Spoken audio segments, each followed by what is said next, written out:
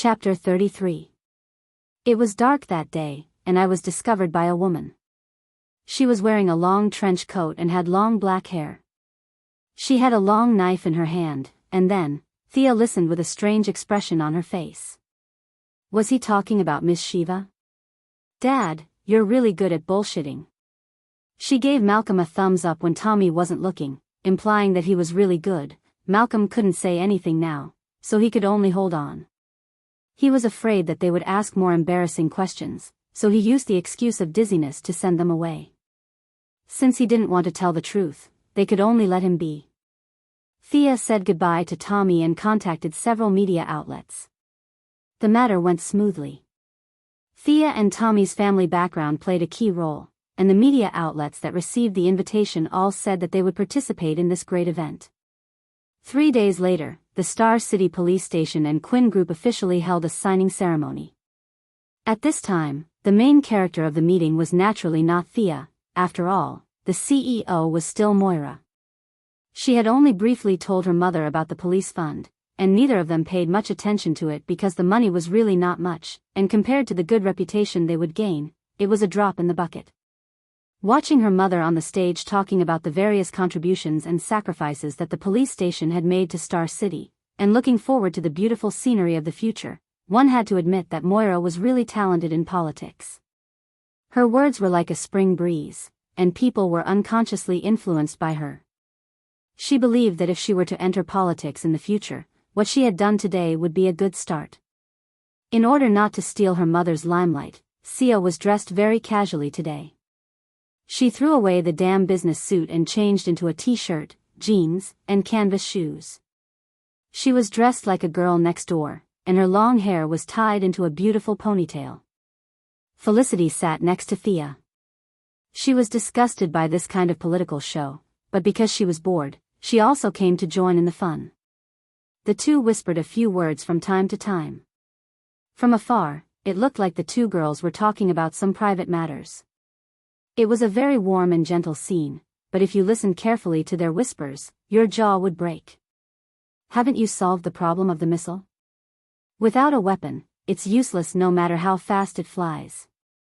I'm anxious too, but it's really difficult. To take out the weapon, I need 3 people to sign, and there's also a password lock that changes every day. It's really hard to do. I can hack into the password lock and change the agreement. By the way, your software sucks.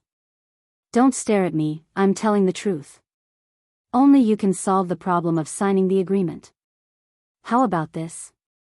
Let's put the skateboard away first. I'll go rob a few gangs. They should have firearms, right? But missiles. I don't think. This was the best idea that Sia could come up with after much thought. That's a good idea, but how are you going to deal with those gangsters? Felicity made a boxing gesture. They won't fight you. I can shoot arrows. Trust me, the effective range of a pistol is only 50 meters. My arrows can shoot to 100 meters, and there's no noise. A female Robin Hood flying in the sky? That sounds cool. Felicity's eyes lit up at the mention of adventure. She couldn't wait to go back and set up the skateboard. At this time, the meeting was still in progress. Moira also wanted to expand her influence. This time, she had gathered almost all the influential people in the city. To ensure the safety of these dignitaries, the lieutenant governor transferred the entire city's police force back to the station. Although Detective Lance was a little against it, he let it go in the end. Just as Moira's final speech indicated that they could proceed with the following banquet activities, the main light of the venue went out with a pop sound. Then, the surrounding lights also made a pop sound as if they had agreed on it. For a moment, darkness shrouded the noisy hall. What's going on? John, come and protect me. Darling, come to me quickly. Police, someone stole my bag. It was chaos all around. This scene was too familiar.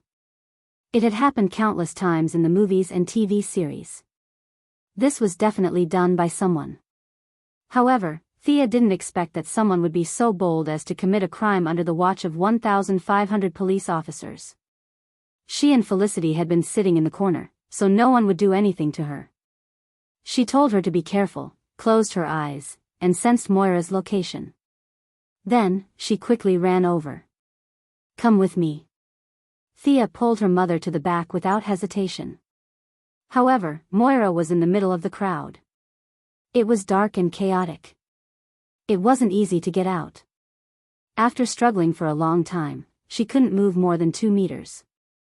Just as Thea was about to use violence to open a path, she sensed a figure approaching her quickly. The target seemed to be Moira's handbag. What a bold thief. How dare he steal my mother's stuff in front of me? He doesn't respect me at all.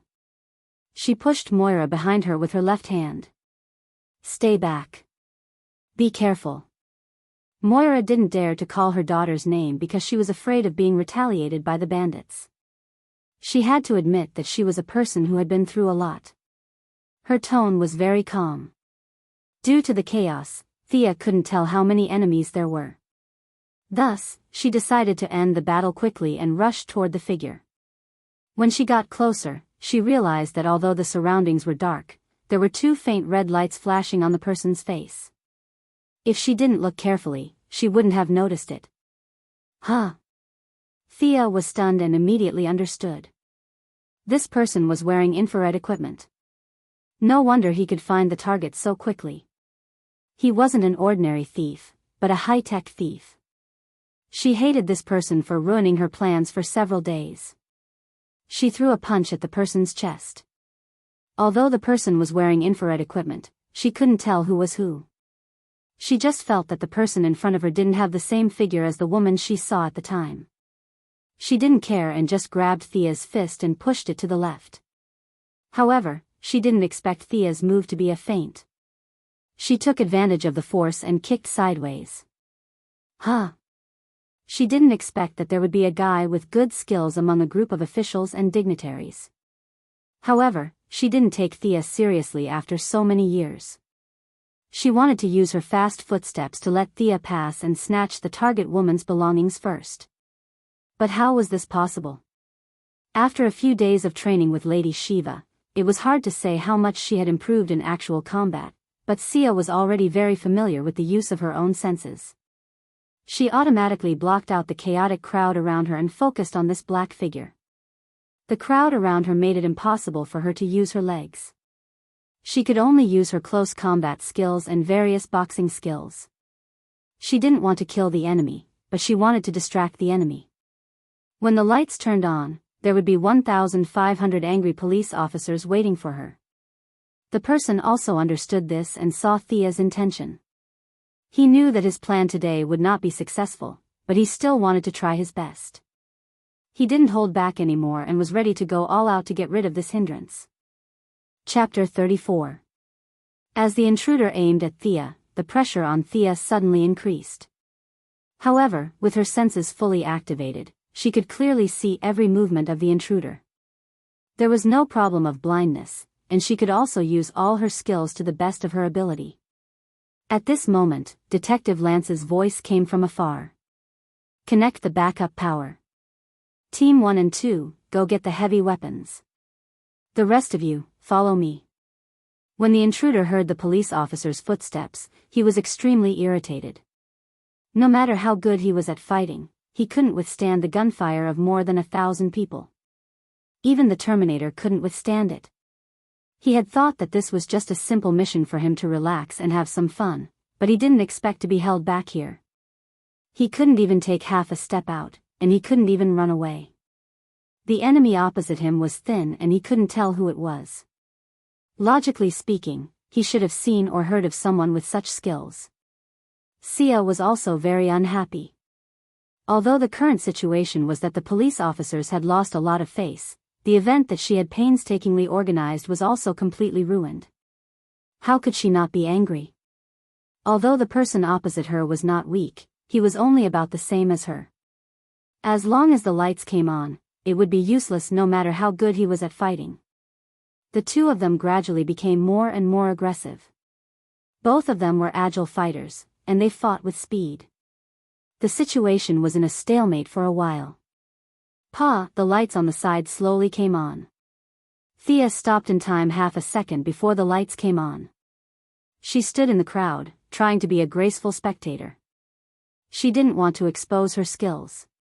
After all, in the eyes of kidnappers, kidnapping a weak young lady might be enough with a knife. But if they were to kidnap someone who could fight, they would have to bring a submachine gun. You could say that she was pretending to be a pig to eat a tiger, or that she was pretending to be low-key. In any case, Thea was prepared to maintain her image as a harmless little white flower. Under the dim light, Thea looked at the figure opposite her. Black tights, high-heeled boots, a butterfly mask, and seductive red lips under a delicate nose. Was this Catwoman? Wasn't she hanging out in Gotham? Why was she in our village? As the lights gradually came on, Catwoman knew that today's entertainment was about to turn into a life-and-death escape. She glared at Thea. Although she was hiding in the crowd and pretending that nothing had happened, she had fought with Catwoman for a long time and there were traces of a fight on her body. For Catwoman, who was known for her sharp eyesight, it was too obvious. The sound of footsteps was getting closer and closer, and the light around them was getting clearer and clearer. Catgirl was in a very bad situation. Sia had insidiously set the fighting ground in the middle of the hall. Now there were people all around, and the nearest window was 10 meters away.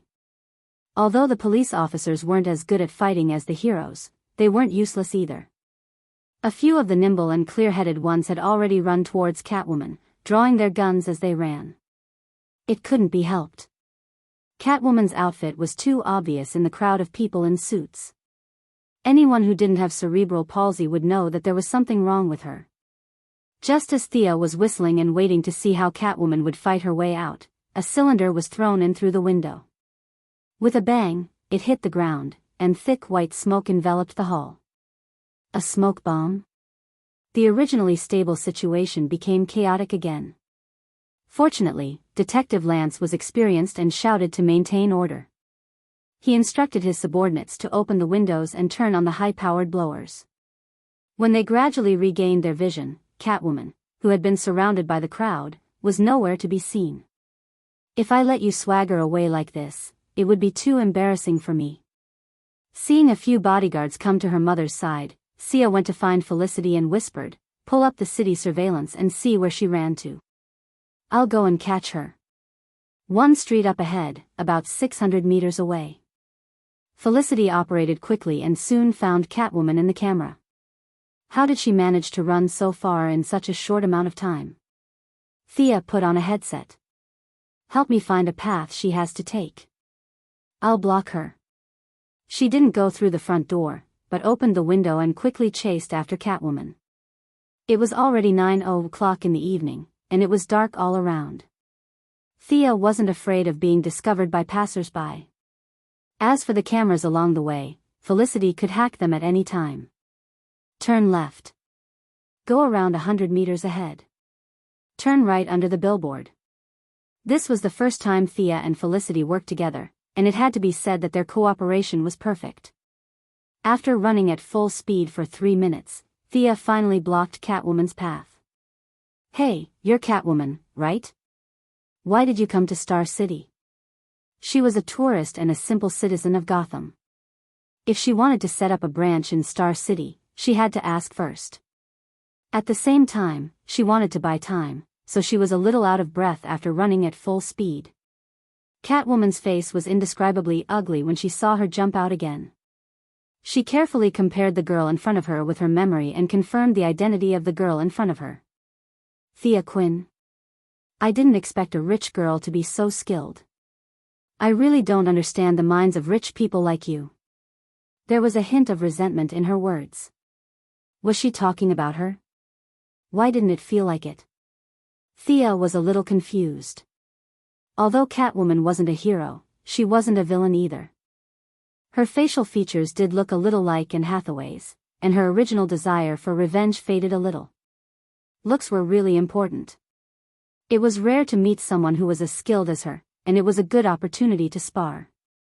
Thea didn't intend to let her go so easily.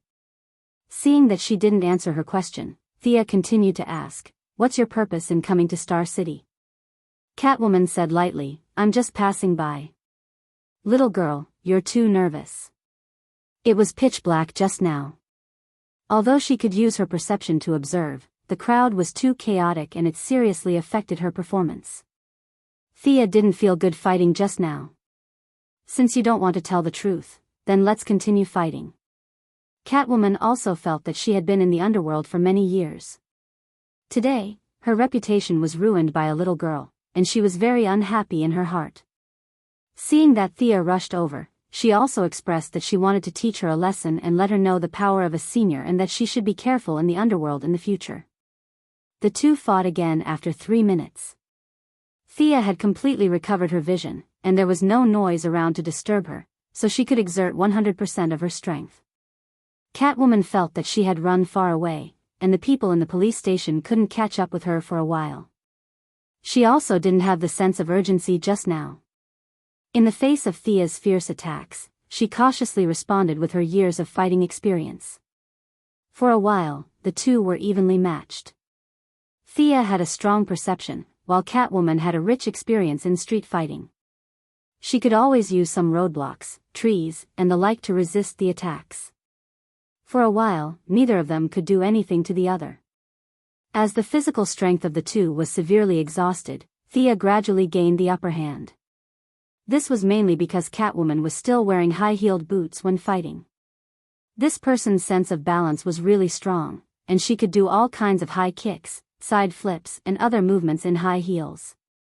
This made Thea want to write a big word of admiration. Seeing that Catwoman's breathing was getting more and more disordered and her footsteps were no longer as stable as before, Thea knew that she was not far from defeat.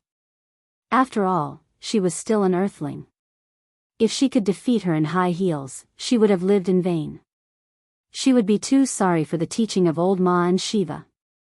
Chapter 35. Thea knows that if she wants to defeat Catwoman, she has to limit her speed. Although she is agile, that's only when compared to Catwoman. Compared to her, there is always a gap between them. It's this gap that allows Thea to have the upper hand, but she can't expand her advantage. She moves sideways to avoid Catwoman's consecutive kicks. It seems that Catwoman's leg skills have been trained hard. Whip kicks, spinning kicks, and all kinds of other kicks make Thea tired. She really doubts whether this guy has the supernatural ability to walk on flat ground while wearing high heels. This is too unscientific. Anyway, Thea thinks that if she wears such shoes, it's good enough that she can walk at a normal speed. How can she kick up and down like this? It's already GG. Finally, when Catwoman's physical strength is exhausted, her powerful side kick loses its precision and is easily blocked. Thea sees that she shows a flaw, so she rushes to the inner circle and hits her face with her elbow. Catwoman sees the fierceness of this move. If she is hit in the face, with the dense nerves on the face, it will definitely cause a short period of coma. At the critical moment, Catwoman suddenly exerts strength between her waist and legs, and her body jumps up a little. However, the fierce elbow still hits her shoulder near her collarbone. Thea is not going to let it go. She grabs Catwoman's shoulder with both hands, stomps on the ground with her right foot, and bends her left leg, using a Muay Thai knee strike. Seeing that Catwoman is about to be hit in the lower abdomen and lose the ability to fight, a shining metal object in the distance quickly flies towards Thea's right foot. She doesn't know what it is. If she continues to exert strength, although she can hurt Catwoman, she will also be injured. Thea weighs for a moment. She just wants to learn from each other, not a duel of life and death. It's not worth getting injured for this. She can only change her upward knee strike to jump back with both feet to temporarily get out of the fight. With a crisp sound, the metal object was inserted into the ground where Thea was standing. She stared at the metal object that was inserted into the cement road. It was streamlined and had a special metallic texture under the dim light. There was also a sharp blade on the side of the metal object that was exposed from the ground. "Oh my, is this a bat dart?" Felicity's anxious voice came from the earpiece. "Thea, be careful. It's Batman." In fact, Thea also saw the legendary Master Batman. He was wearing a Kevlar bulletproof bodysuit, a black mask, and a dark black cloak. He looked like he was flying on a sword as he floated down from the sky. If he were to return to the Middle Ages, he would be worshipped as a god. This was to put pressure on him. The information said that he was a famous psychological master, and it was true. Where did he come down from? Did he have a cultivation technique? That was impossible. Thea carefully filtered the surrounding environment with her perception. Sure enough, there was something strange above her head, but the distance was a little high, so her perception was blurry. It should be his bat plane. It has a very strong ultra-low flying ability. She couldn't see it with the naked eye, which meant that it had an advanced optical camouflage stealth function. This was different from the traditional stealth fighter that couldn't be seen by the naked eye. This was both invisible to the radar and the naked eye. It was very advanced. She would ask Ryan's weapon research department to develop one for her later. After seeing Batman float down, he stood beside Catwoman. However, for some reason, Catwoman moved 2 steps to the side, as if to avoid him. Although Batman's face was covered by the mask, from the outline of his chin and other facial features, there was a hint of helplessness. He seemed to want to say something but didn't know where to start. Catwoman seemed to have suddenly lost her sight. She ignored the living person beside her and continued to stare at Thea. Huh. Even a blind person could see that there was something wrong with the two of them. Thea's gossipy fire was ignited. Felicity, who was watching the live broadcast, also expressed her opinion in a low voice. She almost flew over to give it a thumbs up. Seeing that the scene was a little dull for a moment, Thea took the initiative to speak righteously. You're Batman, right? Aren't you Gotham's hero? Why are you protecting this thief? Batman was really annoyed. This time, it was because he and Catwoman had been a little ambiguous in their previous interactions. The two of them had come out to play with their real identities. When passing by Star City, the two of them had quarreled about their views on the world and life while chatting. It just so happened that Moira had gathered all the politicians in the city for a press conference. Catwoman was unhappy and wanted everyone to be unhappy. She changed her clothes and came in to pull the switch, ready to take action. The game that he thought would be a piece of cake was completely ruined by Thea. The two of them fought from the venue to the road. Seeing that Catwoman was about to lose, Batman could only play the hero and save the damsel in distress. Faced with Thea's question, Batman didn't know how to answer. He had checked Thea's information on the Batplane. She was the eldest daughter of Quinn Corporation. Her father and brother had died in an accident. She had no bad records. She was currently working in her own company and was applying for a place at Princeton University. She wasn't a bad person in any way. Instead, she had experienced the same thing as him. She hadn't fallen, she hadn't given up, and she could still maintain such an optimistic spirit. This made Batman, who had fallen into darkness several times, envious. Someone else had done what he couldn't do.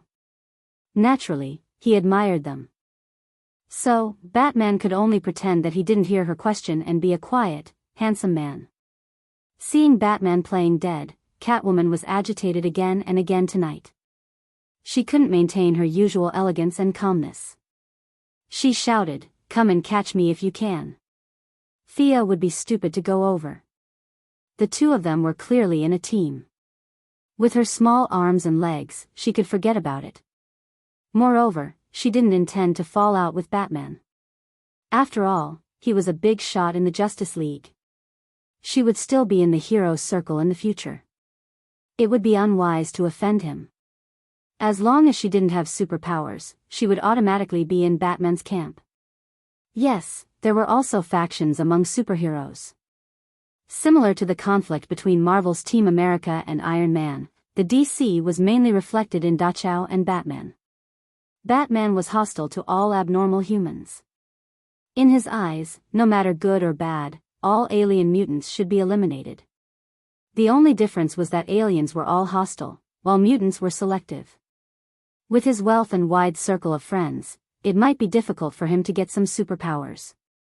However, it wasn't difficult for him to get body-strengthening drugs. However, he would rather maintain his identity as a pure Earthling than accept those enhancements. This showed his philosophy. To deal with this kind of person, it was useless even if your martial arts were better than his. Unless you completely beat him to death, he would always be like a cockroach, jumping out of nowhere to scare you. Thea decided to use the same trick that Prometheus used against Green Arrow in the future to deal with him. First, she would use a big move, which was a famous protagonist's exclusive skill, mouth escape. First, she would seize the moral high ground. There was no need to compare whose fist was bigger. As long as she could make him speechless, she would naturally win. Chapter 36. Thea said loudly, "Tonight is the signing banquet held by the Quinn Corporation and the Star City Police Station. In order to fight crime, we specially developed facial recognition software and gave it to the police station for free. Such a good thing was ruined by this thief." She glared at Batman. "Do you know how many gangsters there are in Star City? Do you know how hard it is to fight against these people? If we can get rid of 1/5 of them, the city government will be able to provide 20,000 more jobs." Everything was ruined by her. The Star City Police Station has become a laughingstock. The efforts of 1,500 police officers and thousands of people in the Quinn Corporation have all gone to waste. In fact, the so-called efforts of thousands of people in the Quinn Corporation were made by Felicity and 3 of her subordinates. Of the 1,500 police officers, less than 100 knew the details. However, Thea put herself in the role of a city protector who did not ask for anything in return. Batman, who did not know the truth, was in an awkward position. They just happened to pass by Star City and did not know the whole story. In fact, it was useless to know in advance. Thea's words were 70% true and 30% false. With Felicity's methods, it was impossible to discover the truth without a team investigating day and night. Damn it. What should I do now? Should I hand over the ambiguous Catwoman? I can't bear to do that. This is not Gotham.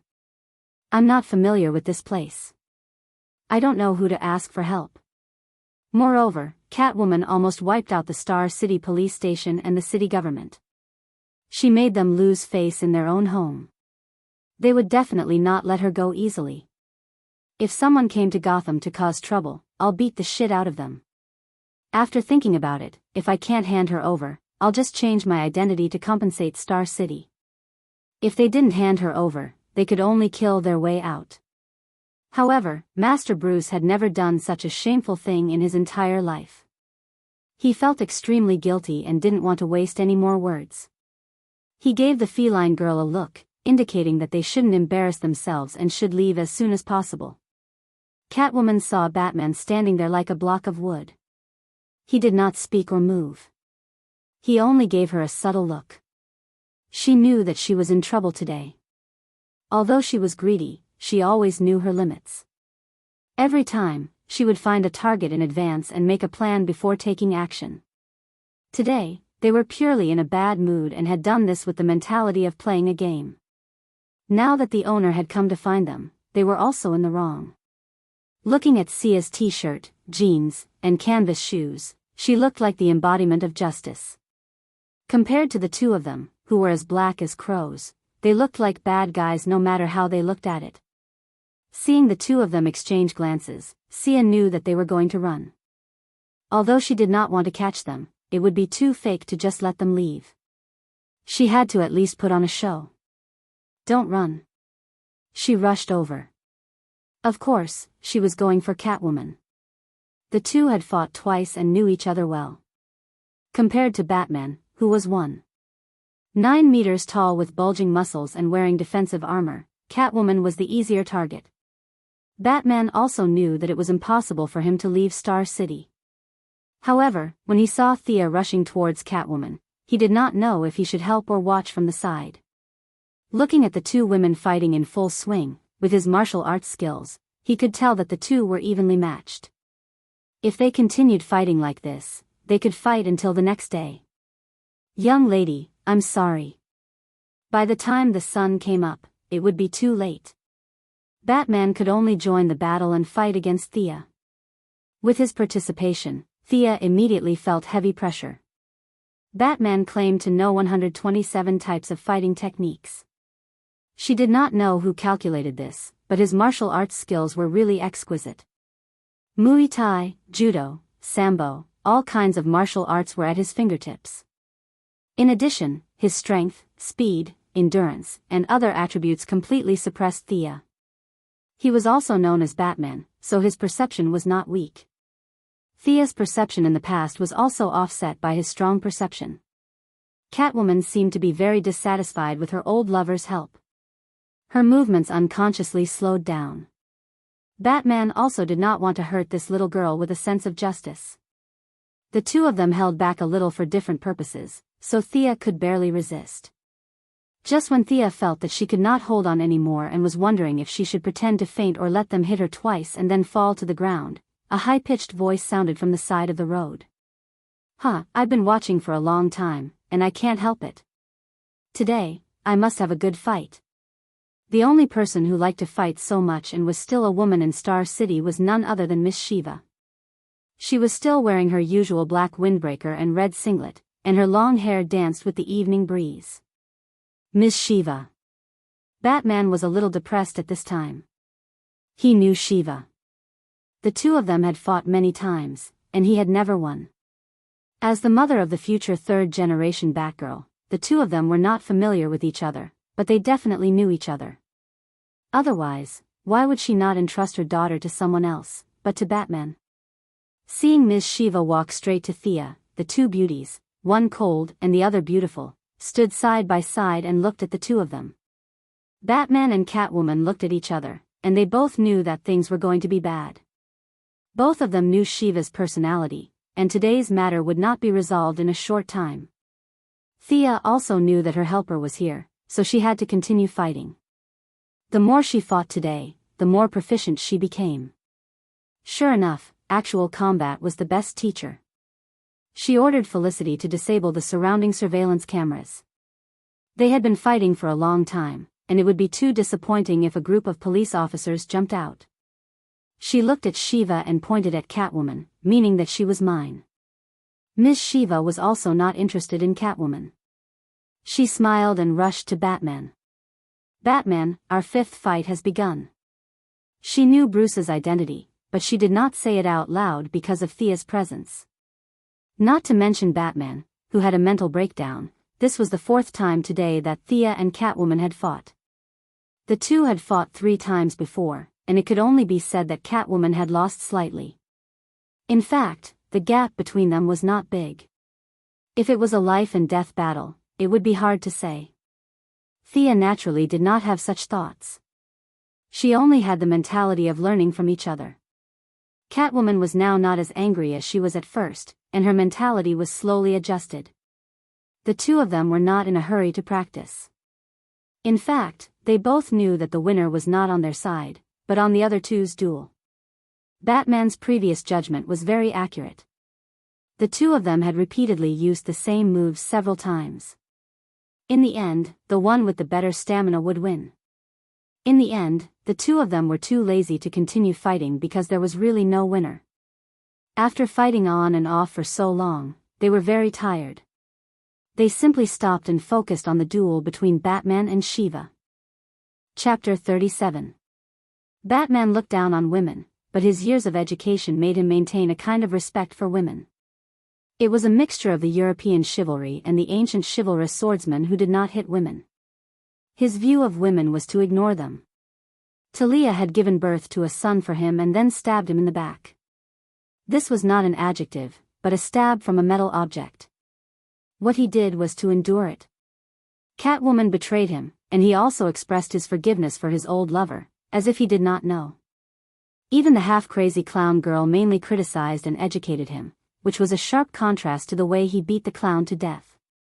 The result of the duel between such a person who was a little obsessed with mental cleanliness and Madame Shiva was predictable. There were too many places that he could not hit. He could not hit her chest, and her waist was too sensitive, so he could not hit her. Her face? Looking at Madame Shiva's cold and elegant face, he could not hit her even more. His hands and feet were tied. His martial arts skills were already inferior to Madame Shiva's, and now the gap was even bigger. He was barely able to maintain a stalemate by relying on the sturdy protective suit on his body. He wanted to see the situation on Catwoman's side. He did not know that the surveillance cameras had been hacked by Felicity, and he was afraid that the police would come out with light and heavy weapons in the next second.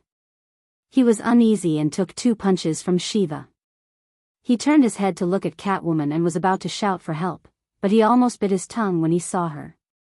At this time, Catwoman and Thea were standing side by side, as if the previous fight had never happened. The two of them crossed their arms and looked at him as if nothing had happened. He did not know that Felicity was eating snacks behind the camera and silently cheering him on. The two women's conversation could be heard from time to time. Shiva didn't use much strength in that punch.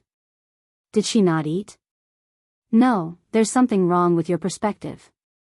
That punch was a feint. The key is this kick. Good. Beautiful. This side kick is perfect. Master Bruce really wanted to kneel down to these women.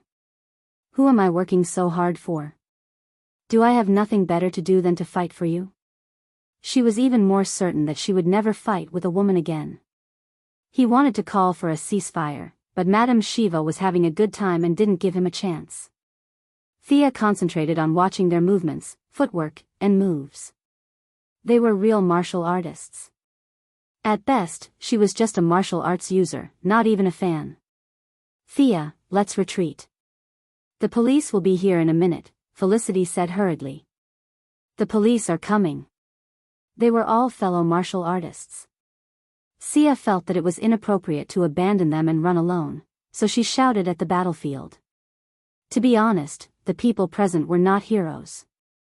Thea still had to maintain her identity as a little white flower. Catwoman and Shiva, one was a thief and one was an assassin. Batman was also a person on Gotham's wanted list. The 4 heroes were all dead. The few of them stopped immediately. In fact, it was mainly Madame Shiva who stopped. Batman had wanted to run long ago, but she still wanted to continue. She curled her lips and called out to Thea, "Continue training tomorrow morning." Before she finished speaking, she had already disappeared into the dense forest. Batman nodded at Thea. At this point, he knew that Thea had no intention of arresting them. Otherwise, she would have called the police. He hugged Catwoman's waist and fired a claw gun into the sky. The two of them quickly rose 30 meters into the air and disappeared without a trace. As the blurry layers of the sky shifted, Thea could finally see the outline of the Batfighter. The body was long and narrow, and the propellers were arranged below the 2 wings. This was the key to vertical takeoff and landing. When she was ready to take a closer look, the Batfighter had completely disappeared into the air. Sigh, she must study it carefully next time. Thea could vaguely hear the sirens and quickly retreated according to the route provided by Felicity. When Thea returned to the venue, she thought that her plan to save face would be completely ruined after Catwoman's antics. She did not expect Moira to be so capable. Before the reporters and politicians left, Moira launched a crisis PR. When Thea entered the venue, she only heard the second half of the speech. We should not be scared away, we will not be defeated. We should join hands to fight these criminals who threaten and intimidate us. They are afraid of us, afraid of our united strength. Lieutenant Edward and I have submitted a draft to the city government and the parliament respectively. The Quinn Group will donate 5 million yuan worth of equipment to the Star City Police Station to fight these criminals. Please lend a helping hand, help us maintain the good image of Star City and save our home. Finally, the Quinn Group and the city government will each give out 1 million yuan as a reward to those who can provide clues about tonight's troublemakers. Friends from the media, please publish this news. We must resolutely strike down their arrogance. Even if the celebrities in the audience were unwilling, they could only grit their teeth and say that they were willing to donate money. Even the shameless ones could not say, "Come, take 50 cents and don't look for the change." Seeing that others had donated 100,000 yuan or 80,000 yuan, they could only take 50 cents back and sign a check to make up the number. After signing, they had to say that they were happy. They were indescribably happy. Seeing that her mother had successfully resolved the crisis, turning a bad thing into a good thing, and at the same time, portraying the Quinn group as a persevering fighter. She silently praised her political talent. As for donating equipment and bounties, who knew if they would donate less or not? Anyway, Thea's goal was the Sea of Stars. Whether Star City was good or bad, it did not affect her. If she saw it, she would do her best to take care of it. If she did not see it, then so be it. No matter how good the city was, no matter how strict the laws were, there would still be soil for evil to breed. After the celebrities had finished their fundraising, the lieutenant happily announced the successful completion of this year's revenue-generating mission. He hoped that everyone would come again next year. Of course, he could not say that. He said with a heavy heart that he would catch the criminals today no matter where they were. If he could not do it, then he would not come to the police station next year. Yes, he was transferred away at the end of the year. He would definitely not come back next year. Seeing the lieutenant gritting his teeth and swearing on the stage, Thea was too lazy to watch this political show. She nodded at Moira from afar and pulled Felicity away. When the two women went out, they could still hear the reporters scrambling to ask questions like crazy. Mrs. Quinn, can you tell us how deep your cooperation with the police station is? Lieutenant Edward, can you tell us the goal of cracking down on criminals this year? Detective Lance, do you have anything to say about the disappearance of your younger daughter and your elder daughter's boyfriend? Thea heard a series of urgent cries for help in the hall. She could vaguely hear someone yelling for them to stop. Sigh, this reporter had never been beaten before, right? Why did he have to mention something like that? He went all out for the sake of sales. What a tough guy. After leaving the police station hall, the two whispered to each other. Felicity, did you record today's scene? Of course, but Batman is really handsome. Thea, do you know his real identity? How would I know when I first met him? I only know, he's a man. Chapter 38. Over the next few days, Moira's figure could be seen in newspapers and radio stations from time to time. Today, she would talk about the future planning of the city, and tomorrow, she would talk about how many criminals they had cracked down on and how much ice and powder they had collected. For a time, Moira felt like the rising star of Star City. Thea was not surprised by her mother's sudden burst of enthusiasm. Some people were born for politics, but they were buried by various realities before. When the opportunity came, they would soar to the sky. In the previous life, many people said that President George W. Bush of the United States had a low IQ and so on. In fact, this person's grades were really bad, but he met 1/3 of the people in Yale University during his school days, and he could remember the names and hobbies of these people. It was amazing, wasn't it? Most of us could only know a few hundred people in reality. This was his ability. To Thea's surprise, due to Moira's inexplicable burst of political enthusiasm, there was a twist in her relationship with Walter Steele. She was so busy that she couldn't even take care of her daughter, let alone a boyfriend. Thea was supportive of this. Although Walter was really a good person, if they got married, it would be like finding a cheap father for her. Thea still couldn't accept it. You two should stay in this relationship. At this time, Moira had just finished an interview with the media. Although her body was tired, her spirit was very excited. Through this period of transition, she had clearly realized that she could not be a successful businesswoman, or that she did not have the talent at all. Some of her aides had already suggested that she give up business and try the road of politics. She wanted to ask her family members for their opinions on her career in politics. Of course, in her mind, there were only 1.5 family members.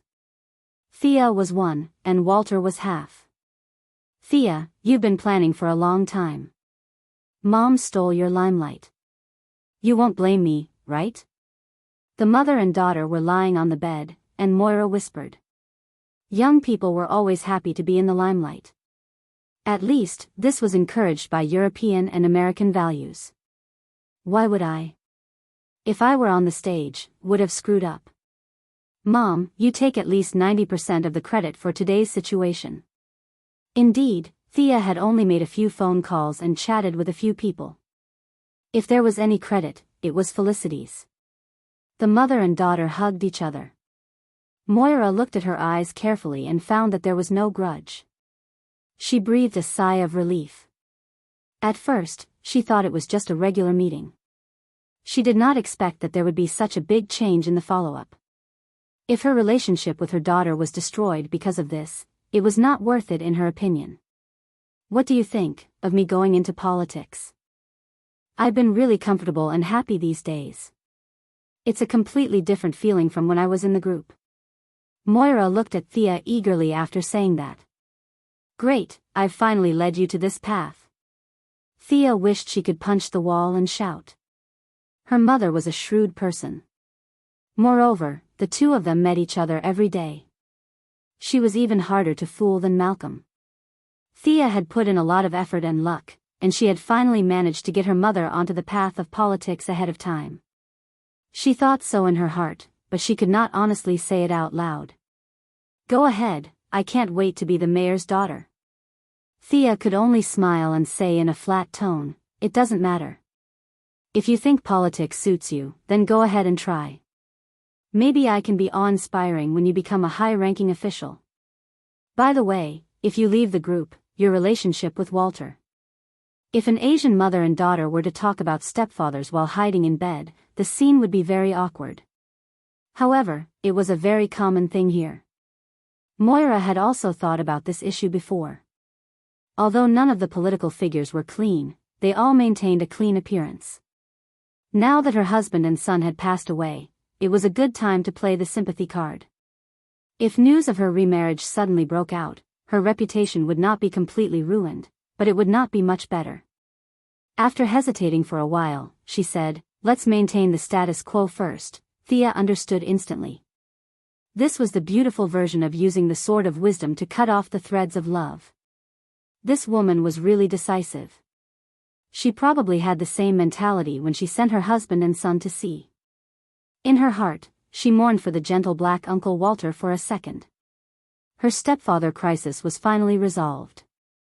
In the original plot, they did not have any children of love. However, what if they gave birth to a younger brother or sister under her little butterfly wings? Although Thea did not discriminate against black people, if she had a younger brother or sister who was brown, it would be very distressing. The three siblings had 3 fathers and 1 mother. Thinking of this, the relationship would be chaotic.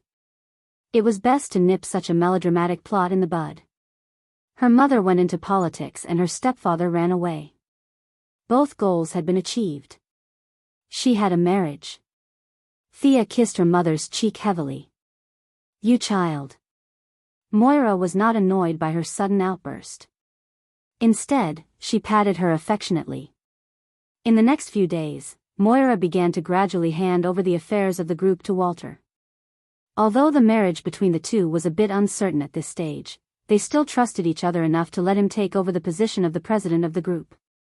Although Walter did not know why Moira's attitude suddenly became cold to him, he only thought that he was not determined enough and was not sincere enough. He was ready to persevere.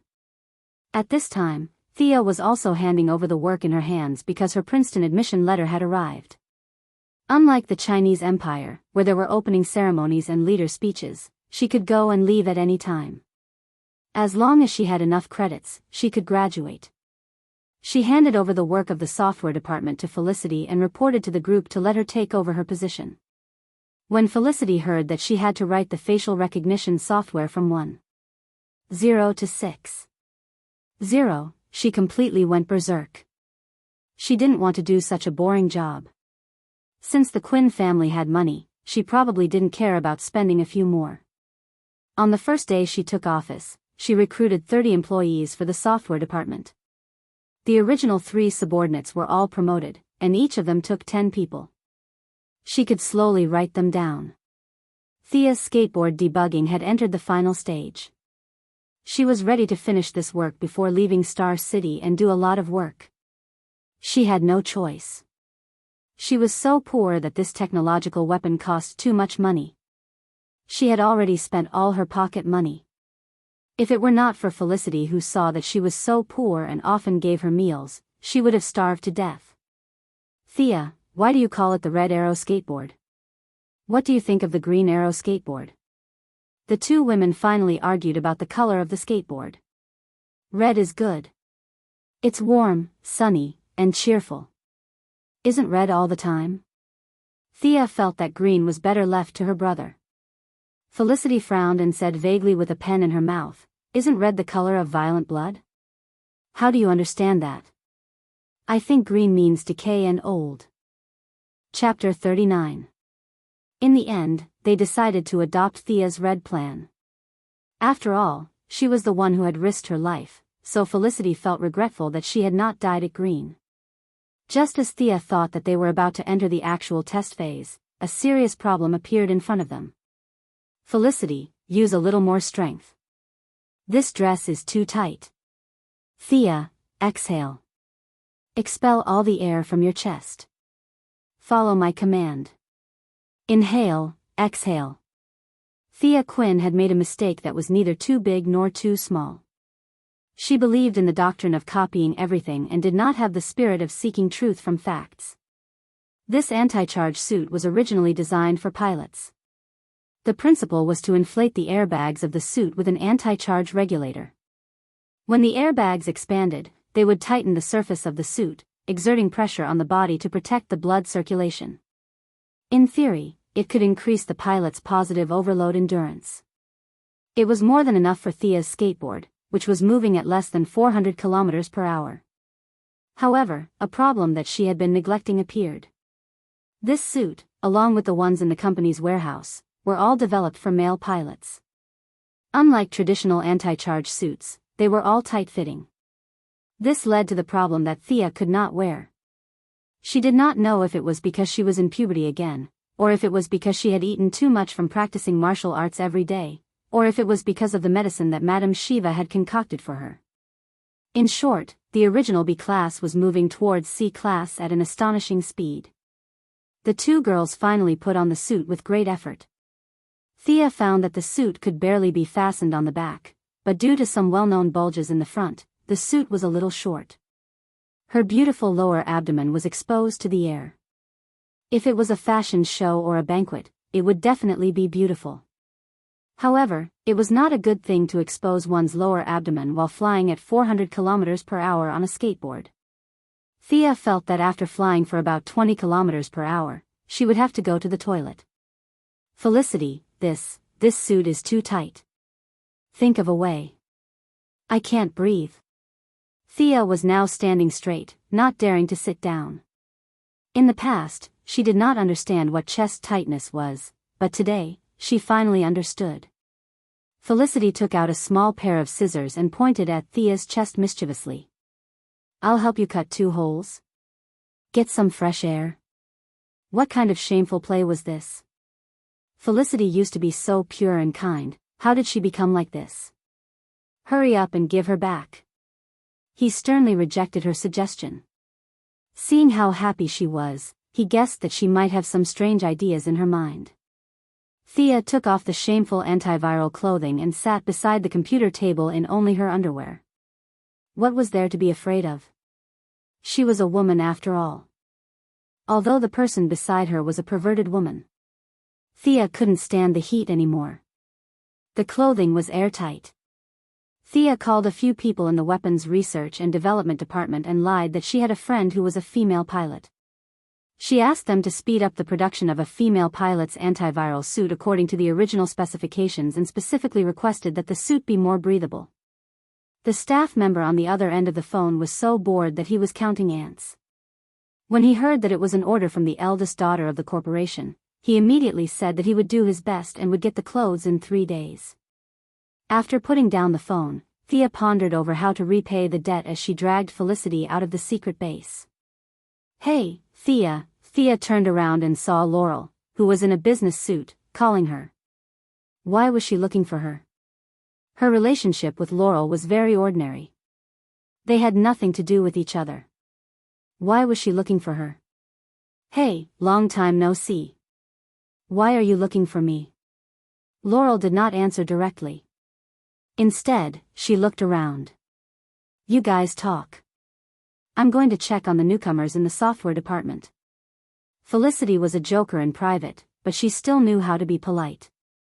She gave Laurel a smile and walked out of the office. Thea, you have to take a look at this document. It's a new case that the Joint Innovation Society received. Laurel handed a thick document to Thea. The Joint Innovation Society was her current workplace. When outsiders first heard the name, they would think that it was some high-tech organization. Those with a brain hole might think that it was the Sky Eye Society or the Illumination Society. In fact, they were overthinking. This was just a law firm formed by a few newbies who had just gotten their lawyer's license.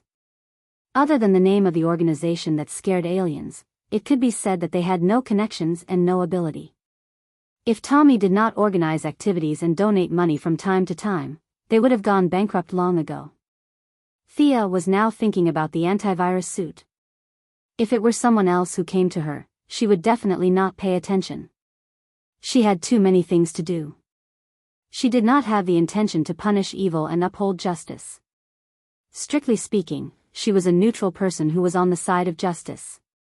However, Laurel was not an outsider. Whether it was Oliver or Tommy, they were both sisters-in-law.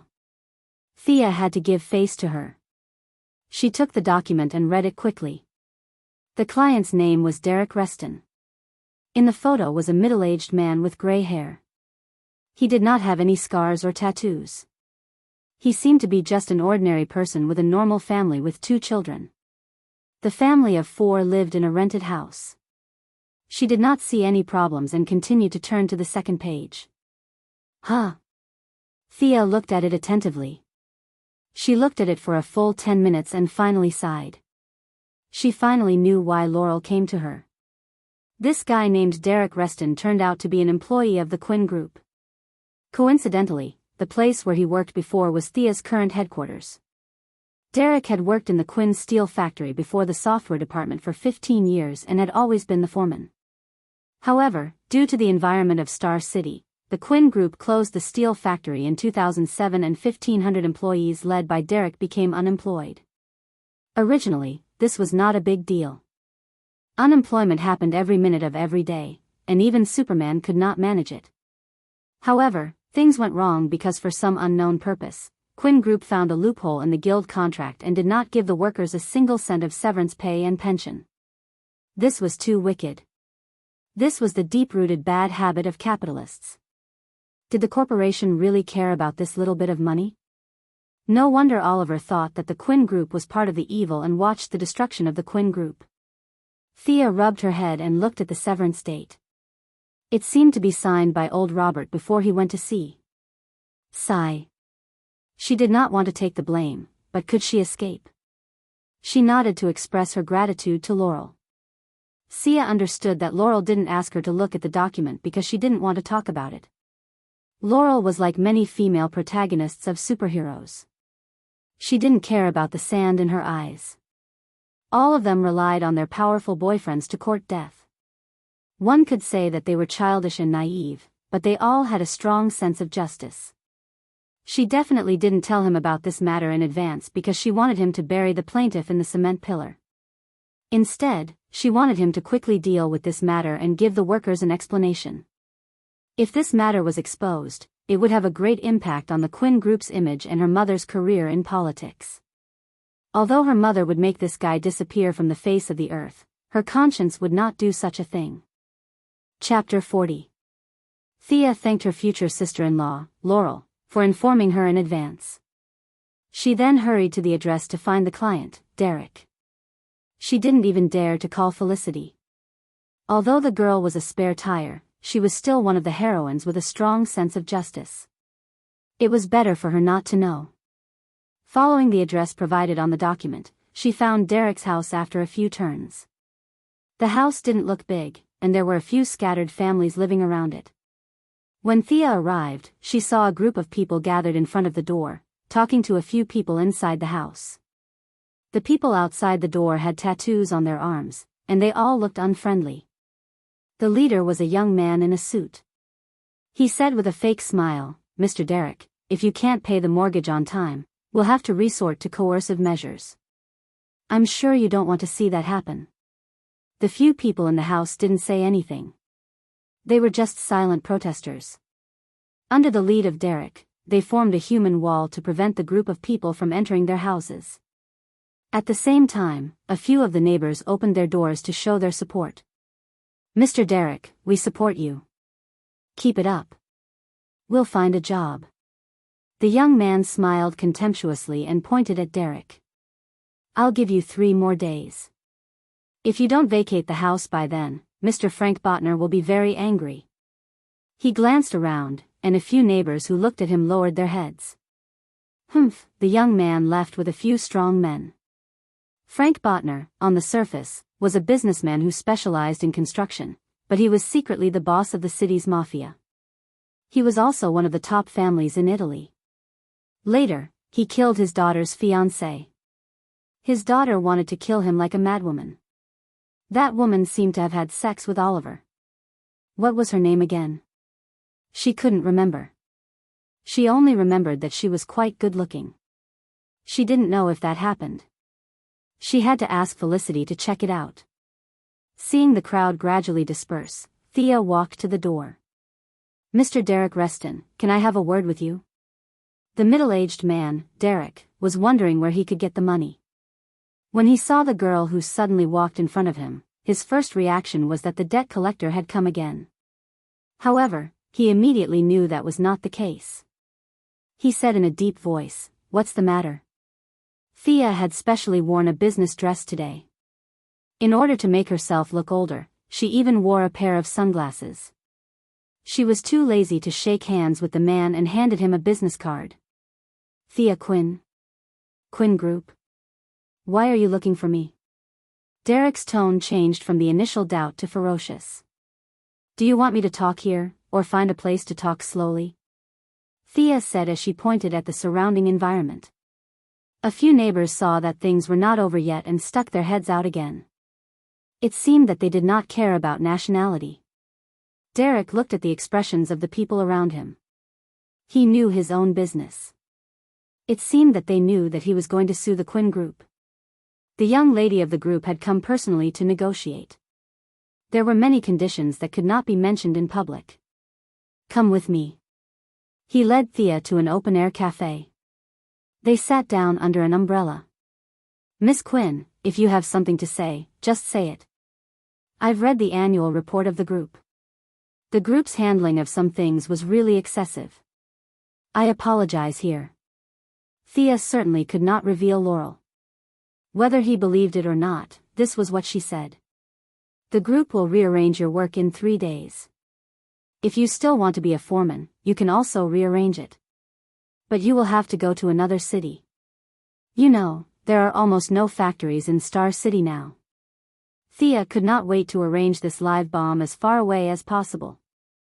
Judging from the neighbor support just now, this man was somewhat popular among the workers. Once he made trouble, the Quinn Group would be in a passive position. Fortunately, they did not have enough authority. Otherwise, they could use him as bait and send him all the way to Russia. "If you don't want to work, you'll still receive your severance pay and pension. No matter what you choose in the end, in order to express our apology, we'll pay you a sum of compensation. Do you have any other questions?" Thea didn't beat around the bush. She wanted to solve this matter as soon as possible.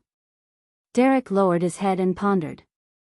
Should he work or ask for severance pay? Of course, he had to work. The severance pay was not much. And anyway, there was still a sum of compensation. But as long as he took the money, he would have to shut up completely. At the end of the day, this person still had some conscience and did not agree in a hot-headed manner. At this moment, he was not only thinking about himself, but also about his colleagues. "Miss Quinn, may I ask if this is directed at me personally or as a whole?"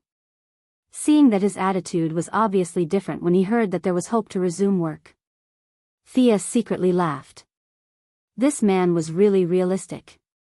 Thea also had a headache about his problem. She could arrange for 1 or 2 people, but she definitely could not arrange for 1,500 people. She could only go back and discuss it with Moira. But she still had to say something nice. "It's directed at everyone. If Mr. Derek cares about politics, you will get the news in a few days." Derek immediately said that he had no problem. The Quinn group had always treated him well. He would definitely enter the group again and shine for the group. Thea nodded and acknowledged his loyal performance. She asked him to wait for the notice in a few days. Then, she got up and left the coffee shop. The matter had not been settled yet, so neither of them mentioned the lawsuit. Back at the group's headquarters, Thea went to the door of the CEO's office. She deliberately used her perception to investigate. If her mother and Walter were playing some kind of game, how embarrassing would it be if she saw it? In the end, it turned out that both of them were very decent. This proved that it was good to learn more. After knocking on the door and waiting for a few seconds, Thea walked into the office. Looking at Walter's grin that reached the back of his head, she knew that although the two of them did not do anything, they were definitely not talking about work, ahem. Since they were so familiar with each other, Thea was too lazy to be polite. She explained the matter in detail. When she heard that someone was going to sue the group, Thea saw a flash of anger in Moira's eyes. But when she heard that there were more than 1,500 people, her eyes were full of hesitation. Yes, it was easy to deal with one or two people, but if there were 1,500 of them, it would take a long time even if you used a submachine gun. Besides, they were humans, not pigs. They knew how to run and hide. If one or two of them ran away and reported it to the media, it would cause a lot of trouble. Of course, it did not mean that it could not be solved by violent means. If it was as strong as Darkseid or Thanos, it would require a team of 40 heroes. But now, they could only use a relatively straightforward method. Thea was thinking about this problem all the way. Solving it beautifully and perfectly was the most important task for the group at present. Derek might be easy to fool today, but what if Derek popped up tomorrow? Moira was also in urgent need of the support of political achievements. The jobs of 1,500 people were related to each other and could provide her with at least half a block of votes. This was very important for her, who still had a shallow political foundation. Chapter 41. Seeing that the mother and daughter did not speak, Walter flipped through his records. With the current income of the group, we can arrange at most about 300 people. If there are more people, it will put a huge burden on the group, 300? This number was a bit small. Thea planned to at least solve the work problems of more than half of the people, and the rest could be given a subsistence allowance and be slowly digested. Moira was also not very optimistic about this number. If there are too few positions, it will aggravate the situation. What if they are transferred to a branch in another place? The black uncle bowed his head and calculated. The number of people can't exceed 200 at most. If there are more, there will be conflicts with the local staff. Our group can't interfere too much with the staff adjustment of the branch. This was the interesting part of the United States. Many people thought that it was difficult for people to leave their homeland, but in fact, foreigners also had this problem. The United States also had a land of 9.6 million square kilometers. Was this number familiar? The place was big and the population was small. Many people lived in small towns all their lives. They were born and died here. The environment was very closed. No one went out and no one came in. In horror movies, a certain evil cult member would commit suicide, and no one would know about it for 20 years. It was only when the protagonists, a handsome man and a beautiful woman, wandered here that they discovered the final plot and so on. It was in this enclosed environment that the plot was created. The closed environment caused all the locals to exclude outsiders. In response to this situation, whether it was the Quinn Group or Wayne Enterprises, they tacitly agreed to the management of the local people in the branch office. Thea suddenly remembered the famous words of a great leader: "What do you think of building a high-speed railway that connects several cities?" The East-West Railway in the United States had been built for more than 100 years. Daily wear and tear, coupled with various crazy villains who loved to bomb the railway on the ground had long been unusable. On the one hand, it could reopen the steel smelting project of the Quinn Group. The remaining more than 1,000 people could not be solved, but more than half of them could be eliminated. At the same time, it could also increase the economic output of Star City, which would be of great help to Moira in next year's election. This is a good idea. Moira was completely considering it from her own perspective. She thought that she would just shout slogans. If they chose her, she would continue to invest. If they didn't choose her, she would not lose anything. Railway work was not a task that could be completed in a day or two, or even a year or two. The time would be extremely long, and the voters would not scold her for not building the railway in a week. Moreover, now that he had a program, he could pull it out and talk about it every time he gave a speech in the future. It would save him the trouble of racking his brains to come up with a speech. It wasn't difficult to implement. He knew so many people in the early stages of the investment, and each of them could contribute a little. The more he thought about it, the more he felt that it was a good idea. Although Walter didn't like the idea, he didn't object when he saw that the mother and daughter both thought it was a good idea. Anyway, since they were willing to pay, he couldn't be bothered to interfere. Thea urged her mother to send someone to sign Derek's agreement as soon as possible. The rest had nothing to do with her. Moira was aiming for the mayor's throne. Although she had yet to formally submit an application for the election, she had already established a huge campaign team. She had recruited a lot of elites from all walks of life. These people could contact the surrounding cities and the major companies' affairs to this group of people. With nothing to do, Thea began to live a life of idleness. She had watched the video of Catwoman and Batman 3 times. Batman's moves were all strong and heavy, which was not suitable for her. On the other hand, Catwoman's street fighting skills were very inspiring to her. She really admired her balance. She couldn't always wear flat shoes at all kinds of banquets in the future. How to wear high heels without affecting the fight was also a lesson she had to learn. She decided to go easy first and then go hard. She didn't dare to try the thin high heels, so she changed into a pair of thick high heels. Walking was not a problem, but she made a kicking action. Dong, Thea rubbed her head and got up. The designer of this pair of shoes should be dragged to target practice. And she couldn't stop for 5 minutes. Wearing this pair of shoes was equivalent to adding a debuff that reduced her attack speed by 50%. Why could Catwoman run and jump as if nothing had happened? The clown girl later seemed to be able to do it too. This was not scientific at all. She was going to ask someone who understood. The next day, in the elementary school class, she found Madame Shiva and asked her question. Why is Catwoman's balance so good? Catwoman? Humph, loser. Stand up straight and let me see. Madame Shiva didn't answer directly.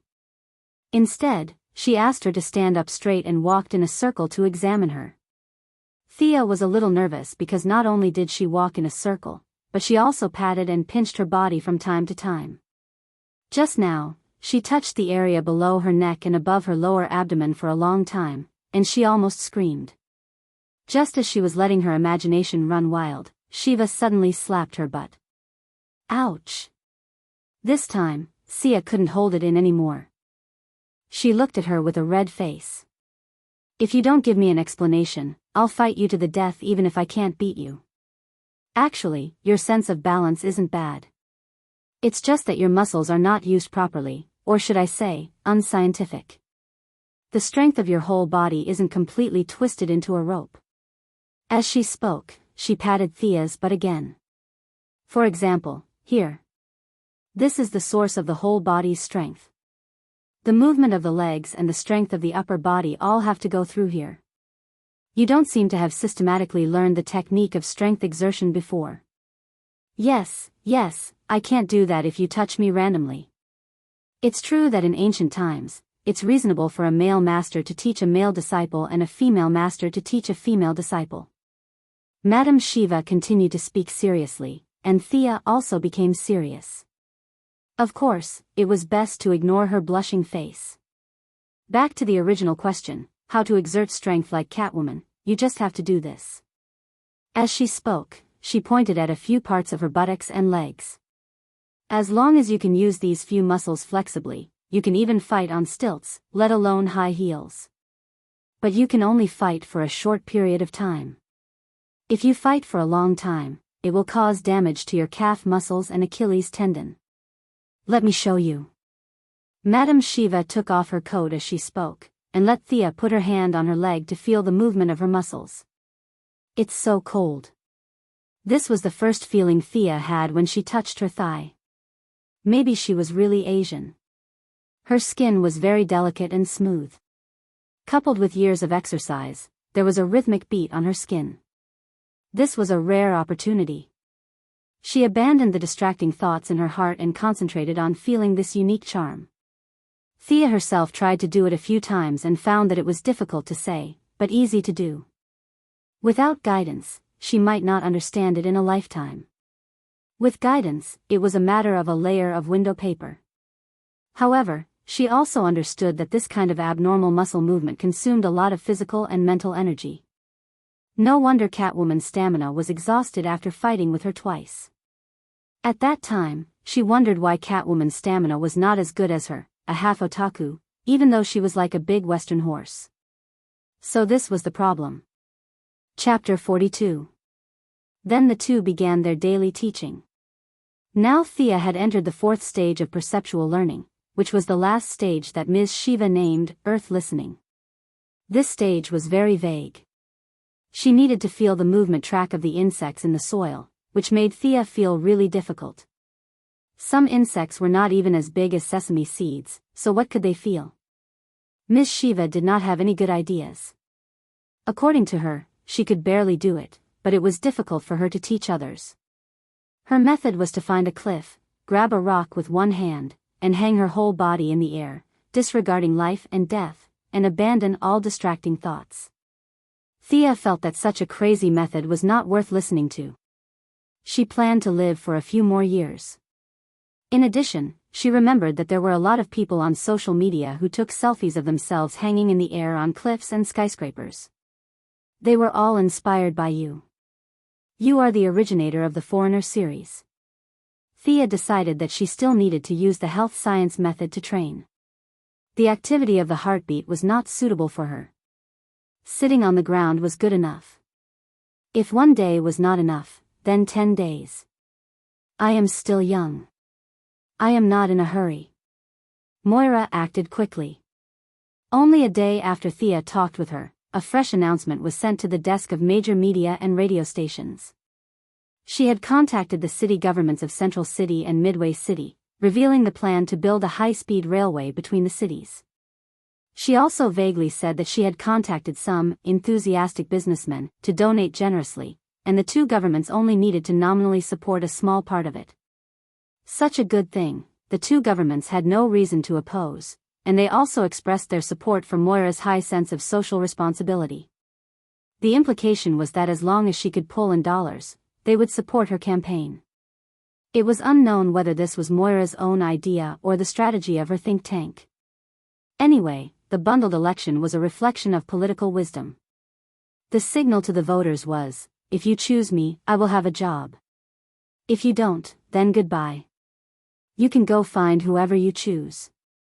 Actually, it was not a new idea to combine the campaign and employment together. Many people had done it before, but there were successes and failures. The failures had their own reasons, while the winners all had one condition, and that was to be rich. Malcolm also paid attention to this matter when he was teaching Tommy. He did not expect his old lover to burst out with such enthusiasm. Although increasing the income of the poor made him unhappy, at the same time, it also provided him with an opportunity to enter Central City and Wedme City. Generally speaking, he supported the idea because his huge underground organization had nothing to do every day and was bored out of its wits. No one knew what he had in mind at the beginning. The huge organization he had established had members from all walks of life, from business stars like Moira, politicians, police chiefs, boat runners, powder sellers, and even street vendors like Leo Miller who sold submachine guns. There were so many members that the diary was full. Conservatively speaking, there were at least a few hundred people. His organization could be said to be the most inactive organization in the multiverse. After the establishment, they did not go out to do demolition work in groups of 2 like Akatsuki.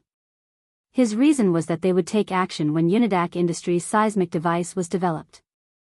He did not know whether it was because of his big heart or because he was good at calculating. Anyway, these people did nothing but eat and wait for death to come. At present, he was in the waiting period. When he got the news from Moira, he planned to let a few of his underlings explore the way. If everything went well, they would take down 2 cities.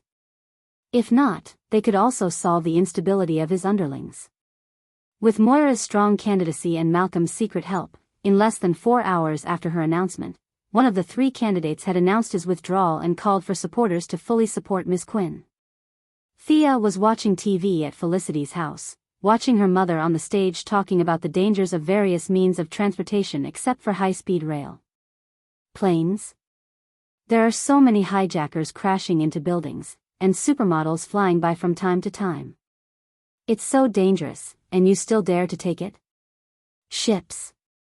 Moira laid out facts and reasons, combining them with her family's experience, and talked about the 108 unsafe factors of sea transportation, as if Robert and Oliver had gone out to sea on a raft instead of their family's cruise ship.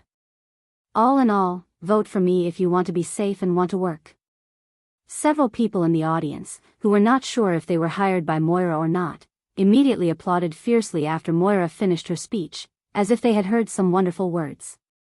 For a moment, the atmosphere was as warm as the new year. The camera also gave a close-up of a few strong men with big heads and thick necks. These people were all teary-eyed and looked so excited that they could not speak. In fact, they did not dare to speak, or did they have nothing to say?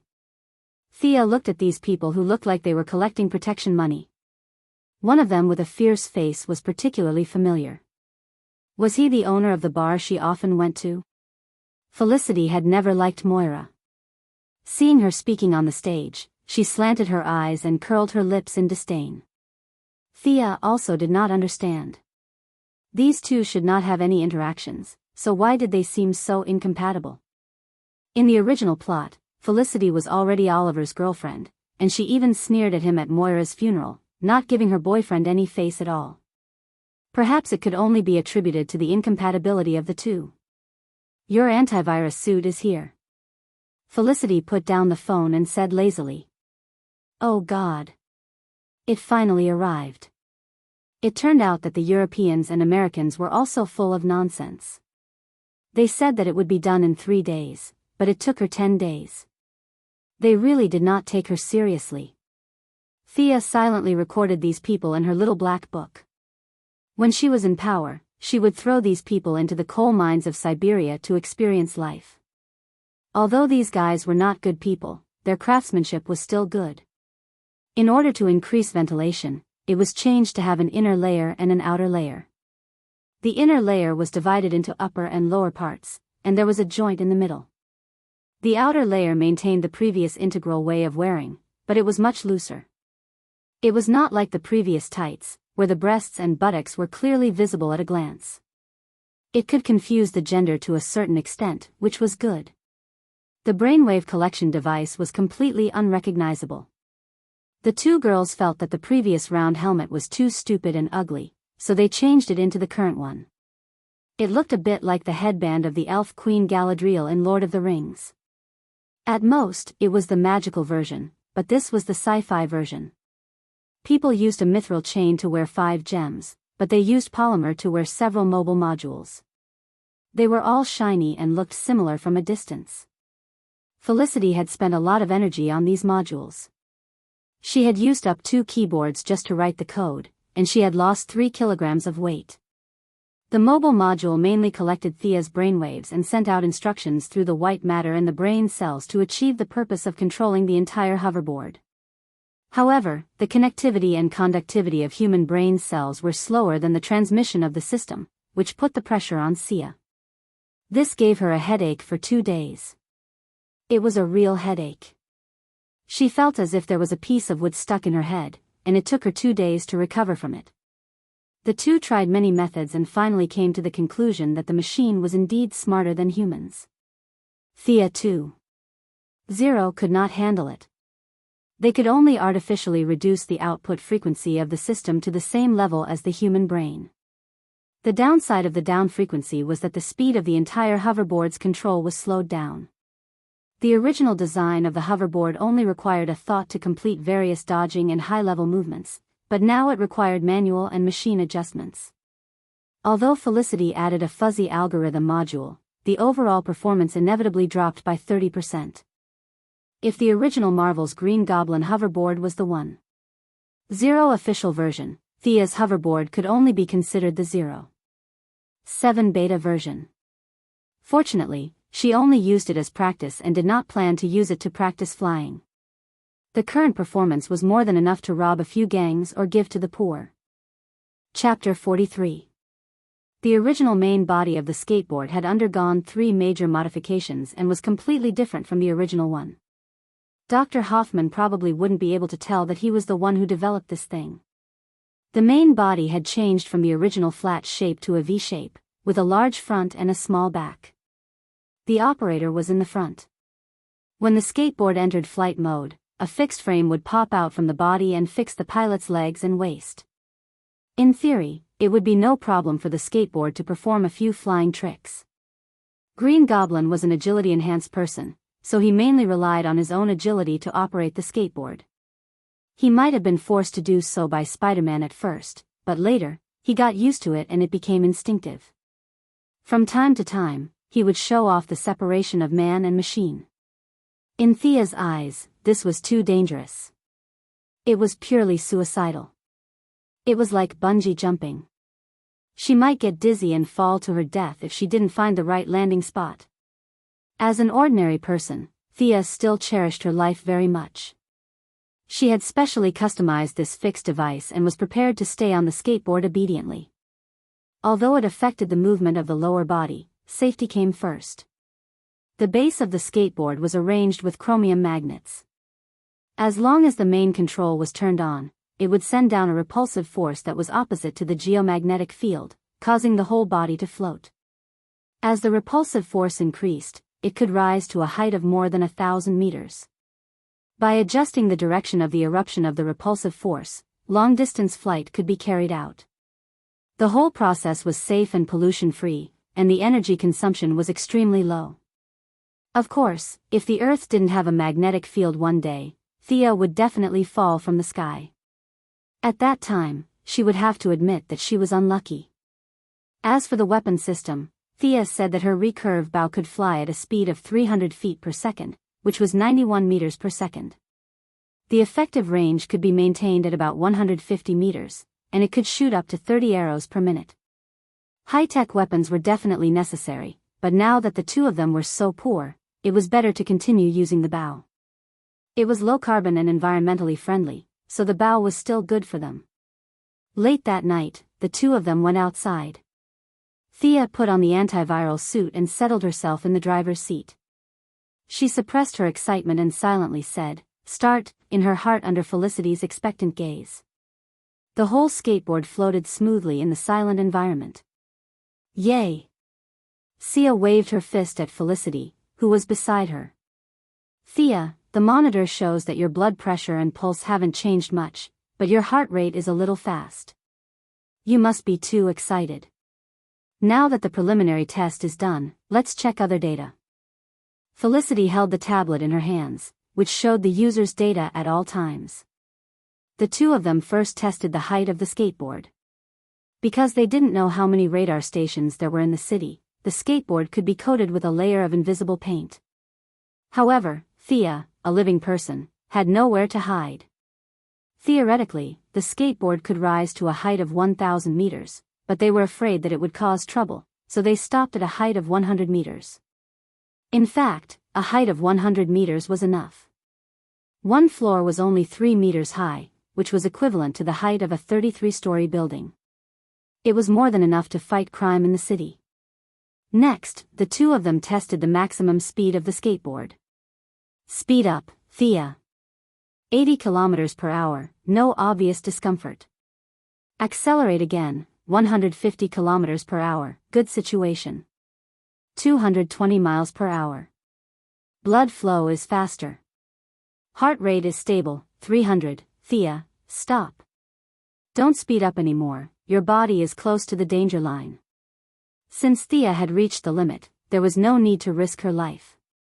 It seemed that 300 kilometers per hour was her current limit. She believed that with the improvement of her physical fitness and the increase of the intensity of training, there would be some room for improvement. It was too cool.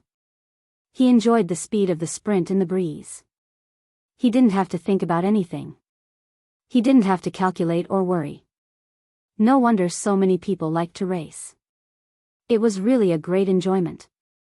Thea circled around the city at a height of 50 meters. She wanted to slow down and fly with Felicity, but she didn't expect the girl to be afraid of heights. Next, they entered a period of chivalry for them, but robbing for the bad guys. Thea put on a red leather jacket over the anti-lotus suit. It couldn't be helped. The anti-lotus suit was too professional, and anyone with the intention would be able to trace it back to her. Initially, she wanted to add another bulletproof vest, but after putting on 4 layers, she looked too ugly. Her slender figure looked like a fat person wearing the bulletproof vest. Even Sia, who was afraid of death, couldn't stand it. She had no choice but to remove the bulletproof vest and add 2 fiber protective plates on the chest and back. She tied her hair up. It was best to cut it short, but she really didn't want to. She pulled down the hood of her jacket and looked at herself in the mirror. She really did look like the original Thea 1.0 in the show. Nonsense, they were the same person, okay? She didn't wear an eye mask. That was too low class. She was now wearing anti-wind goggles with infrared function, and the lenses were made of bulletproof Lycos resin. Thea carried her bow and arrow, took her usual katana and dagger, and set off to find her hunting target under Felicity's excited gaze. Although she had made a lot of mental preparations and thought about how she would deal with the unexpected situation, the facts proved that she had thought too much. Star City was like a dead city in the middle of the night. There was not a single pedestrian on the road. Since there were no pedestrians, the robberies had naturally disappeared. Although it was okay to rob each other, it seemed that their bosses had forbidden this kind of behavior. Thea was in such a situation now. There were no pedestrians, and naturally, there were no robbers. Her goal of robbing the rich to help the poor had disappeared. Damn it, she cursed in her heart. Was she going to waste all the money she spent? She should have done some market research. Just as she pulled out her katana and looked around in confusion, Felicity's voice sounded. Thea, Frank Botner, whom you asked me to keep an eye on last time, is moving. 3 of his men are chasing a young man. This man is called Michael Astor. Do you want to take a look? Could this man be Helena's fiancé? Interesting. Let's go and take a look. He asked through the earpiece, where is the location? What's the location? That's right. At the intersection west of Cypress Street. The surveillance camera shows that they are driving very fast. You have to be careful. They are all armed. Can they be faster than me? I'm going in a straight line. Thea increased the altitude to 100 meters, confirmed the location, and began to move forward at full speed. Soon, she saw 2 cars driving fast, one in front and one behind. The car behind kept firing at the car in front. In the silent night, the sound could be heard far away. The thugs should be from the car behind, right? Thea judged that Michael was neither a psychic nor a special forces soldier. It was impossible for him to chase after 3 people alone. She took out a frost arrow from the quiver. Frost arrow was what she called it. There was standard liquid nitrogen in the arrow, and the concentration was 10 times that of a thermal nitrogen pressure tank. After the liquid nitrogen vaporized, it could absorb the surrounding heat. In theory, it could cause frostbite of negative 100 degrees Celsius. She had no intention of killing anyone. The people on both sides had nothing to do with her. She was just taking a stroll because she had nothing better to do. If she remembered, she would help. If she didn't, then so be it. So she aimed at the wheel hub of the car behind. Chapter 44. She calculated the distance in advance, estimated the wind speed and other adverse effects, and released the arrow with a swoosh. The cooling effect of liquid nitrogen was impeccable. Although her refining skills were not as good, it was no problem for her to deal with these urban thieves. The arrow hit the wheel, and a layer of cold air burst out instantly. The wheels at the back of the car were visibly frozen. The driver was still stepping on the accelerator to chase after the car in front. His skin had just sent a cold signal to his brain, and before he could understand what was going on, he and the car were already flying. Thea looked at the result of her attack and felt a little guilty. It seemed a little too powerful. Originally, she only wanted to stop the car, but now the car flipped 6 or 7 times in the air before landing on the road like a gymnast. The people in the car did not climb out for a long time. Thea looked at them for a long time. Were they dead? She was about to call it a day and go home when she saw the car in front of her crash into a roadside billboard. What was going on? Was there an invisible enemy? Thea scanned the surroundings with infrared and found nothing out of the ordinary. Hey, did you see who attacked the car in front of you? Felicity did not reply immediately. Instead, she checked several cameras from different angles and slowed down. In the end, she said with uncertainty, "It seems that when you were shooting, a gunman hit the tire of the car in front of you. There's no one near you. How could something so unlucky happen to me?" Thea was convinced by the luck of the guy in front of her. He had been running back and forth for 10 minutes and fired hundreds of bullets. Only the last bullet hit? Was this the legendary warrior who had to die in the charge of the last battle? Although Michael was also involved in a traffic accident, his injuries were much lighter than those behind him. He kicked the door open and stumbled out. After he ran for 20 meters, the expected shouts of "Don't run, stop," didn't appear at all. This made him a little puzzled. He gathered his courage and looked back, only to find that there was a car behind him. It was upside down. Was this the car that was chasing after him? It looked familiar, but what was with the ice in the car? Michael didn't know what that meant, but he found the scene a little strange. He wanted to continue running, but there was no one chasing after him. What was the point of running? But he couldn't just stay here and not run. Just as he was in a dilemma, the door of the car behind him was pushed open. A bald man with blood all over his face crawled out. Sia, who was on the high ground, saw that one of his legs was bent to the side in a very inhuman way, leaving a bright red trail of blood on the ground as he walked. "This is too tragic," Sia whispered. "Felicity, call an ambulance for them." He then glanced at Michael. This person was stunned. "Why aren't you running away with such a good opportunity? You want to treat the enemy to a meal?" This man had neither courage nor charisma. He was neither tall nor mighty, nor handsome. Helena, the future huntress of the Raptor squad, really didn't have good taste. She was willing to kill her own father for this kind of man. There was only one father, and men were everywhere. Thea was too lazy to comment on other people's outlook on life. Michael's hands and feet were intact on the ground, and the crawling man was about to lose consciousness. The other 2 people in the car didn't come out. She didn't know if they were too cold or too injured. The infrared scan showed that their bodies were still a little warm. If they hadn't practiced the turtle breathing technique, they should have been unconscious. Michael finally realized the dangerous situation he was in. He took out a cloth bag from the car and ran away without looking back. Thea wanted to rob some of the construction funds for the Iron Man armor, but she couldn't bear to see the crawling man in such a miserable state. She decided to let him keep the money for treatment. After circling the city twice, she met a 10-year-old boy selling powder and a homeless man robbing burgers. What kind of people were they? Thea beat the 2 of them angrily and turned back to the base without getting a penny. "Felicity, what should we do? The world is so difficult. We don't have enough money for next month." Thea hated the modern corporate system. She had so much money under her name, but she could only take a little money from the trust fund every month. Tonight's liquid nitrogen looked cool, but it was all money. All kinds of purification, suppression, and sealing. It was really not easy to get money from the group, so it was all Thea's private money. No wonder the people who made false accounts in the past and this life were all talents. They were all forced by this system.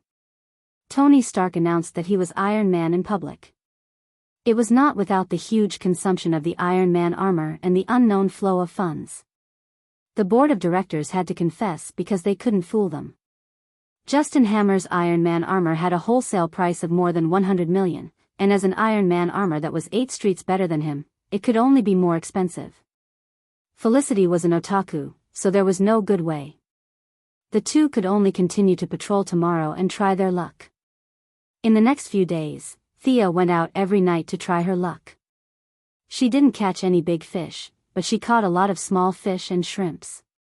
The charges were not big, and it was a waste of taxpayers' money to send them to the police station, so she simply taught them a lesson. She didn't know if these people were timid or they didn't have much power. Thea imagined her back printed on a large piece of paper, and the bounty of hundreds of millions of berries written under it never appeared. Star City is still the same as before. Is my sense of existence so low? Thea now goes out every night to be chivalrous. In the morning, she trained with Miss Shiva. At 8:00, others came to work. She left everything to Felicity, closed the door, and went to sleep. At night, she continued to go out. Wake up, someone is looking for you.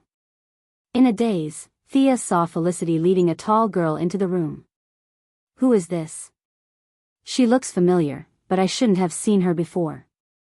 Miss Quinn, we need your help. As soon as the tall girl spoke, Thea recognized her. Isn't this Catwoman?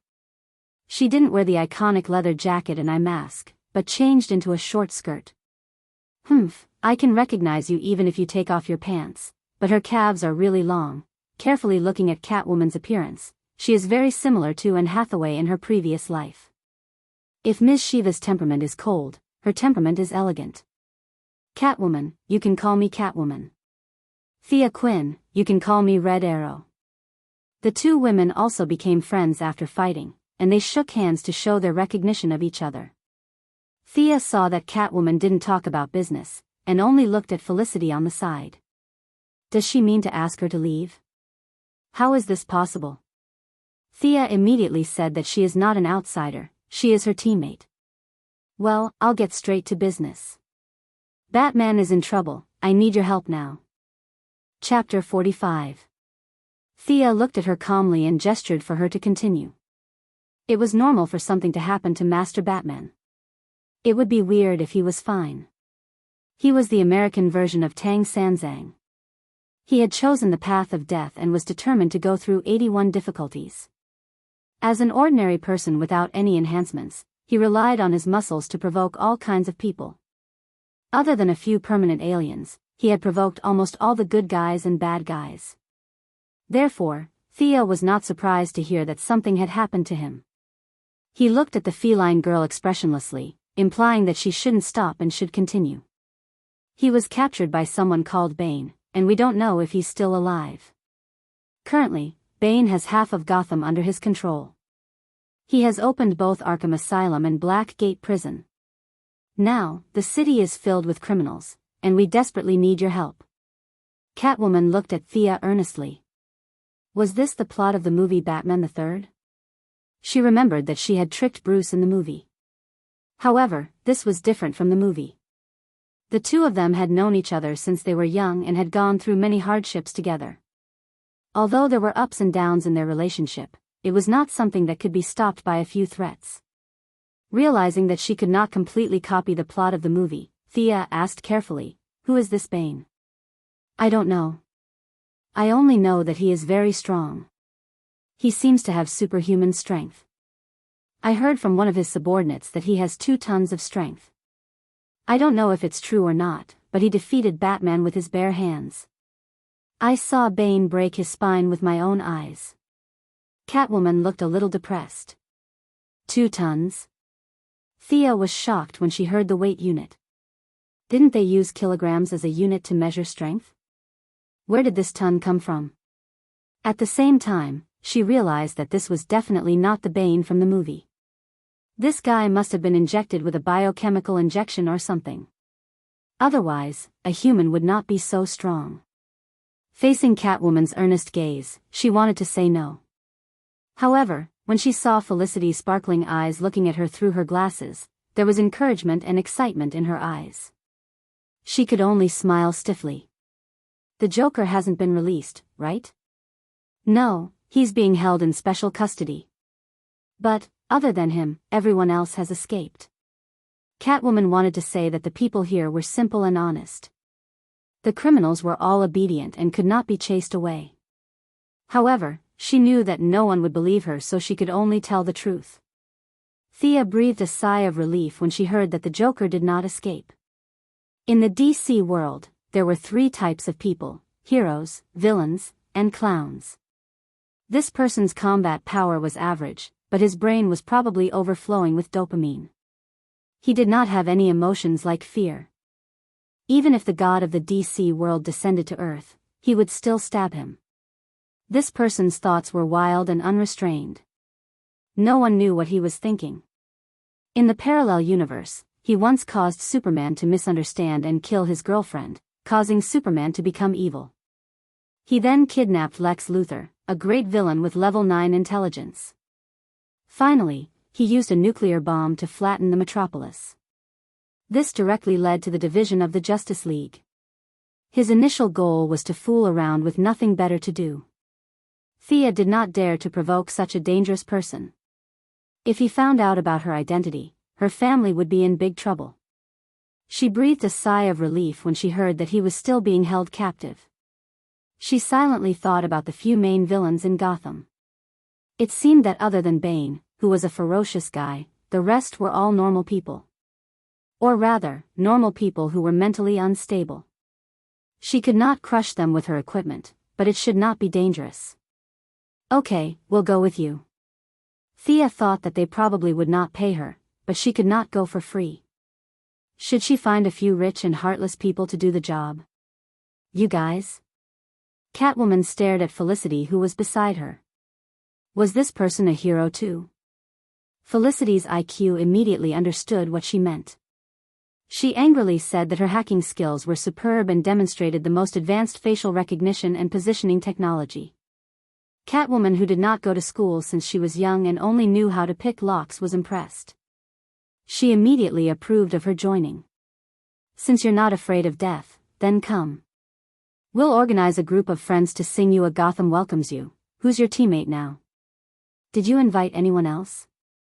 Thea could not figure out what era it was now. How many members did the Bat family have?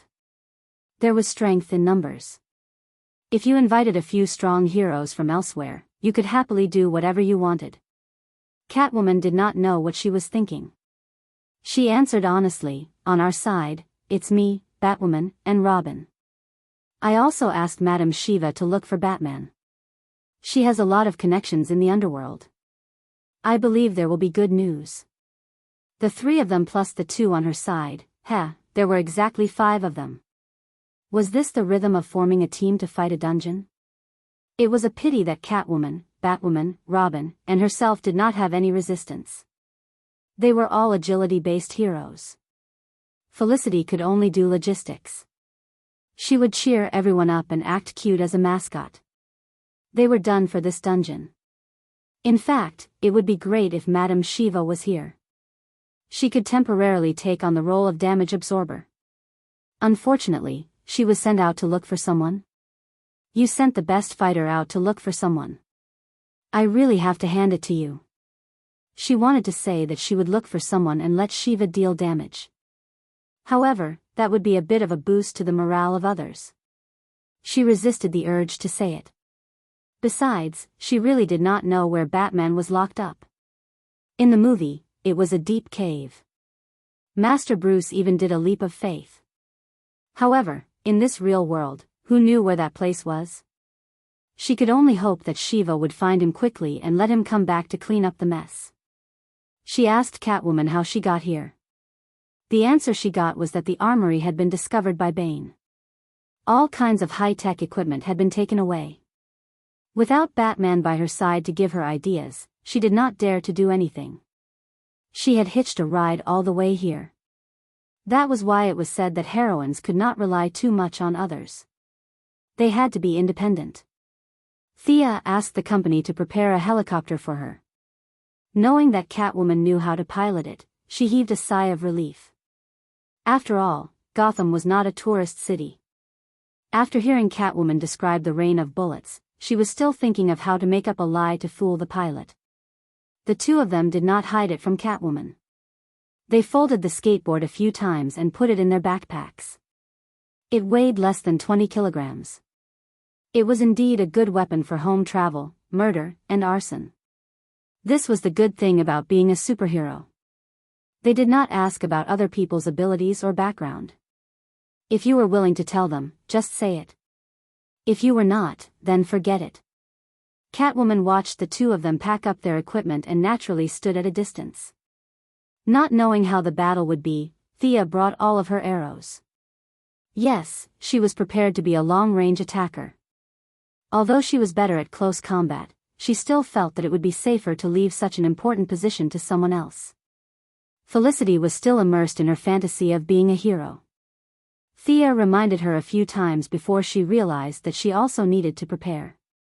After running around for 2 rounds, she did not find anything else that she needed to bring along other than a tablet. Thea, should we bring some food? Thea, have you seen my charger? Catwoman's mouth twitched when she heard this.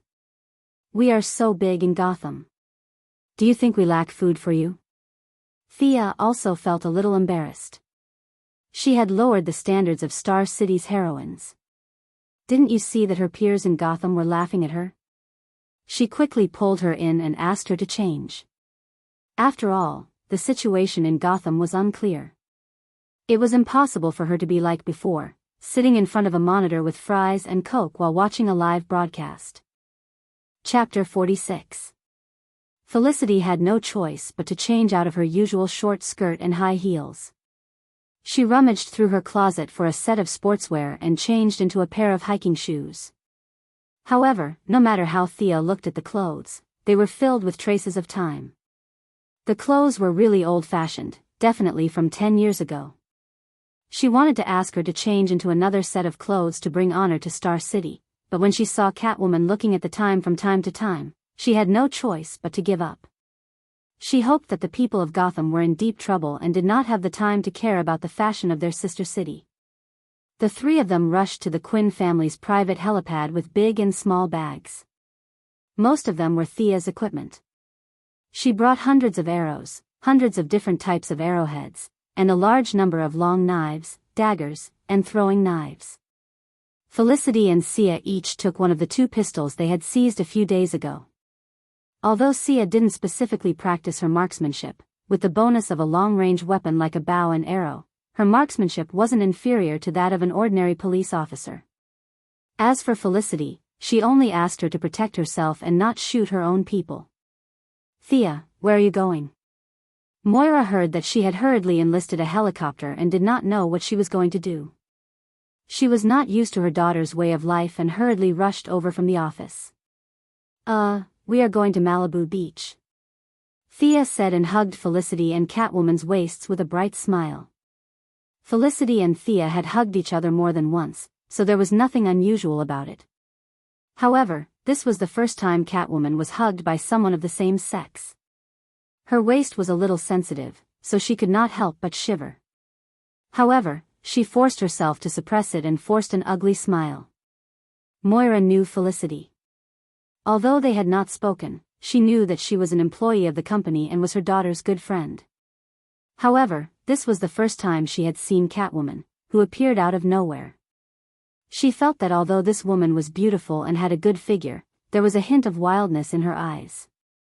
She felt that it was dangerous for her daughter to be with her.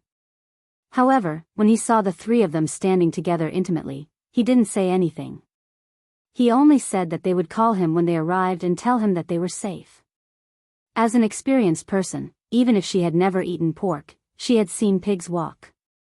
She had noticed her daughter's abnormality early on, but there was nothing she could do to stop it. He contacted Malcolm to ask for his opinion. Initially, Old Ma was a little surprised by his son's sexual orientation, but on second thought, it seemed that there was nothing wrong with it. Compared to his daughter lying in the arms of a man, finding a woman was still acceptable. 99% of fathers in this world were dissatisfied with their daughters finding boyfriends.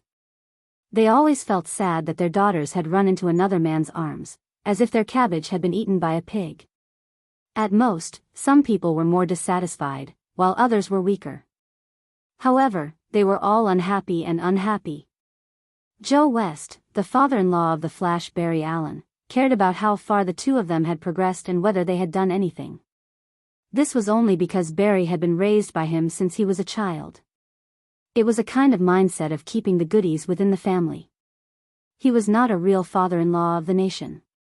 Malcolm's current mindset was to let nature take its course. If it was a woman, then forget about it. If it was a man, then he would kill him immediately. Of course, he wouldn't find anyone for his daughter. It would be best if she was always 18. Thea didn't know that her parents were worried sick about her marriage. She arranged for Catwoman to pilot the helicopter in front. Since you're leading the way, I don't have to worry about you if you go in the wrong direction. She sat in the back seat and watched Felicity break through the firewall of the Gotham police station. As expected of a police station in a big city with millions of people, it took Felicity a full 10 minutes to find the mission target. Thea looked at it. There were quite a lot of targets that she needed to deal with. Scarecrows, Riddlers, Penguins, and so on had all come out. She specially checked but didn't find any news about Poison Ivy. Could it be that she hadn't killed her way into Gotham yet? This was good news. As long as there were no superpowers involved, it would be difficult for her to kill anyone with her skills and equipment, but she could still escape unscathed. Get ready, we are almost there. Catwoman shouted from the pilot's seat. Through the glass of the helicopter, Thea saw the distant view of Gotham. The whole city was dark, as if there was a dark cloud pressing down on it. Occasionally, there would be flashes of fire on the streets. She didn't know how the original founder of this city chose this location. Thea felt that the environment here was terrible. Using the natural sensing method that Madame Shiva had taught her, Thea explored the place. The air was filled with an impetuous, old, and dilapidated aura. According to Catwoman, even if this incident didn't happen, many people would die in Gotham every day. However, no one cared about the exact number. Thea couldn't help but imagine that if there was a necromancer here, he wouldn't need to prepare any big ceremony.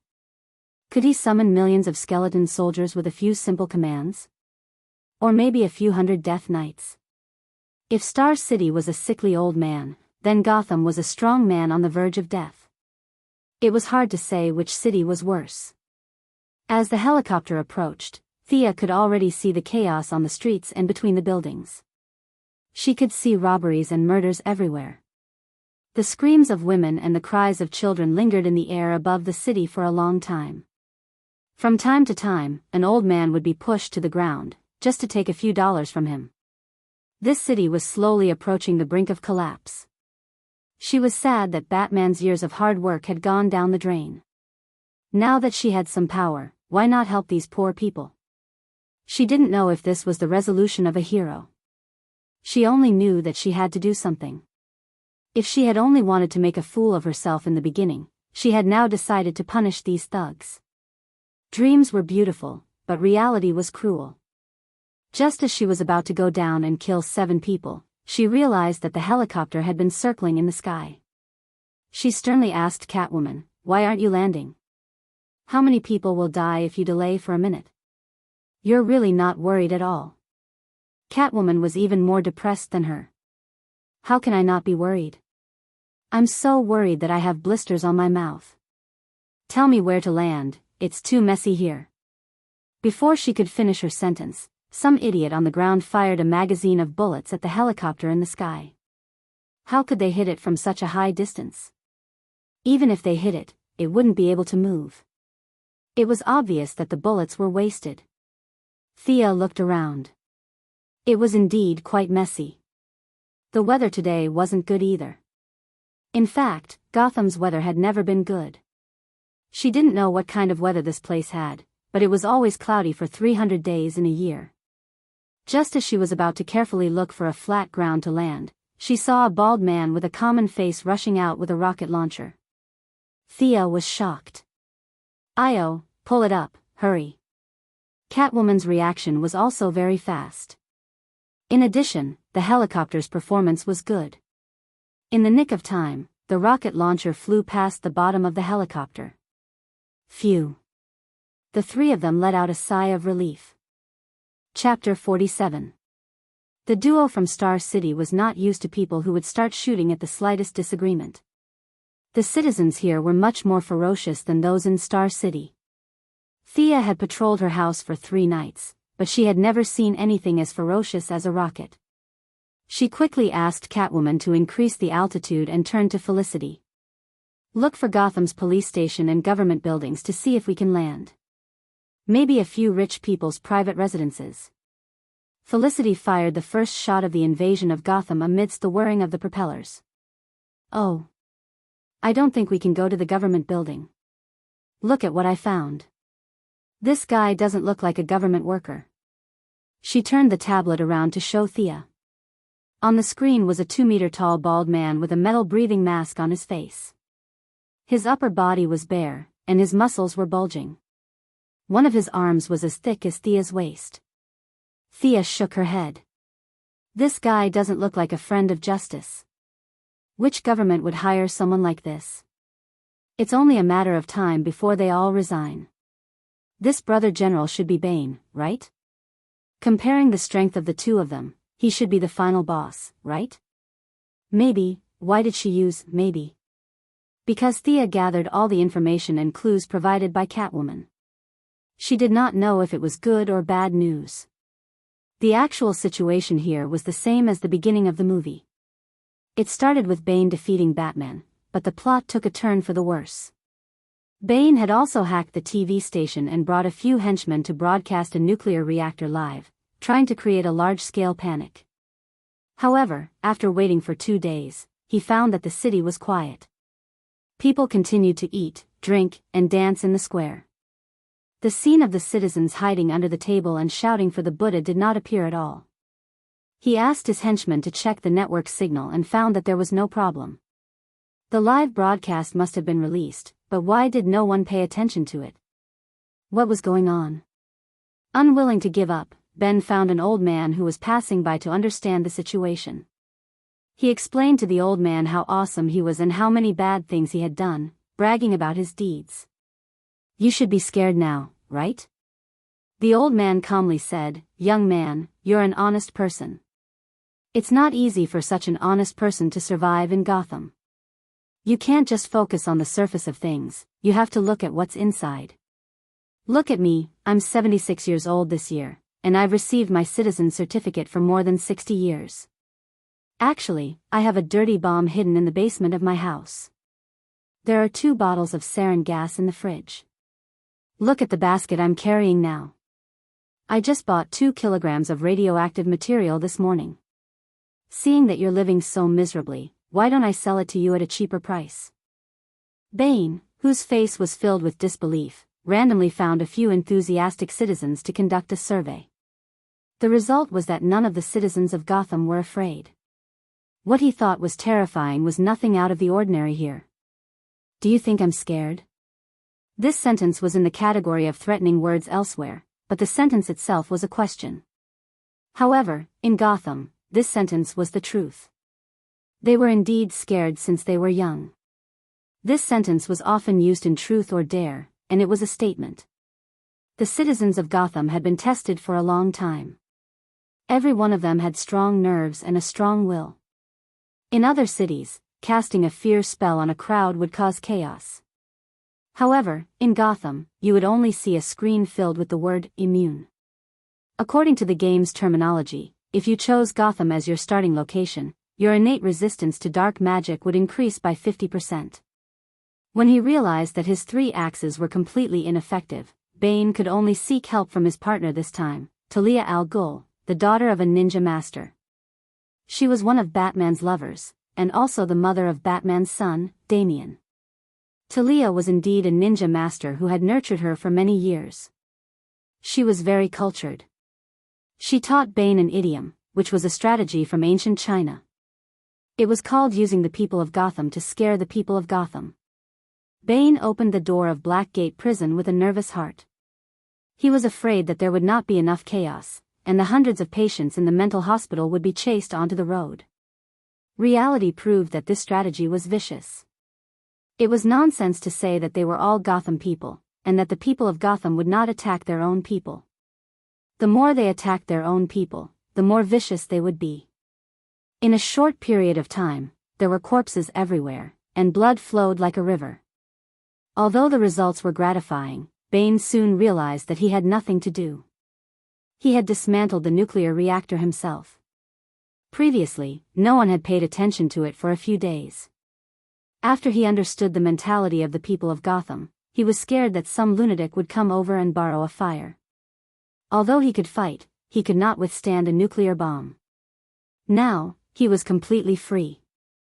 His original desire to be a leader was also extinguished. Yesterday, there was a guy called Penguin who came to seek refuge with him. In front of him, he acted like a grandson and wanted to lick his shoes. However, when he was not paying attention, he took a few of his subordinates and ran off with a truck full of weapons. There was also a guy called Scarecrow. He wore glasses and looked like a gentleman. Who would have thought that this guy would not sleep at night to tell his subordinates a ghost story? 3 of his subordinates were scared to death, and 2 of them were dumbfounded. After fully demonstrating the definition of a playful person, he also ran away. Now, Felicity's live broadcast showed the original final boss, who had completely turned into a wild monster. He was sitting alone in front of the city hall, playing with pebbles. Seeing that he was having fun, Thea decided to ignore him for now. After that, she checked a few more places. Whether it was the police station or the hospital, the central square was in ruins. There were obvious signs of crossfire outside the police station, and the corpses on the ground were scattered messily. It was obvious that the villains had suffered heavy losses, but there were also a few corpses of police officers scattered around. The situation was more serious than she had imagined. She did not have any good ideas, so she could only ask Catwoman, "Have you arranged with Robin and the rest to meet at a place?" "Yes, but when we passed by the place, I found that it was already a sea of fire. I can't contact them at the moment. You guys didn't know how to find a few more places to meet. You didn't expect any unexpected situations and came out with your eyes closed to look for reinforcements. I really have to hand it to you guys. If it wasn't for Batman's clever brain, you guys would be dead by now." Catwoman did not know anything, so Thea could only turn back and discuss with her friends. Use facial recognition satellite positioning to find out where Director Gordon is. The man had an iconic face. He had sacrificed his life for Gotham for 30 years. His picture could be found all over the streets. Compared to Batwoman Robin, who wore a mask, he was the easiest to find. Felicity was busy for a minute. Their satellite lock is hard to crack. I need time. Chapter 48. Thea saw Catwoman's small ears twitch and knew that she had heard Felicity's words. However, after waiting for a minute, Felicity still did not respond. She still wanted to hide her identity. Everyone knew who she was. Thea was too lazy to play guessing games with her. She gave Catwoman a meaningful look and said, "Tell us the password to Wayne Group's satellite control system." The Catgirl hesitated for a moment and gave a long password that was a mixture of characters and numbers. Found it. Felicity was indeed the best in Star City. With the help of the powerful satellite, she quickly found the target. The similarity is 97%. It should be this person. Director Gordon and 3 other officers are fighting with a group of thugs. The location is... I'm not familiar with the terrain. It should be the intersection of 4th Street and Grundy Street. At least, that's what your map says. The 2 foreigners said, "Hurry up and drive. We're not familiar with the place, so we can only rely on you." Catwoman quickly turned the helicopter around and flew into the distance. "You'd better hurry up. One of the 3 officers has already fallen," Felicity urged. She didn't mind watching the drama unfold before her. Catgirl was so anxious that she was scratching the wall. Director Gordon was someone she had known since she was a child, and he was also the father of Batgirl Barbara Gordon. She couldn't just leave him in the lurch. However, the speed of the helicopter was limited. It was a commercial helicopter, not an armed one. Catwoman had to search for targets on the ground from time to time.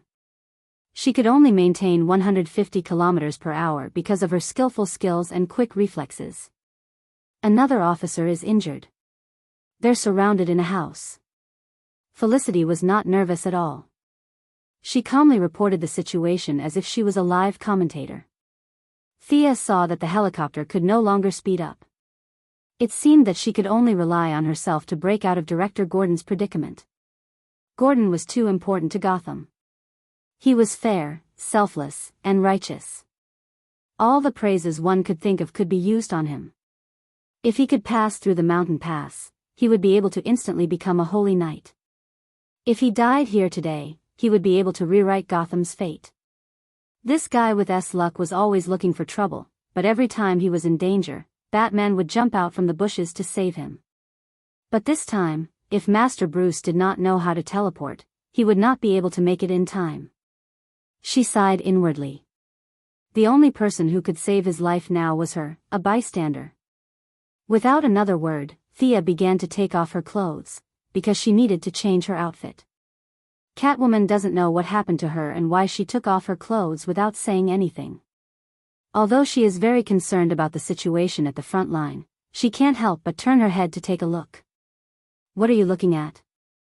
Focus on driving, no, fly the plane. Thea jabbed at her angrily. It's all your incompetence that made the people suffer.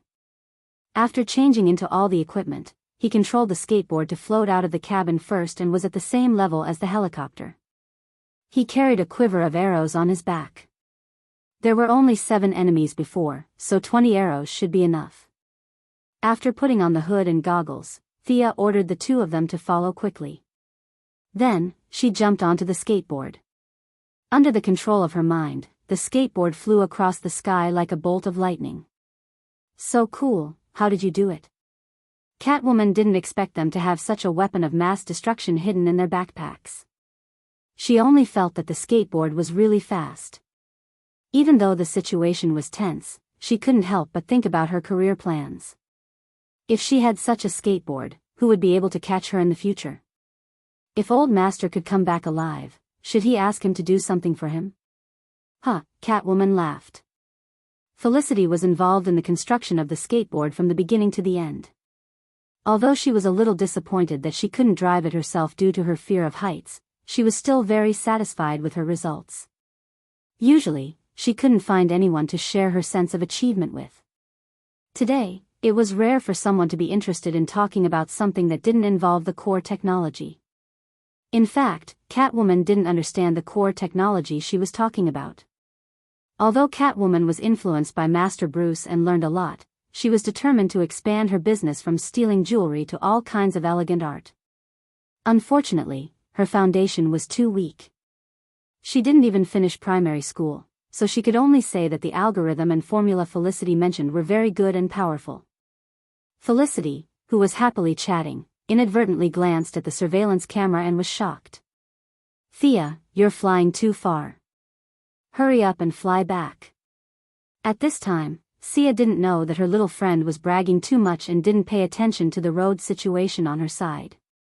When she heard that they had run, she thought it was her own fault and sped up all the way. She was too fast for her to react, so without saying a word, she flew back the way she came. This time, she didn't dare to fly too fast. She carefully looked for suspicious targets. Fortunately, the distance wasn't far. After flying for a few miles, she finally arrived at a crossfire. She counted the heads. There were 7 on each side and 4 on the other. It seemed like this was the place. In fact, she was flying like a gust of wind and just happened to fly over these people's heads. Because she was flying too fast, these people didn't see clearly what she was. They only vaguely saw a red shadow flying from south to north. In a few seconds, it flew out of their vision. The 2 groups of people were a little surprised. Because of this, they stopped fighting for a few seconds. They only continued fighting when the unknown shadow flew out of their sight. When Thea came back, these people were shooting from a distance. Gotham had daily combat records. Regardless of whether it was the police, villains, or civilians, they were all very sensitive to the sound of gunshots. Everyone had a special way of dodging bullets. Therefore, although the gunshots didn't stop, there weren't many casualties on both sides. The suspected dead police officer that Felicity saw earlier only had a slight injury to his shoulder. It didn't affect the battle. The situation was 4-7. Although Gordon was in danger, it wasn't to the extent that she expected.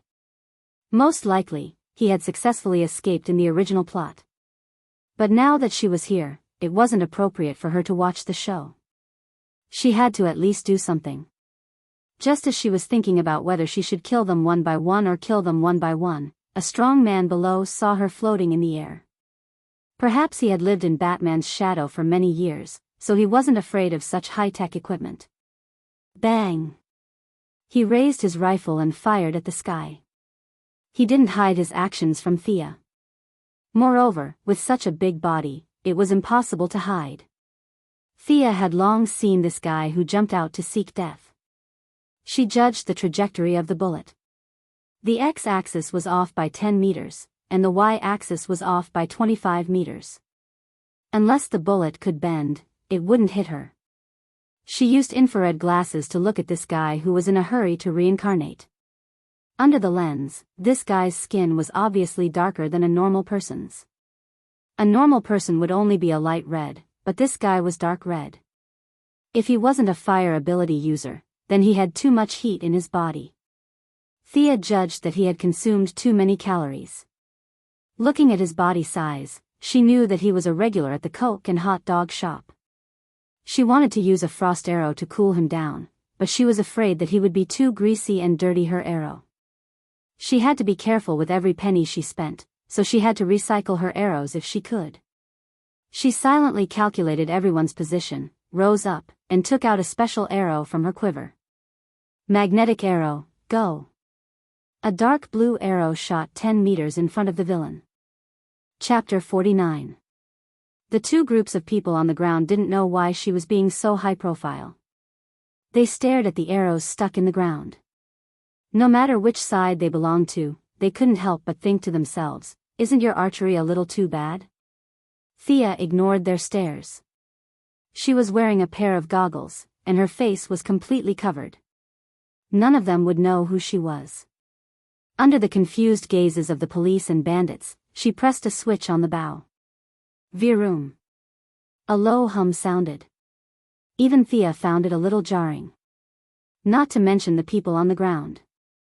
Some of them covered their heads, some shook their heads vigorously, and one of them who had lost a lot of blood was already dizzy. Whoosh! Whoosh! Whoosh! The guns in the hands of both the police and the bandits were attracted by the huge magnetic force of the magnetic arrowheads. A few of them who were slow to react were still looking down at their guns. Although Chief Gordon was older, he reacted quickly. He immediately looked up at the mysterious person in the sky. He didn't know what she was trying to do. He originally thought that she was a helper, but after seeing how she couldn't differentiate between friend and foe, he became suspicious. Thea didn't have the time to think about the thoughts of the people on the ground. Since they had no weapons, they couldn't hit her knees even if they jumped up. What was there to be afraid of?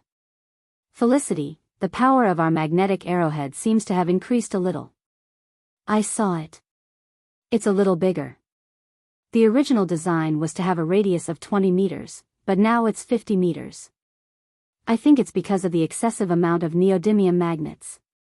The violent collision also increased the rotation of the neodymium particles. Can we reduce it by 25% next time? We should reduce it further. The magnetic waves emitted by the arrowheads are too strong. We designed them to be attracted to the special metal in the gun barrel. The effect is so strong that it can be used as a sonic weapon. Okay. Let's try again next time. Reduce it by half. Just as Thea was about to say something, she noticed that Chief Gordon was yelling at her. She quickly interrupted the weapons discussion with Felicity. What's the matter? A certain someone stared at the old bureau chief with his big, innocent eyes. His face was solemn, and his forehead was wrinkled enough to squeeze a fly to death. "What are you talking about?" The old director looked at her with disdain and pointed at the enemies on the other side. Two villains gritted their teeth and struggled for a long time to remove their guns from the arrows. "How fresh. The magnetic field is still in effect. How can your little arms and legs compete with the magnetic field? If you had so much energy, you would have been the boss long ago." Seeing that they couldn't take down the weapon for the time being, there was nothing they could do. They couldn't figure out what it was. That was how people who didn't study were like. But at least they still had some brains. They knew that they had to deal with the enemy in front of them first before doing anything else. They all rolled up their sleeves and prepared to fight. This was the situation Chief Gordon was facing. He was about to retire, so he was considered old and weak. Beside him, there was another person who was shot and was considered to be disabled. On his side, there were only 2 people who were still intact. On the other side, there were 7 people, all of whom were experienced in street fighting. The one in the lead was a guy who weighed 150 pounds. Although he looked stupid, he was actually quite strong. Previously, he could barely hold on with his gun. But now, he really couldn't win. He waved at Thea with all his might. He wanted to ask her if she was here to help or to lead them to change their strategy. Thea scratched the back of her head embarrassedly. "Yeah, they were fighting so well before, but I came in and used a big move without distinguishing between friend and foe. Now, with my help, the situation is becoming more and more disadvantageous for them." Sigh, she really wanted to help. She just wanted to test out the weapon on a whim. Tens of thousands of dollars were gone just like that. Looking at Chief Gordon's bitter face, he probably wouldn't reimburse her. She could only help them fight these small monsters. As for changing the strategy, she couldn't afford to lose face. Secondly, the skateboard was only so big. There were 4 policemen and 5 of them, so there was no place to stand. Moreover, she didn't want to let random people use her equipment. She now had the mentality that since they sincerely begged her, she would be merciful and help them get rid of their enemies. It would definitely feel good to shoot one person at a time, but he definitely couldn't go on a killing spree in front of these policemen, especially old Gordon. First impressions were very important, and the first impression that Green Arrow gave people was very bad. At least, it was very bad for legal professionals. He took on all the jobs of the police, judges, and judges. Those with poor morals were afraid of losing their jobs, while those with good morals felt that he was blaspheming the sanctity of the law. Although he tried his best to salvage the situation, he still couldn't get rid of this bad impression. He was chased by the police for a few rounds for no reason. The bad guy ran in front, the hero chased behind, and the police chased the hero in the end. If he had known this would happen, he wouldn't have done it in the first place. Superman didn't have this problem. His first impression was very good, and he did everything openly. Perhaps it was also because his strength was beyond the atmosphere. Although the high-ranking officials were afraid of him, no police station in the metropolis put a bounty on his head. Therefore, in order to make a good first impression, Thea gave up the idea of putting on a show for Chief Gordon. She found a good angle, drew an arrow, and aimed at the 300-pound fat man. She whispered, "Look at me. What should I call this arrow? Let's call it the entanglement arrow. Felicity, record the data." Whoosh! The arrow hit the ground right under the fat man's feet. Under his curious gaze, the arrow and the ground collided and triggered the arrowhead's mechanism. A large ball of milky white gelatinous substance flew out and quickly turned into a 2-meter-tall and 5-meter-wide net after coming into contact with the air. The fat man was too close to the net and didn't even realize what was going on.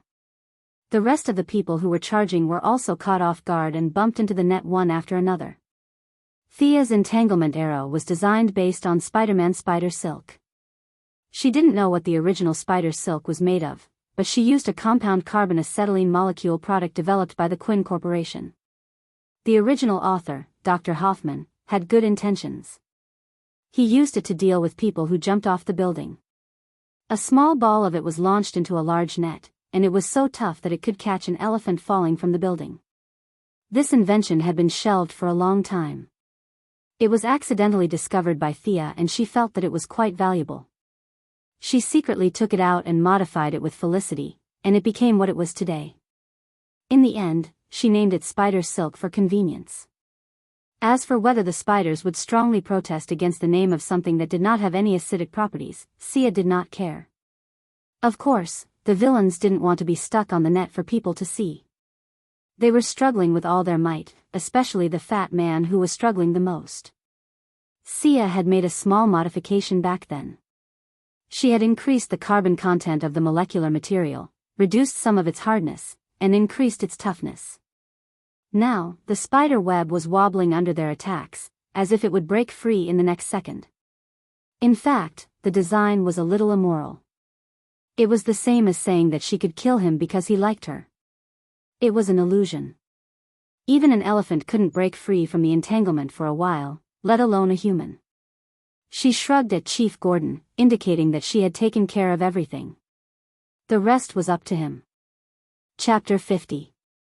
Looking at the unknown person in front of him, even though Thea covered her face tightly, Gordon could still tell that she was a woman. He had lived for more than 60 years, and if he couldn't even tell if she was a man or a woman, he would have lived in vain. Like Liang Shanbua, Zhu Yingtai, who couldn't recognize her after changing her clothes, it could only mean that he was blind. Although Gordon wore a pair of large reading glasses and his eyesight wasn't as good as when he was younger, he wasn't blind to that extent. The scene was quiet for a moment, and only the sounds of a few villains struggling could be heard. Thea didn't show her face to greet them. Gordon knew her true identity, and it was fine as he had the best credibility. However, it was hard to say about the police officers. Gotham's police station was like a sieve, and there were too many people. It was better for her to remain mysterious for now.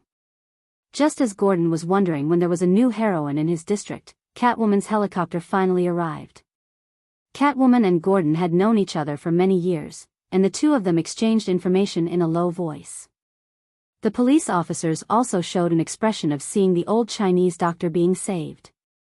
Now, Gotham was similar to Stalingrad. The sound of gunfire was endless, and occasionally, there was an explosion. The few of them were heavily injured, and they did not have many bullets left. They did not have the confidence to cross the city, but the arrival of the helicopter greatly increased their safety. The villains had fainted after coming into contact with the spider web for a long time. After all, it was a chemical product, and skin contact would cause some damage to the nervous system. If they wanted to make it green, it would require more research. Thea and Felicity stood beside the spider web, and each of them wore a pair of gloves to check their results. The adhesion is not bad. Next time, we can reduce the amount used. For a single target, such a large piece is a bit of a waste. Gordon and Catwoman slowly walked over while Thea was inspecting the spider web with a special lens. Looking at the densely packed spider webs, this was really good stuff. Chief Gordon had been looking for ways to arrest criminals without breaking the law. Beating criminals until they couldn't take care of themselves was not in line with his philosophy. Every time Batman threw a bloody criminal at the entrance of the police station, the cleaners, doctors, and guards would be busy for half a day. This spider web was not bad at all. Not to mention bleeding, there wasn't even a single wound. It was safe and fast, and it even had a stun effect. If the police encountered such a situation, they could just take him away with a gun. Not only did it protect the police officers, but it also wouldn't cause any serious injuries to the criminals. If it wasn't the wrong time, he would have asked Thea how much it cost per kilogram. Coming back to his senses, he saw the two girls talking about things that he did not understand. He could only interrupt them. "Thank you for your help to Gotham." "Oh. You're welcome." It seemed that Catwoman had told him about her identity. Actually, it wasn't hard to guess. Felicity was standing there without any disguise, so it was easy to figure out who she was. However, Thea did not continue to dwell on this question. Instead, she asked, "Where are we going next?" She could only ask Chief Gordon this question. After all, he was the chief of a city with tens of millions of people. He was at least a department-level official, so he didn't lack decisiveness. This was also the main reason why Thea looked for him first. Some of our police officers are now at Gotham University. Follow me. There's a university in this godforsaken place. Learning how to make C4. Learning how to establish a new outlook on life for mental patients. Sia really expressed her admiration for the few socialites who had decided to build a university here. She really had to admire them if she didn't help them. When it came to the specific teams, Chief Gordon hoped that Thea would bring 2 people with her because the helicopter could not fit so many people. Thea saw that the police officers were unkempt like refugees. She was a bit of a clean freak, and the skateboard was only so big. She was afraid that she would overreact and kick them off. The police officers also felt that her skateboard was floating and did not feel safe just looking at it. Both parties agreed that it was just right. The women got on the skateboard, and the men got on the helicopter. To be honest, the police officers were quite skilled. 3 out of the 4 of them knew how to fly a helicopter. This made Thea wonder if she should learn some modern piloting skills. Catwoman was still very confident in her balance. She stood on one side, while Thea hugged Felicity's waist and stood on the other side. The 3 of them lowered their altitude and flew slowly behind the helicopter. They did not mention the people on the internet. Thea and the rest had a special solution to put them down, but now that the city was in chaos, there was no place to put them. They could only leave them hanging for now. As for whether they could find a way to get down without the solution, the 2 of them did not know. Since Thea was hugging Felicity, she could only use her pistol to fend off the enemies they encountered along the way. The helicopter rumbled, and there was no need to worry about hiding. Catwoman also showed the limit of human agility. She stood steadily on the skateboard without relying on any equipment. From time to time, she would even throw knives at the enemies. Finally, just before Felicity was about to faint, they arrived at the so-called Gotham University. The university was really in the style of Gotham. The overall feeling was gloomy and gray. There was a shabby iron fence at the entrance. The main teaching building was brighter, as if the school was trying to decorate the university with more colors. However, the actual effect was minimal. After years of neglect, the originally white walls had become murky. There was a green belt at the side of the school. The trees that were supposed to bring life and sunshine looked especially scary in this gloomy environment. A breeze blew, and the leaves rustled, like the whispers of a banshee echoing in the forest. Thea was a little annoyed. This place did not even need to be renovated to make a horror movie. How much money could they save by lending it to the crew of a ring? If they buried a corpse here, it would turn into a corpse in no time. Felicity, who was always talkative, was also frightened by the scary atmosphere. She shrank into Thea's arms like a quail. The police officers and Catwoman were not affected. Perhaps they had grown up in this environment and were already immune to it. This university was really a place of outstanding people. There was a guy who liked to scare people since he was young and grew up scaring people even more. Later on, someone gave this professor a nickname, the Scarecrow. He was the sage who scared many people to the point of peeing their pants when he wore a mask in Batman's movie. There was also an outstanding student representative.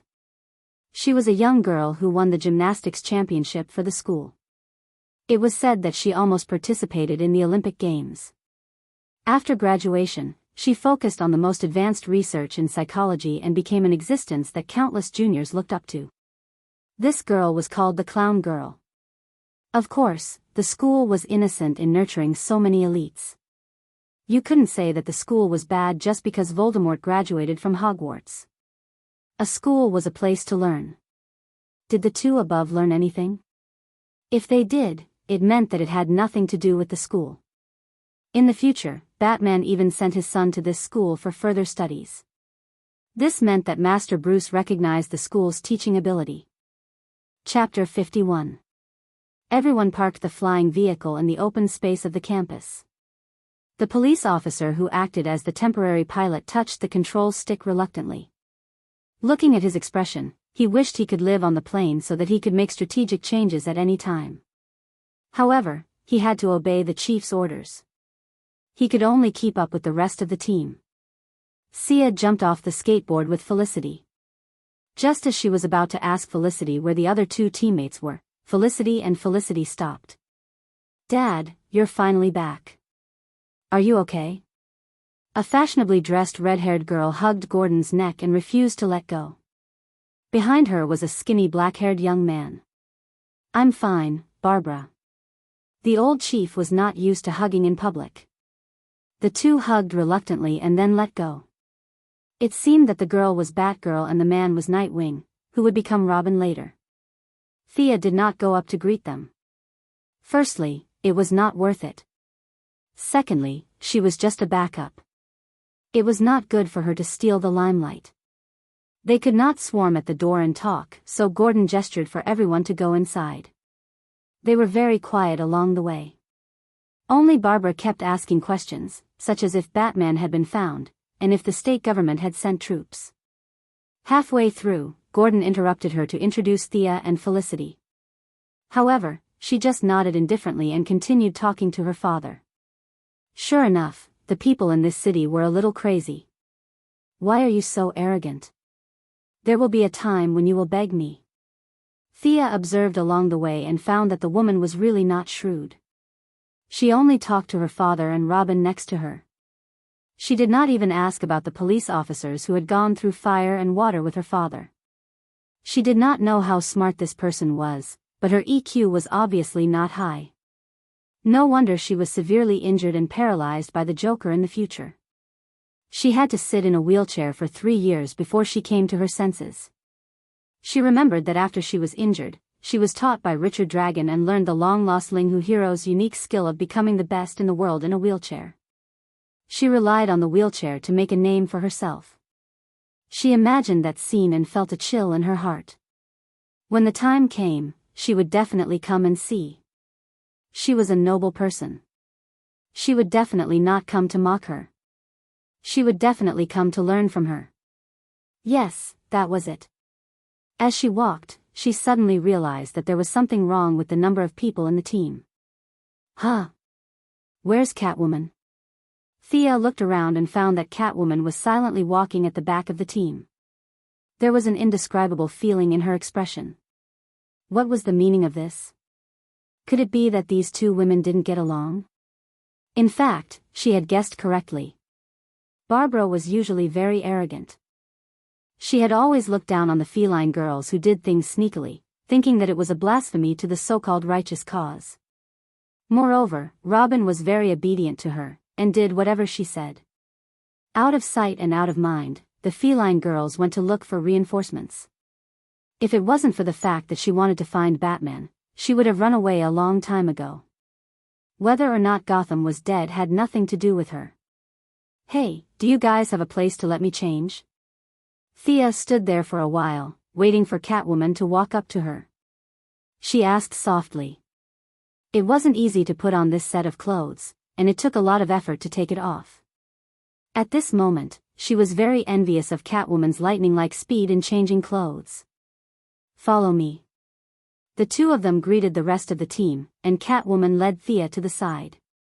"Come to the meeting room later. Let's have a meeting," Chief Gordon hurriedly said. Catwoman waved her hand from afar, indicating that she understood. After changing into a lighter set of clothes, Thea returned to her harmless little white flower identity, and followed Catwoman to the door of a meeting room. Along the way, they realized that the school building was densely packed with citizens. Some were wearing suits, some were wearing t-shirts and shorts, but these people all had one thing in common, and that was that they were not lively. Almost everyone had bloodstains on them, and many of them were even wrapped in bandages. After entering the meeting room, everyone made a formal introduction. This job could only be done by Catwoman, who was familiar with both sides. "This is Thea Quinn, codename Red Arrow, and this is Felicity Smoker, a computer expert. These two are my teammates, Batgirl Barbara Gordon and Robin Dick Gleason." Since the formal introduction had been made, Barbara Gordon couldn't ignore Thea like before. She casually said some nonsense, such as "I've heard a lot about you, and how are your parents?" Thea thought to herself. "My nominal father has already died at sea, and you're still asking if he's doing well? This was purely not taking her seriously, or perhaps she didn't even know who she was, and was just saying perfunctory words. After a few pleasantries, the small meeting room fell into a strange silence. Other than the two from Star City, the rest of the team looked at each other, and it seemed that no one wanted to speak. Even Barbara, who seemed to have a lot of nonsense before, shut her mouth. The atmosphere was quite strange. Why didn't they speak? Could it be that they all had the ability to communicate telepathically like Professor X? But that was obviously impossible. If they had the ability to kill Bane in seconds, she wouldn't have had to run so far away. Glancing at Felicity without batting an eyelid, she shook her head and gestured for them to wait and see. Barbara seemed to have thought of something and suddenly mustered her courage. She said passionately, "I saw that you guys got a helicopter. That's great. We should fly over and attack Bane. As long as we kill Bane, we can save Gotham." She was a little hesitant at first, but the more she spoke, the happier she became. It was as if Bane was a watermelon lying on the ground, waiting for her to pick it. Thea didn't quite understand what she was thinking, and she held back the fact that the helicopter was her family. She held her chin with her right hand and waited for her to continue speaking. "What do you guys think?" Barbara was a little nervous when no one responded to her. Good idea." Robin was in love with her, and he supported her unconditionally. Catgirl neither agreed nor disagreed, and Director Gordon looked very helpless. Usually, this kind of thing would be left to the wise Batman to figure it out, and the rest of them would carry it out. But now, this wise Batman was in a corner, and the rest of them didn't even have a say. He wanted to give orders, but they didn't listen to him. Even his own daughter was as stubborn as a bull. He didn't have much say in this team. Just as he was about to agree, Thea finally saw the problem with these people. They didn't have much initiative. To put it bluntly, they didn't use their brains. They usually hugged Batman's leg and killed a few small bosses, and they thought they were amazing. Everyone in this room was an ordinary person, and there wasn't a single enhancer or esper. This kind of team was ready to go and kill Bane? Do you guys know his strength? Blindly rushing forward to start the fight, he really didn't know how to spell the word death. He had to fight for some initiative. Otherwise, these people would lead the team into a ditch. As long as Bane couldn't fly, he could run away. Felicity, on the other hand, couldn't run away. She couldn't even do a few pull-ups, and was even worse than an ordinary person. If he had known, he wouldn't have brought her along. Clap clap, Thea clapped her hands to attract their attention. Good idea, really good idea. She gave Barbara a thumbs up as she spoke. You came up with this idea when you were eating biscuits with the gorilla, right? Thea looked at her with a serious face. Chapter 52. Pfft, Felicity almost spat out the cola from her nose. She quickly lowered her head to show that she was invisible. From this, one could see how fast the feline girl's reaction speed was. She almost laughed out loud, but then she remembered that she was on Barbara's side, and she could not make fun of her own people. Halfway through her laughter, she used her strong facial muscles to pull back her mouth muscles. From afar, she looked like Mona Lisa's younger sister. Robin wanted to speak up for his sweetheart, but Thea had already returned to her usual appearance when she entered the house. Anyone could tell that she was a woman, and a beautiful one at that. Robin remembered Batman's words to never provoke women, especially beautiful ones, so he automatically entered into spectator mode. You bastard, how dare you say that about me? Barbara didn't expect Thea to praise her first and then kick her into the gutter. There was only one thought in her mind. This woman's words were too mean. Thea wasn't angry. She carefully observed the angry Barbara. This woman was proud and arrogant. She thought that the whole world revolved around her and never cared about what others thought. This person's trajectory was very similar to her own. If it wasn't for her encounter, she would probably be like this now. Looking at Barbara's hysterical appearance, Thea's gaze didn't show any dissatisfaction. She just felt a little sad and pitiful. What's with that look? You better explain it to me clearly. Do you have a better idea? Even though Barbara's rage meter was almost full, she still retained a certain amount of rationality. This was probably because of the daily teachings of Batman, Commissioner Gordon, and the others. Thea was satisfied with her performance. If she slammed the table and glared, Thea would turn around and leave. It had nothing to do with her even if Gotham was blown into a crater. First of all, can we beat Ben with just the few of us? I heard Catwoman say that he defeated Batman with his bare hands. Can we be stronger than Batman? Barbara said with a little contempt. What's wrong with that? We can use guns. Why fight him with our bare hands? Have you studied the map? Bane is still in the city hall. The view there is very wide, and it will be difficult to find a shooting angle for a long-range sniper. If we use pistols, I'm afraid it won't be effective.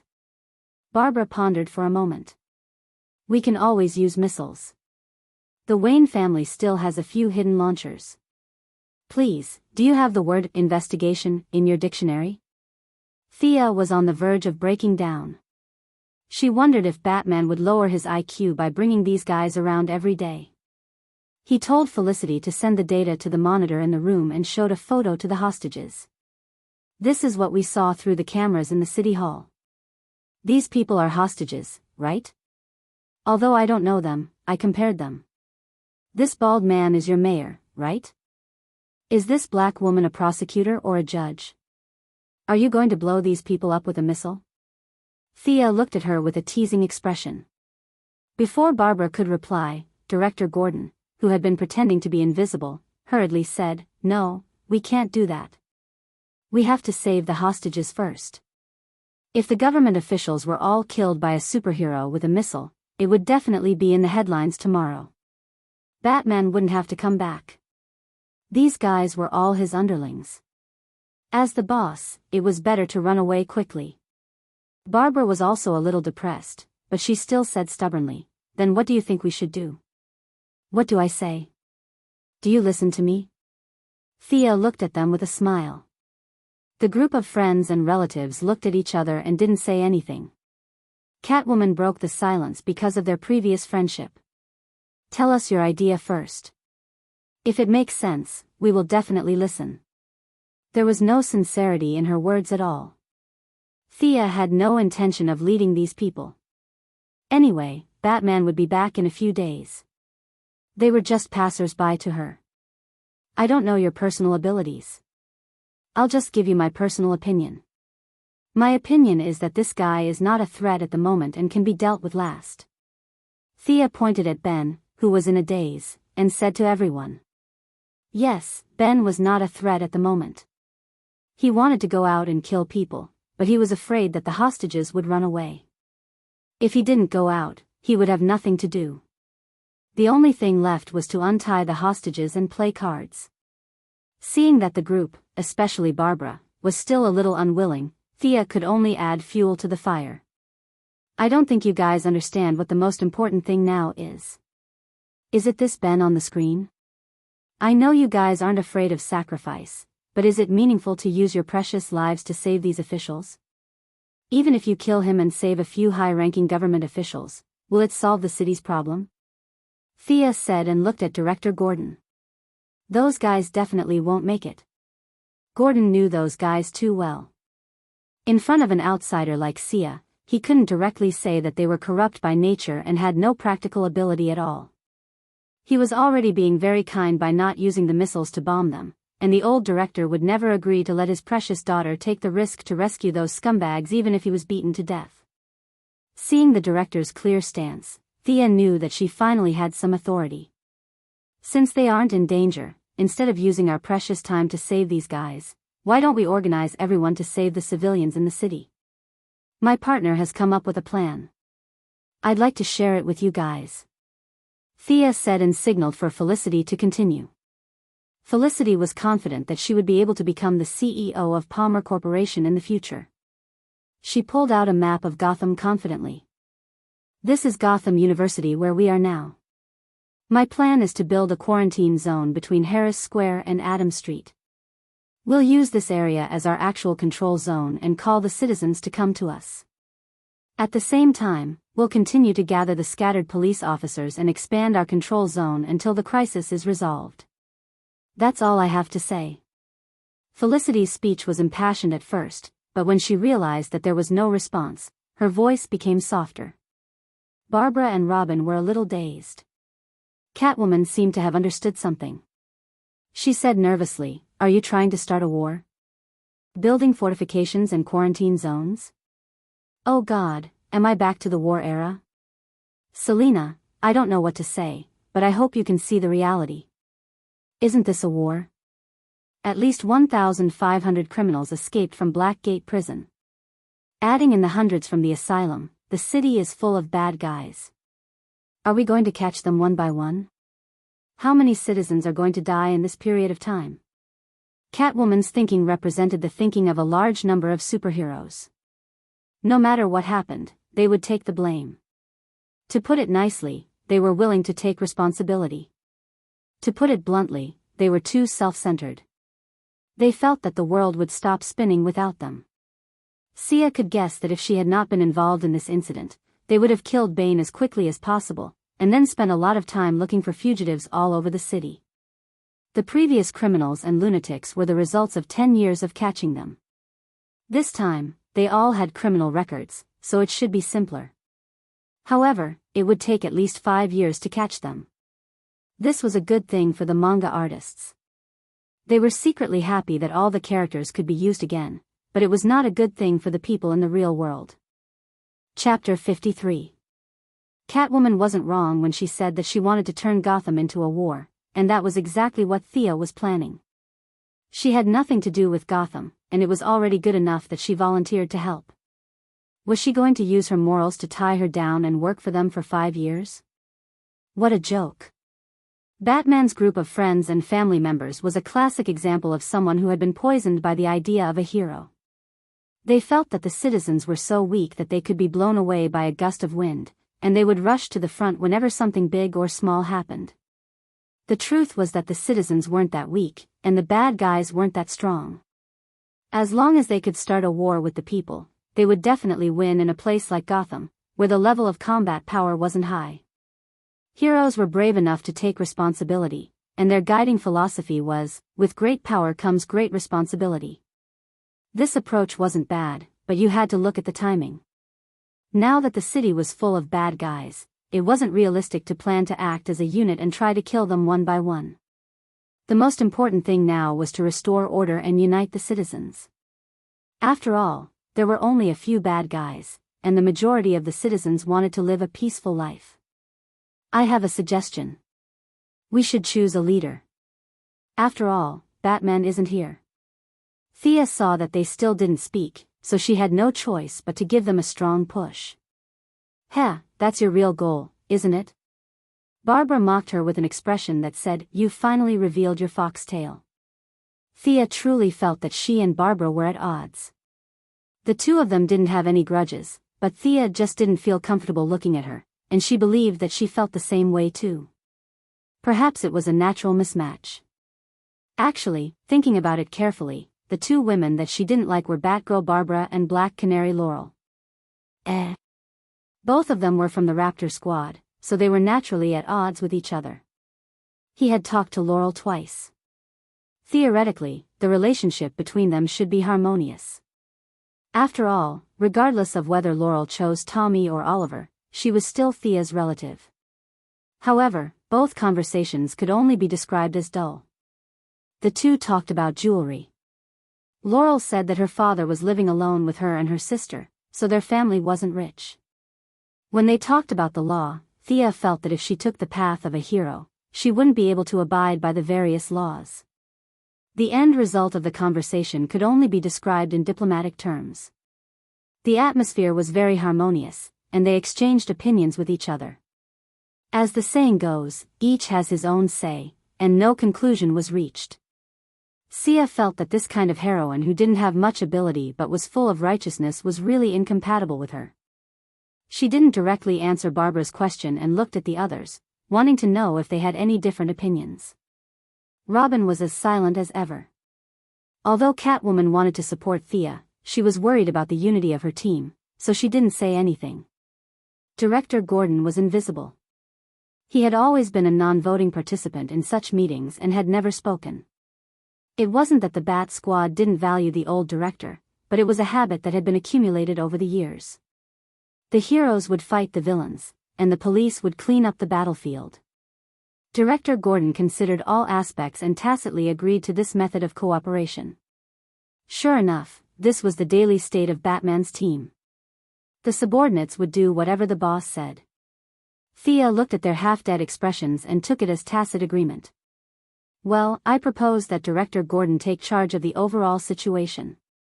At the same time, the few of us will form a small team and be directly under the old director's leadership. What do you think? Thea said as she looked around at the crowd, deliberately admiring their expressions. Barbara's expression was the most interesting. She had been a little dizzy. When she vaguely heard Gordon's name, she thought that Thea had chosen her to be the leader.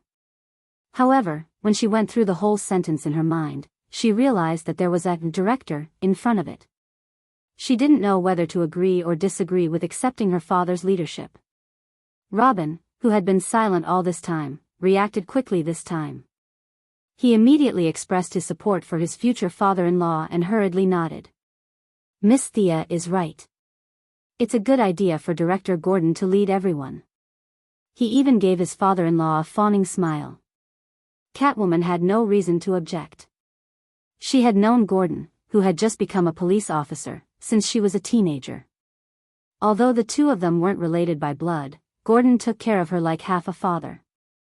If it weren't for the director's protection, she would have been arrested a long time ago for her petty thievery. Felicity also nodded to show her presence. Director Gordon didn't know what was going on. How did he suddenly go from attending the meeting to speaking on the stage? The world changed a little too quickly.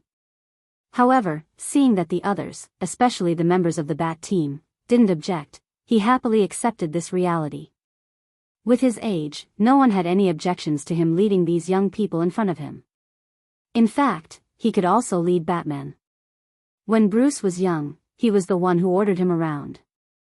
It was only after Old Master returned from his training that his master's position changed. At the end of the day, it was still about strength. Thea heaved a sigh of relief when she saw that Gordon had successfully taken over the leadership.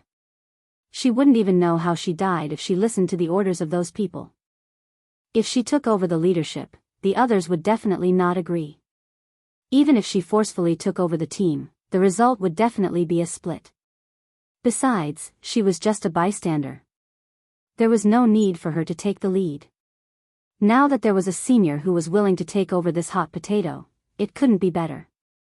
As for whether Director Gordon's life would be in danger if he attracted too much hatred, Thea felt that he had attracted hatred for more than 30 years. He didn't lose an arm or a leg, so it wouldn't be a problem even if he carried the burden for a few more days. After handing over the heavy burden, Thea relaxed and leaned back in her chair. She felt that the situation was serious on the plane.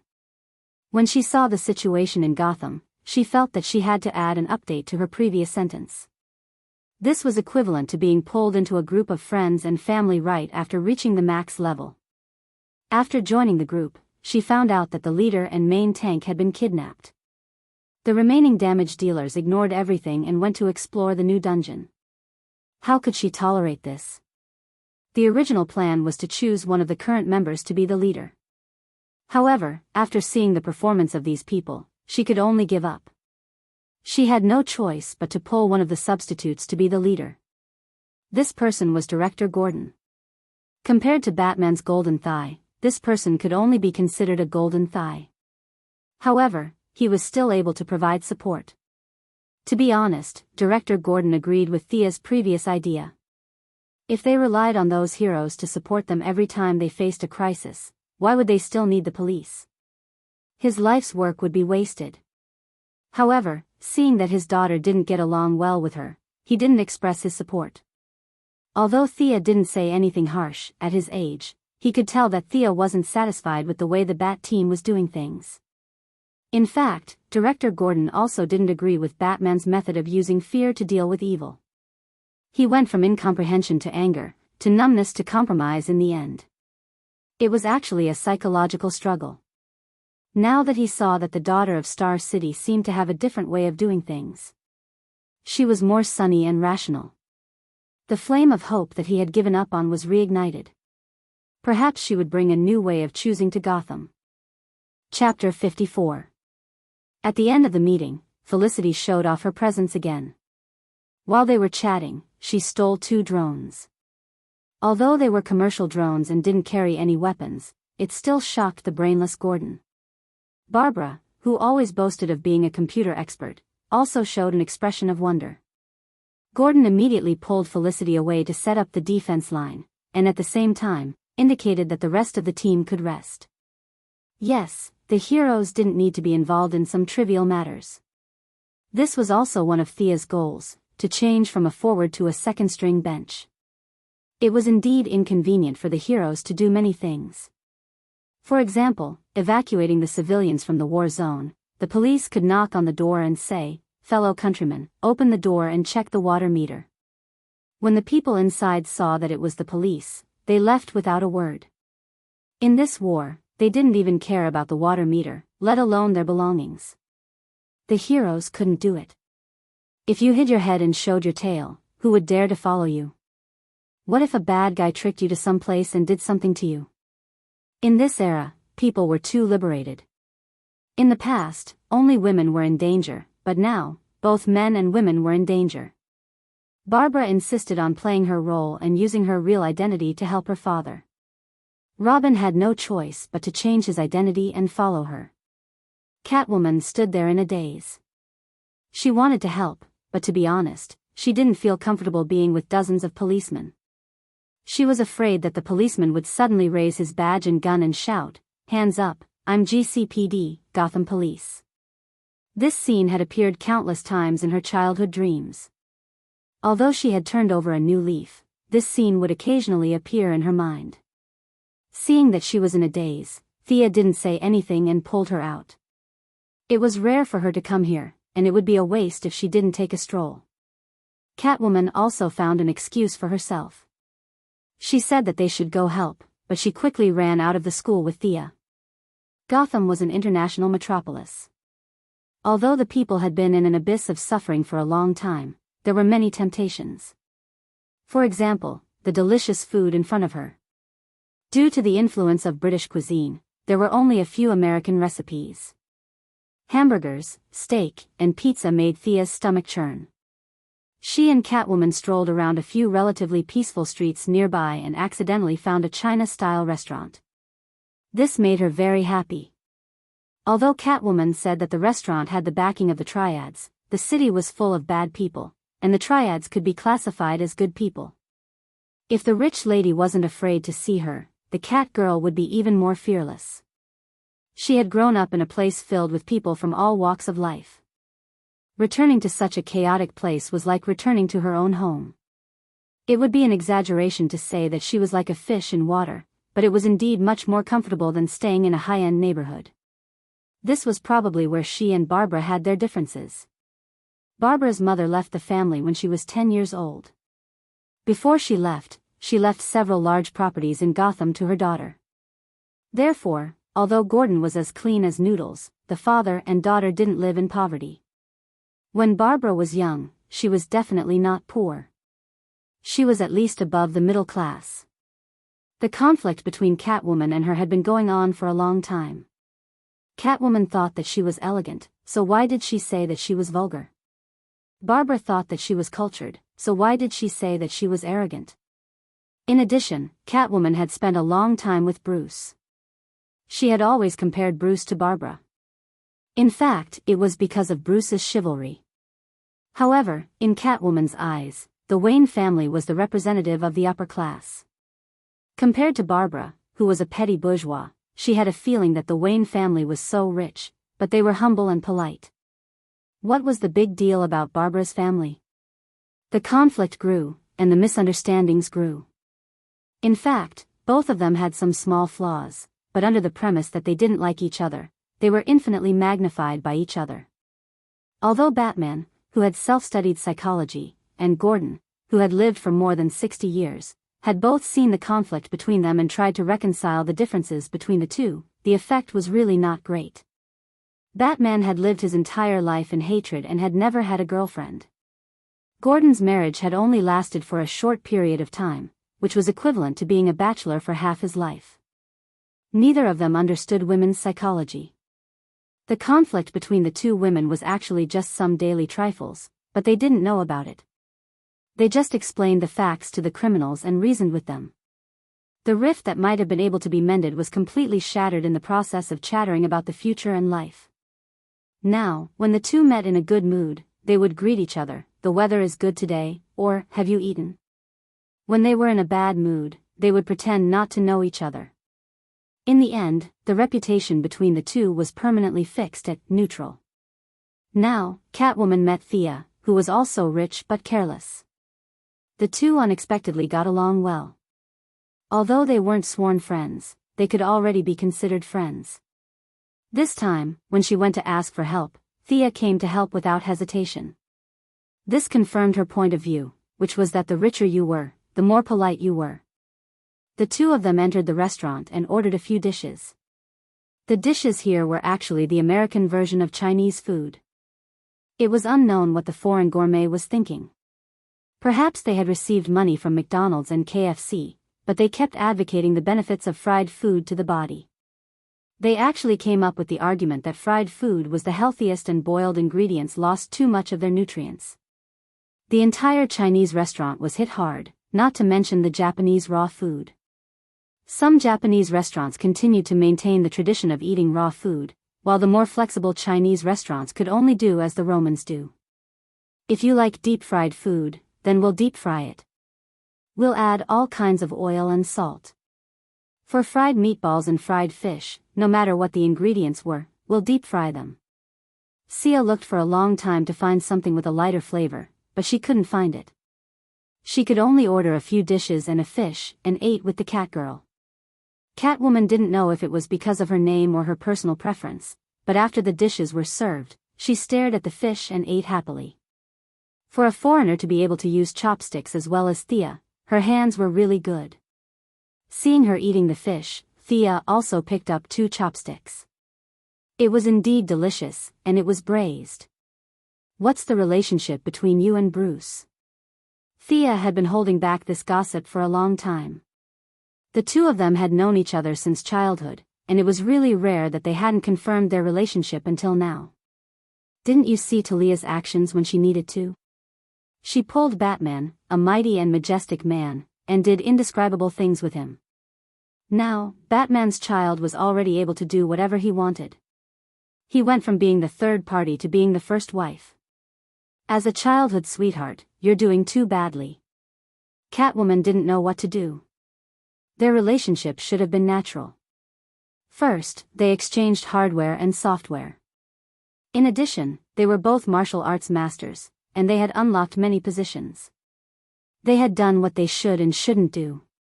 However, she still felt uneasy, especially after knowing that Batman actually had a son. This uneasiness became a breakthrough point, and the contradiction between the two became more and more obvious. Chapter 55.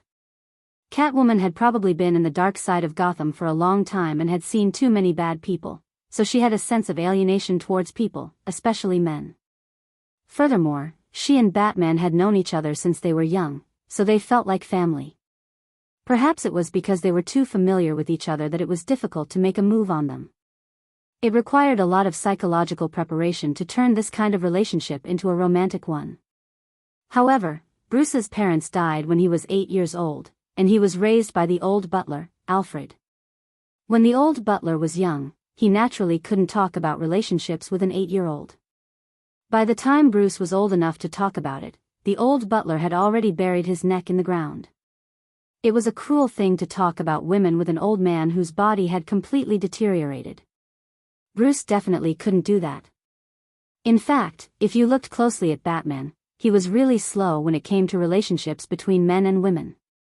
He wasn't like Oliver, who became a hero after 20 years. His brain was filled with revenge since he was young, and when he grew up, he had to save the city and scare criminals. He was so busy every day that he didn't have the time to think about how to deal with women. Furthermore, there were only a few men around him, so he didn't know who to talk to. Alfred was the first to give up at his age. Robin had always treated him as a teacher, so he couldn't bring himself to talk about women with his disciple.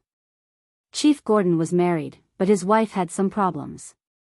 She had been struggling with the question of whether she liked the opposite sex or the same sex all her life. She had left her husband and daughter early on.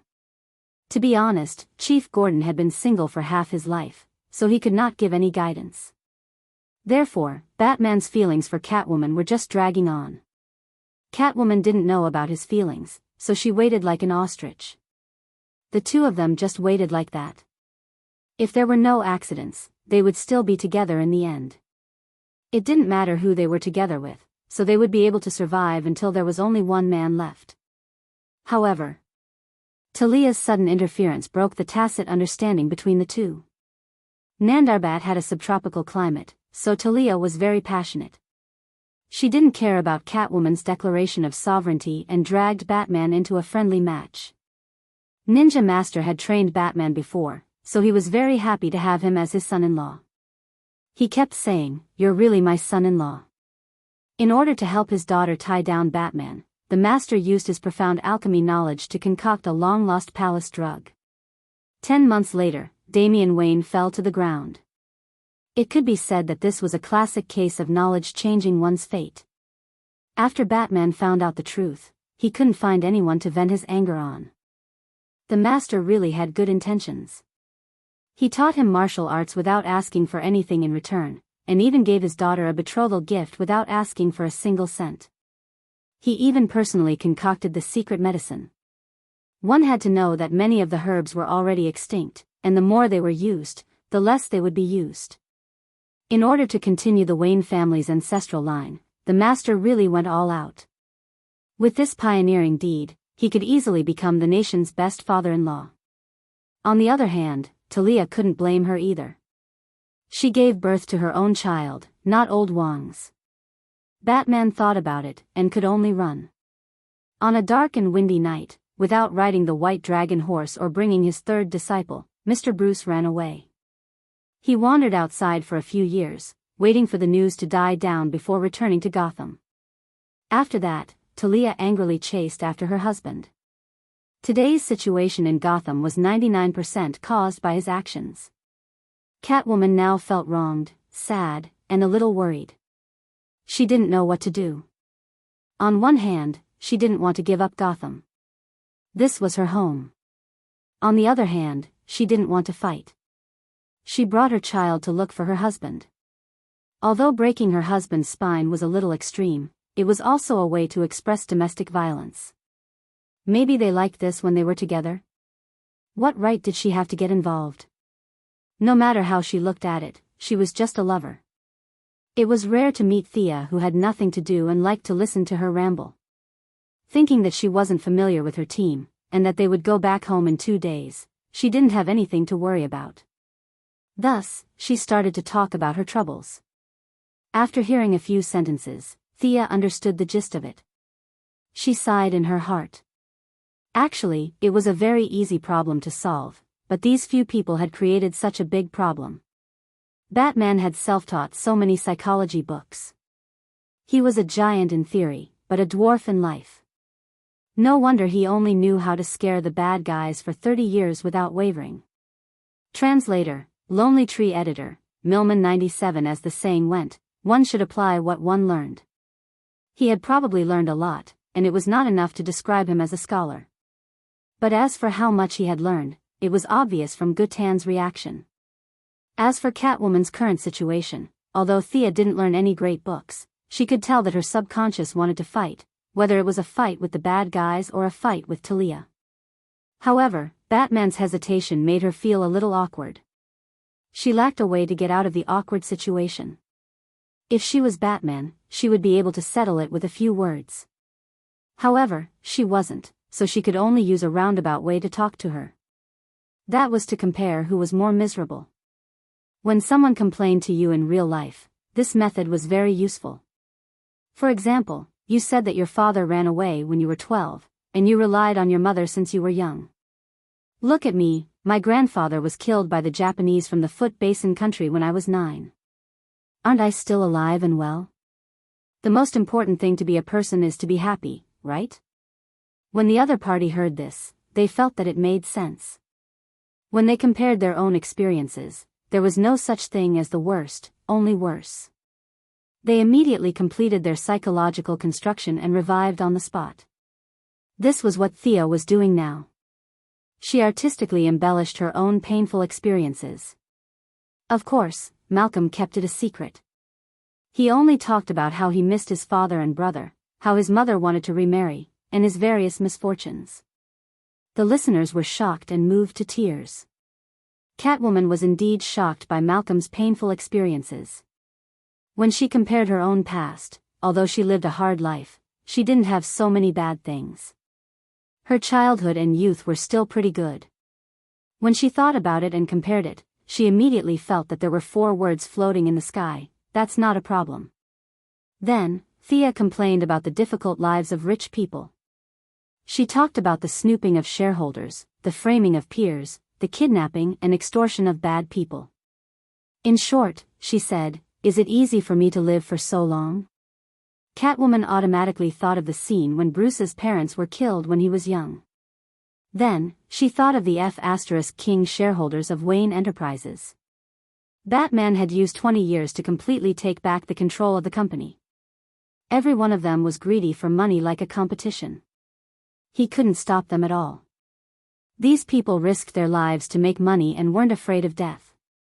As Thea spoke more and more enthusiastically, Catwoman could only sigh. Sure enough, the lives of the rich were also full of misfortunes. They were indeed much more burdened than ordinary people like her. Chapter 56. The more Thea and Catwoman talked, the happier they got. They compared their life paths and found that they were surprisingly compatible. Thea suggested that she increase the intensity of her and Batman's love life. After all, they had known each other for so many years. She knew what he looked like, and he knew her depth. What was there to be afraid of? Just chase after him. It was too easy for a girl to chase after a guy. Speaking of which, it was quite strange. Gotham was a place where money was good but not people. Perhaps it was a feng shui problem, but every couple that was about to succeed would break up in the end. For example, Batman and Catwoman, Gordon and Barbara's mother, the Riddler and that girl. Every single one of them was a failure. Oh, no, other than the domineering Joker, the rest were all broken up. Perhaps the feng shui of this place couldn't withstand the Joker's madness. Oh right, have you guys dated before? Thea was doubtful that the serious Master Bruce knew that men and women needed to go on dates to be together. Just once. Catwoman was a little embarrassed as she spoke. She lowered her head and looked at her. It was that time when we went to Star City. All right, so this date of yours is just going to cause a ruckus at my place? So this was Gotham's way of expressing romance? It was quite unique. Don't you guys give each other gifts? Yes, my gloves and long whip were all given by him.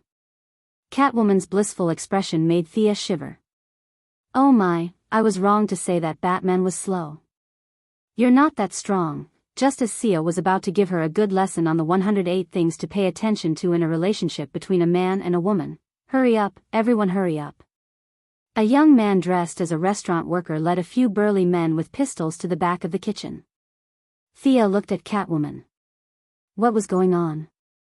No matter how he looked at it, these men didn't look like they were going to wash the dishes in the back because they couldn't afford to pay. Could it be that they were going to use their guns to reason with the restaurant owner? Catwoman ignored Thea's surprised look. She took a bite of the fish and said slowly, they are probably collecting protection fees. It's nothing to be surprised about. Just get used to it. When in Rome, do as the Romans do. Listening to the gunshots inside, he looked around and saw that the diners all looked calm. They were eating and drinking as usual. Perhaps this was the custom here? With this interruption, it was difficult to continue talking about their love life. The two began to talk about Thea's skateboard. Catwoman was very considerate. She only asked about the design concept and didn't ask about the technical details. The two of them only discussed the practical aspects. To be honest, this skateboard didn't have too many technical barriers. Thea hadn't seen the data of the Green Goblin skateboard. She had just pieced together a similar skateboard based on her imagination. No one was more stupid than the other. If she could copy it, others could too. This thing couldn't be intellectual property rights. Not to mention others, with Batman's high IQ, it was easy to say that Thea and Felicity's work was as easy as flipping his hand. However, he could still make a similar skateboard after a few months of seclusion. Therefore, Thea's attitude towards Catwoman's questions was that she would tell her if she asked. If she didn't get the answer, then forget it. Just as she was drawing a sketch and talking about a few design points, a few burly men rushed into the kitchen with AKs. Thea looked at Catwoman again. Did this restaurant require an interview to wash dishes? Were these people from the previous batch of people from the same hometown? The previous batch of people felt that it was easy to earn money here, so they asked their friends to come quickly. The feline girl was also a little surprised. She unconsciously stretched her head to take a look inside. Come on, you're a feline girl, not a giraffe girl. What can you see from dozens of meters away in a wall? Realizing that she didn't see anything, Catwoman didn't look embarrassed. She elegantly lit a woman's cigarette and spread her hands at Thea, indicating that they were just like this. They had embarrassed themselves in front of the people of Star City.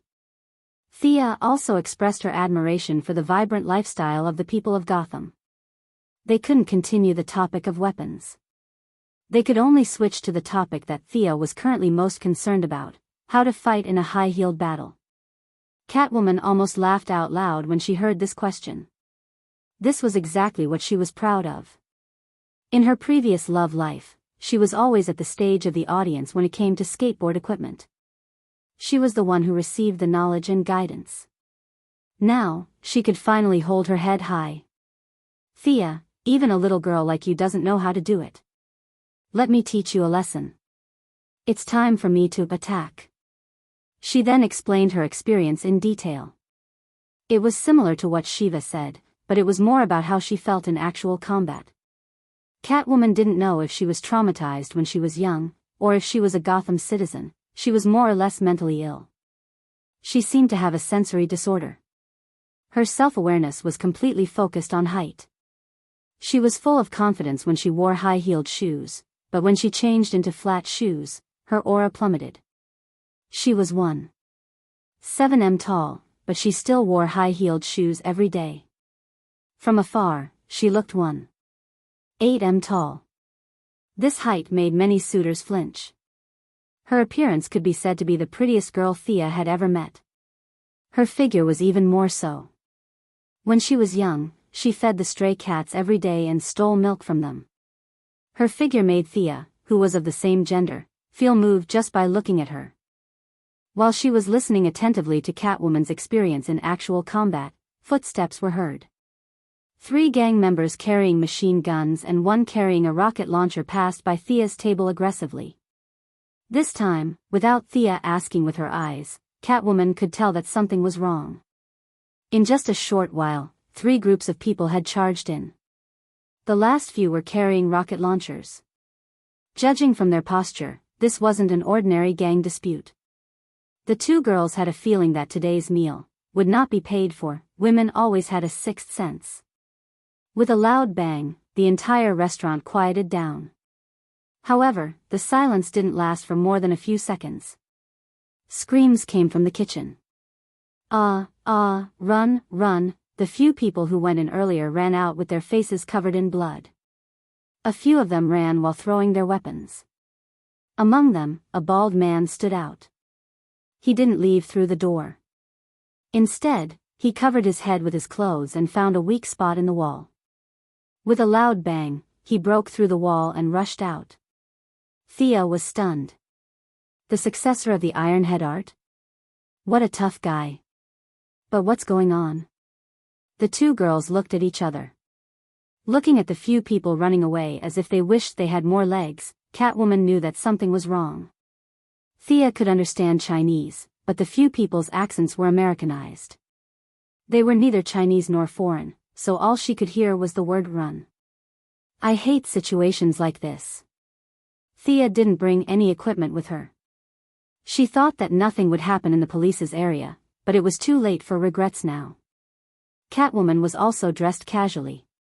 She only had a dagger with her. However, looking at the chaos around her, she didn't have any intention of performing the 72 steps of Tan Tue. Since we can't start the fight, let's just run. Catwoman pulled Thea and ran out. Chapter 57. The two ladies were both agility-type heroes. Their long legs made them look like they were flying.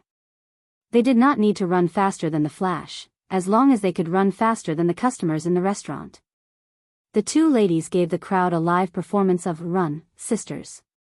After running out of the restaurant, they found an open space and joined the crowd of onlookers. Since they did not know what was going on, as the host, Catwoman could not shirk her responsibility. She was also curious. Under Thea's gaze, she found a gangster who had entered the restaurant earlier and dragged him to the corner of the wall. After a round of punches and kicks, she returned to Thea's side. It's Killer Croc. I think he jumped out from the sewers. He killed 2 people at the scene. I didn't expect him to be released. Thea didn't ask who it was. In any case, she knew that Batman's team had dealt with him before. That was easy. This meant that there was a strategy. Many villains were very powerful in the early stages, but later on, they were reduced to soy sauce and replaced by new villains. The key point here was that the heroes had a strategy. The same trick wouldn't work on Saint Seiya the second time. There was a similar setting here. Many villains had mutated abilities. The first time, they didn't understand the situation and fought fiercely, but the second time, they could easily take the opponent's head. Abilities were temporary, but technology was a lifetime. Thea was more certain of her technology enhancement path. That was it. In fact, she had no choice but to do so. She was forced to do so by the situation. If she had Kryptonian blood, she would have found a beach to sunbathe. Why would she practice martial arts? She did not have a choice.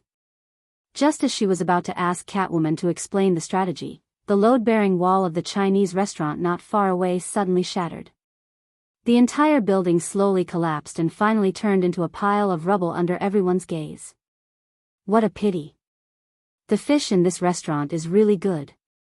Hearing Catwoman's murmur, Thea could only express her admiration for Gotham's strong mental fortitude. Let's go. Catwoman pulled Thea and walked out. Were they leaving just like that?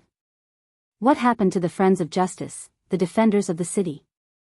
It's not good for us to just leave like this. After all, we ate a lot of food and didn't pay. We should help if we can. Can't you see that the restaurant owner has already fainted from crying in the toilet? Catwoman seemed to know her doubts and patiently explained, according to Killer Crocodile's past habits, he won't go on land when there are many people.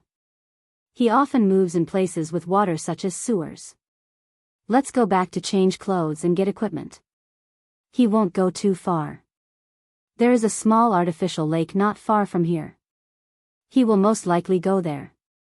Thea scratched her head when she heard that they were going to fight underwater.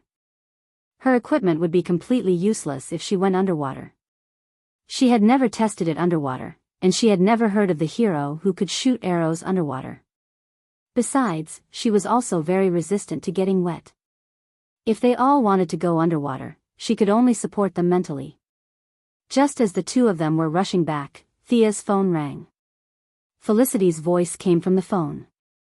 Thea, are you guys still at the scene? Listen to me, Killer Crocodile is in a man-made lake not far from you. Their naming skills are terrible. She muttered in a low voice. Robin is rushing over. Barbara is a little worried. You guys go and help him. Thea valued the taciturn Robin.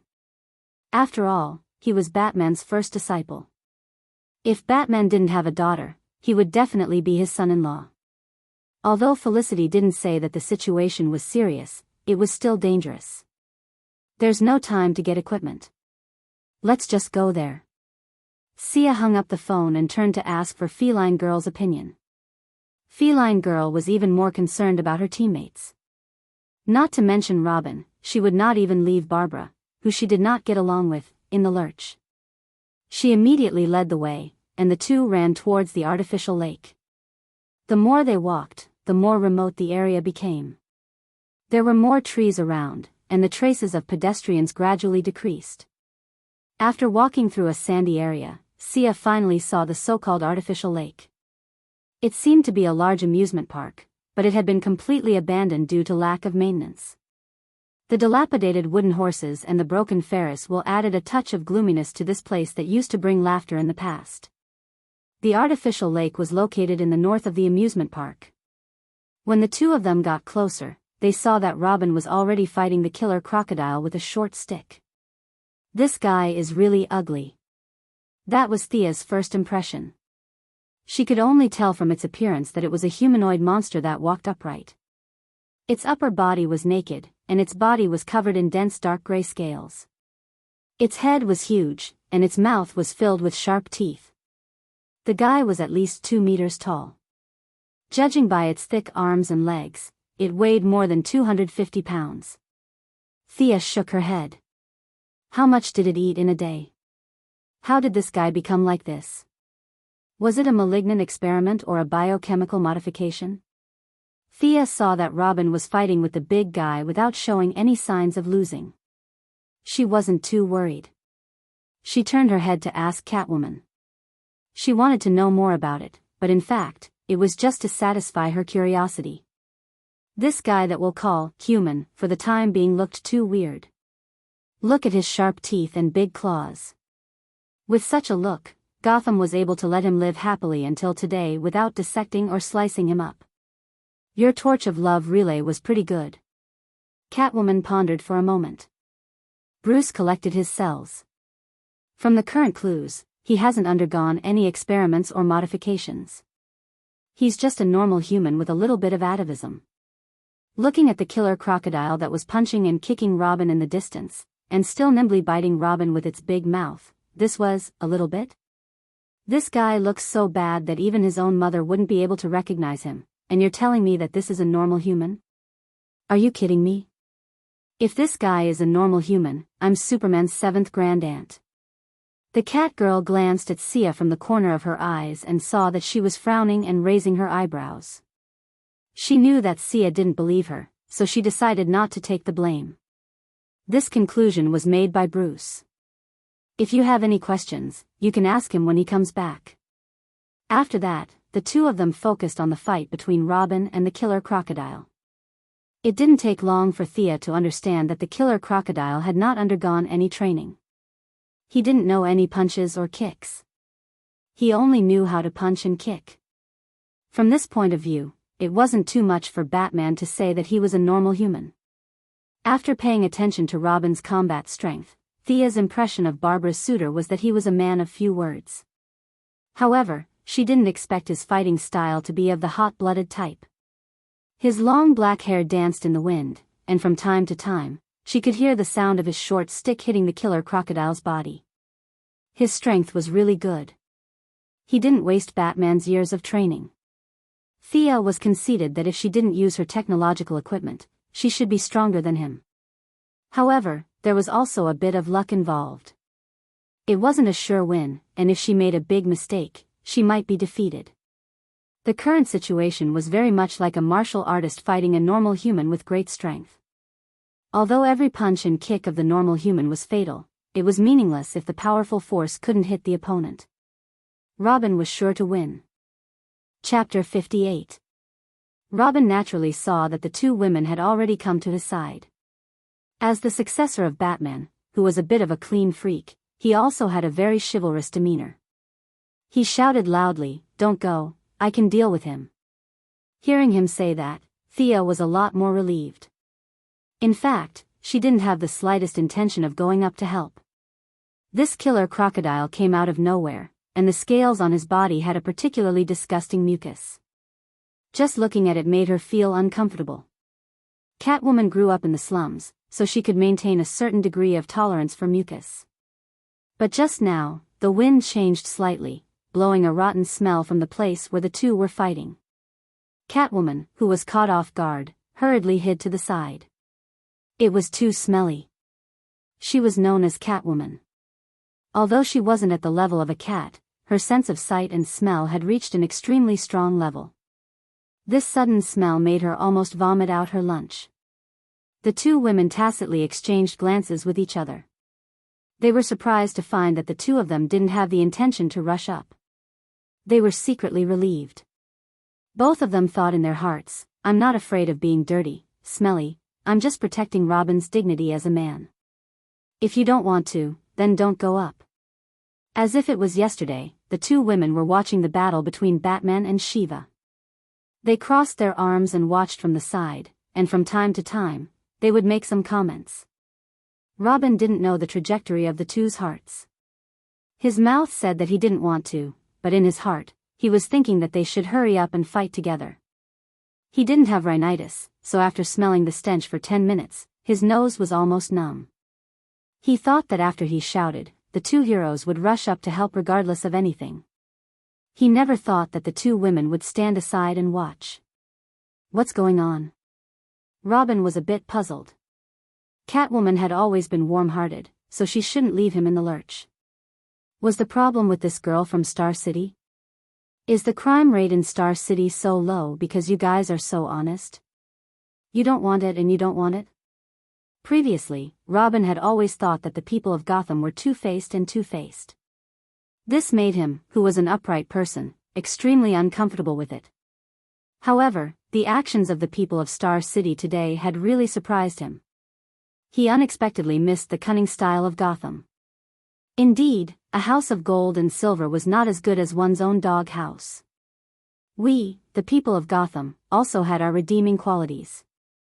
Thea didn't know that her actions had already labeled Star City as a real city. She was also thinking about how to deal with this kind of enemy, but she couldn't come up with a good idea. This might be the natural enemy of heroines. Let alone herself, even the female Superman and Wonder Woman wouldn't dare to fight him in close combat. Looking at how he was covered in mucus, every time Robin's baton hit him, it would splash a lot of indescribable things everywhere. Would Wonder Woman dare to use the lasso? Do you dare to use your treasured sword to chop me? Unless she didn't want the old one and was ready to use a new one. The best way to deal with this guy was to shoot a frost arrow from afar, freeze him into a big ice block, and then bury him deep underground. It would be safe and would prevent him from polluting the air. The mucus on his body might even promote the growth of plants. The more Thea thought about it, the more disgusted she felt. While her imagination was running wild, the outcome of the battle had already been decided. Robin used a Sambo joint technique to break Killer Croc's left hand, or should it be called left claw. Following that, he put away his baton and threw the enemy over his shoulder, but he misjudged the enemy's weight and his own strength. Only half of the shoulder throw was completed. It was thrown out, but the force was almost non-existent. Killer Crocodile didn't seize the opportunity to attack. Instead, it jumped into the lake. It was unknown whether Killer Crocodile was afraid of being beaten or he was naturally timid. When he swam to the center of the lake, he popped his head out of the water to provoke Robin. Perhaps his vocal cords had deteriorated, but the sound coming out of his mouth didn't sound like a human's voice, but some kind of incomprehensible roar. It wasn't appropriate for the two women to continue watching, so they quickly walked towards Robin. However, after taking a few steps, they stopped at the same time. There was no other way. Robin's body was now full of smell, especially after the last shoulder throw. He was stained with a lot of messy things. The originally black and red skin-tight clothes were now covered in patches of white and green mucus. Needless to say, it was disgusting. Thea made an inviting gesture to Catwoman, which meant that she didn't know him well, and that she was his teammate, so she should go up and talk to him. At the same time, she thought mischievously, Robin, if you don't shower 8 times when you go back home, Barbara won't let you enter the house. Catwoman couldn't blame Thea for her lack of loyalty. This was her teammate, and it was indeed a little too much for her to stay away from him. She could only pinch her nose and go up to talk to him. Robin was the same as Batman. On the surface, he seemed to be tolerant of women, but in fact, he didn't know how to talk to women. Looking at him following behind Barbara every day without saying a word, it was obvious that he was a big boy who was so honest that he was almost dull.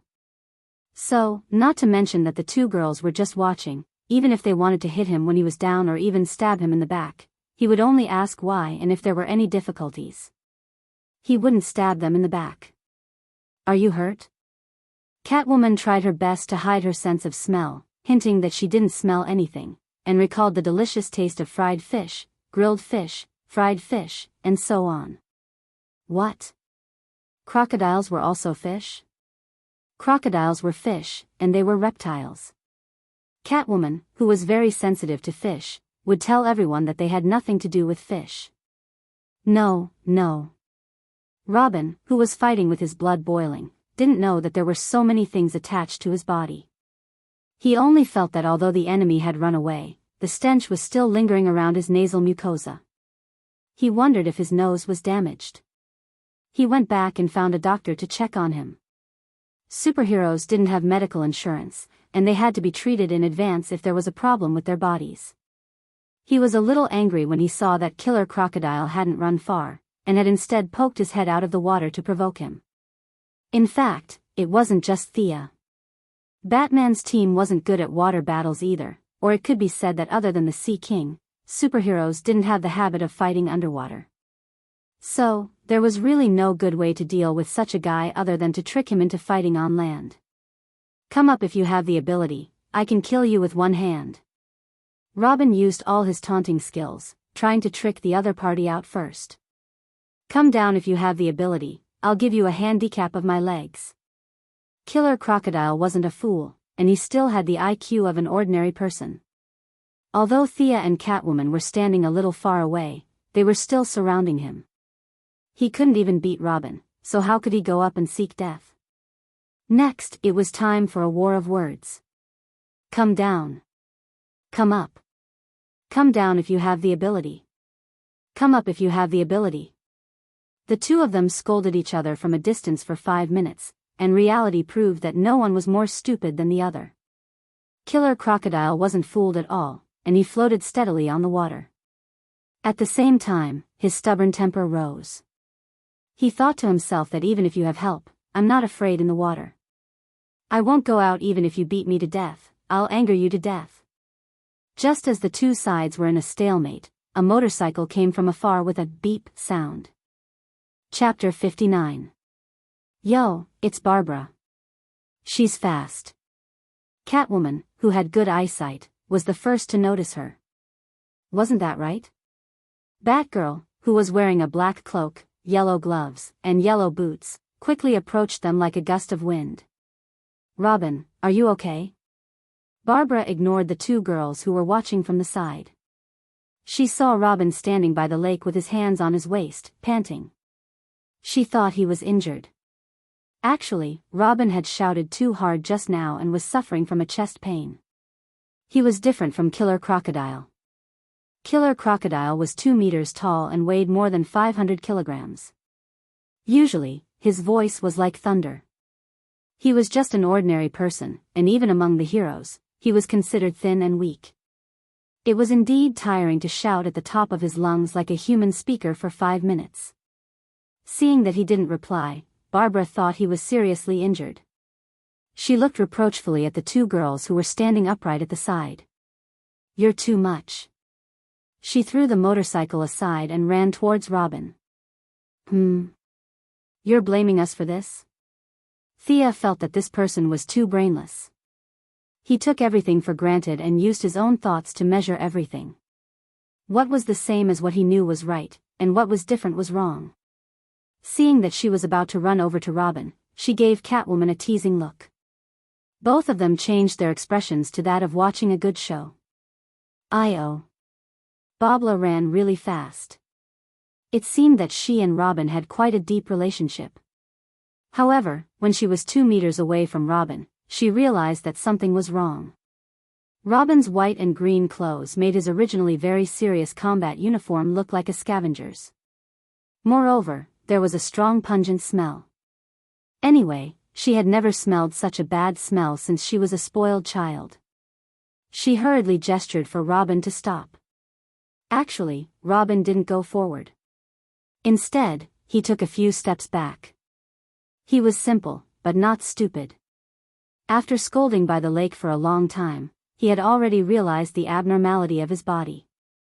If he were to give his girlfriend a hug with his broken clothes, there would only be two results. Either Barbara couldn't take it and turned into a black person, or he would be beaten until he turned into charcoal. There was no question of breaking up here. It was either you die or I die. There was no difference whether they broke up or not. Seeing that her boyfriend did not pounce on her, Babla heaved a sigh of relief.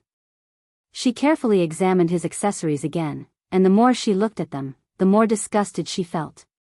She kept retreating. When she retreated until she could no longer smell the pungent odor, she found herself standing beside the two heroines. She said unhappily, "You already knew? Are you happy? Laugh if you want to." Thea chuckled. She didn't intend to give her any face at all. Once again, she fully displayed the simple and optimistic spirit of the people of Star City. "Since you agreed to let me laugh, then I'll laugh." Watching the two of them act like they were performing a stage play, it was indeed very funny. If he could recite a few more lines from Romeo and Juliet, the effect would be even better. Catwoman couldn't be so heartless. She still had to work in this team. She held back her laughter and changed the topic. "What should we do next?" Yes, what should he do next? The five-man team was all present. Although there were no cameras here, Thea saw a drone hovering above their heads. Felicity automatically stood in the mascot position and cheered for everyone. However, the four of us are all damage dealers, and we are all agility-type damage dealers. Against a boss with thick HP, this team composition is terrible. Of course, two of us didn't have any equipment. How are we supposed to fight like this? Let's just retreat. Babla didn't know what Thea was thinking. She asked politely, "Miss Thea, do you have any suggestions?" No. Thea had only been in Gotham for a short period of time. Even the names of the monsters were told to her by Catwoman. When she thought of Catwoman, she naturally thought of the question she had asked before. "How did you guys catch this guy in the past? Didn't he have this powerful stench aura when you guys caught him the last time? Or is this a new skill that he learned recently? Or did he come up with it to deal with you guys? If that's the case, this guy who's about to degenerate into the Cretaceous period has quite a high IQ. How did you catch him in the past?" In response to Thea's question, Babla immediately said that even though she looked mature, she was still a child. She really didn't know anything about the past. She wanted to ask the middle-aged woman beside her for more details. Catwoman thought for a while. She had no recollection of this monster. Maybe she was busy at the time and robbed the rich to help the poor. She only knew that she didn't do it. If she had seen it in the past, she would have remembered it. Seeing the two of them shaking their heads, Thea knew that things were bad. Fortunately, there was someone who seemed to know about it. She said to Babla, "Call Robin over. We'll ask him." Actually, they were not far away. They could have shouted at the top of their lungs. However, Thea was afraid that there was a secret. If they heard it, the killer crocodile in the lake would also hear it. It would be embarrassing to read the strategy in front of the boss, right? Therefore, it was best to call Robin over and ask him softly. Babla waved her hand and called Robin, who was still in a daze by the lake, over. "What's the matter?" Robin walked over, but when he was 2 meters away from them, the three women raised one hand and gestured for him to stop. He could only stand there helplessly. Babla asked the question again. "I don't know either." "Don't you know?" Robin was puzzled. If he knew, would he be in such a miserable state? He didn't even know if Babla would let him into the house tonight.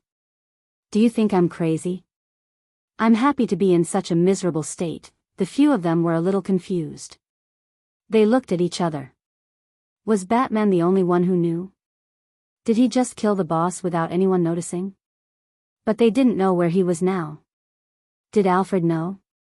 Did Director Gordon know? Thea was completely convinced by their team. "Look at Boss Batman.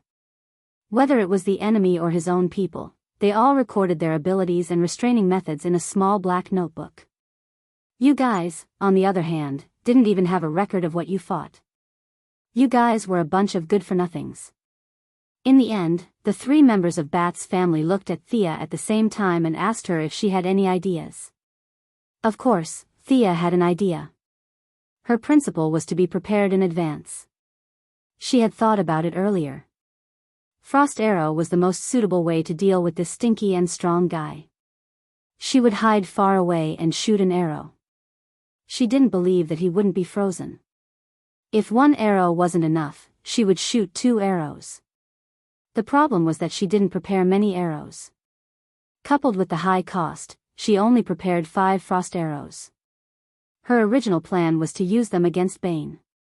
That guy had a big head and a thick neck. His arms could run horses and his fists could stand people. Perhaps his only weakness was his slow speed. If she limited his speed, he would be knocked down by a wave of ranged attacks no matter how strong he was. She could only worry about the future. She had to deal with the present first. Thea nodded. I have an idea, but I have to go back and get my equipment. You guys hold him back first. I'll be back soon. She picked up the motorcycle that Babla had ridden earlier and drove out. Chapter 60. Bring me along. Catwoman saw that she was going back and jumped onto the motorcycle as well. She did not bring any equipment with her and only had a dagger on her. That dagger might be a little lethal against normal people, but it could only be used as a toothpick against that atavistic crocodile. We'll be back soon. You guys hold him back first. Thea said as she stepped on the gas and the motorcycle sped away. Easy for you to say, but how are we supposed to hold him back? The remaining 2 looked at each other lovingly. Barbara pointed at the center of the lake and said, continue scolding him. Don't stop. Robin wanted to say, why don't you scold him instead? Scold him? I've been yelling at the top of my lungs for almost 10 minutes. Although it's a form of scolding, which is a form of mutual harm, she can take a sip of the water to soothe her throat. My throat is almost smoking. However, looking at Barbara's indisputable eyes, he could only accept this difficult task with pain and joy. He would listen to his girlfriend and do whatever she told him to do. Although it would ruin his image as an honest and courteous young gentleman if he spouted vulgarities in front of his sweetheart, there were only the 2 of them here. He could not let Barbara scold him personally. A man should be more ruthless to himself. Come on. He opened the collar of his tight-fitting combat suit. He usually did not feel like there was a problem, but after 10 minutes of yelling, he noticed it. As he continued to inhale and make sounds, the ventilation at the collar was too poor and his entire neck was covered in sweat. Babla was elated when she saw that her boyfriend had obediently stepped forward to scold her. She felt that she still had some tricks up her sleeves. Although her mother had long run away, and her close friends were infinitely close to 0, she was still self-taught in the art of taming her husband, right? But after listening for 2 minutes, she realized that something was wrong. In the past, Robin was a taciturn person who wouldn't say a word even if hit 3 times with a stick. When he spoke, he would say things like, Batman is right or Barbara is right. Today, in just a few minutes of scolding, his words were tricky and vicious. It was really an eye-opener. What's more, he didn't repeat a single one of his vicious sentences. How was this possible? Barbara's gaze became even sharper. Could it be that he had found a little vixen behind her back? At the thought that he might be having an affair, Barbara couldn't care less about Robin's strong aura. She grabbed his collar and asked, Who taught you these words? Where is she? As long as Robin mentioned a location in the next second, she would immediately rush over. She would push aside the future of the people of Gotham. If she wasn't happy, what was the use of the happiness of the people of Gotham? Ah, who taught you that? Oh, it's Miss Smokey. Robin was stunned by the question. He didn't understand what she meant. He racked his brain but still couldn't figure out the logical relationship. He could only answer honestly. After that, he pointed to the headset he was wearing. Felicity.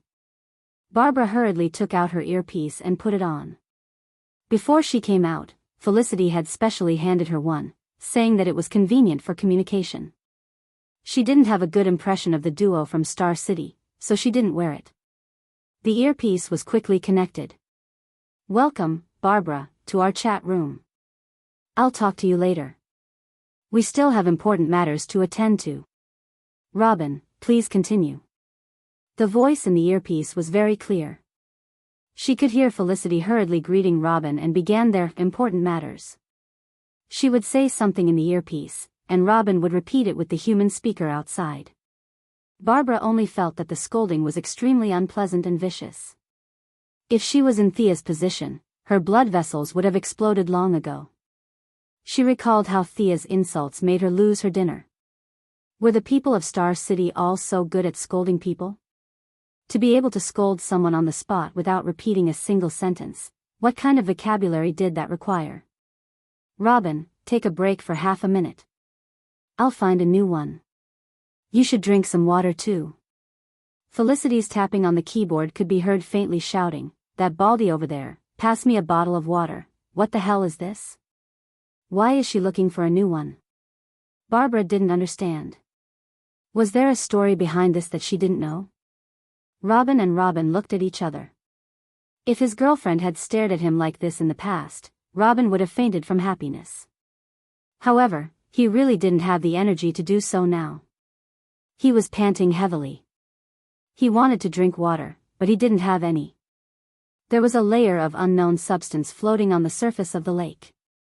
Killer Croc had a strong digestive system, so he could drink it, but he couldn't. He licked his lips and tried to think of something to quench his thirst. I'm back.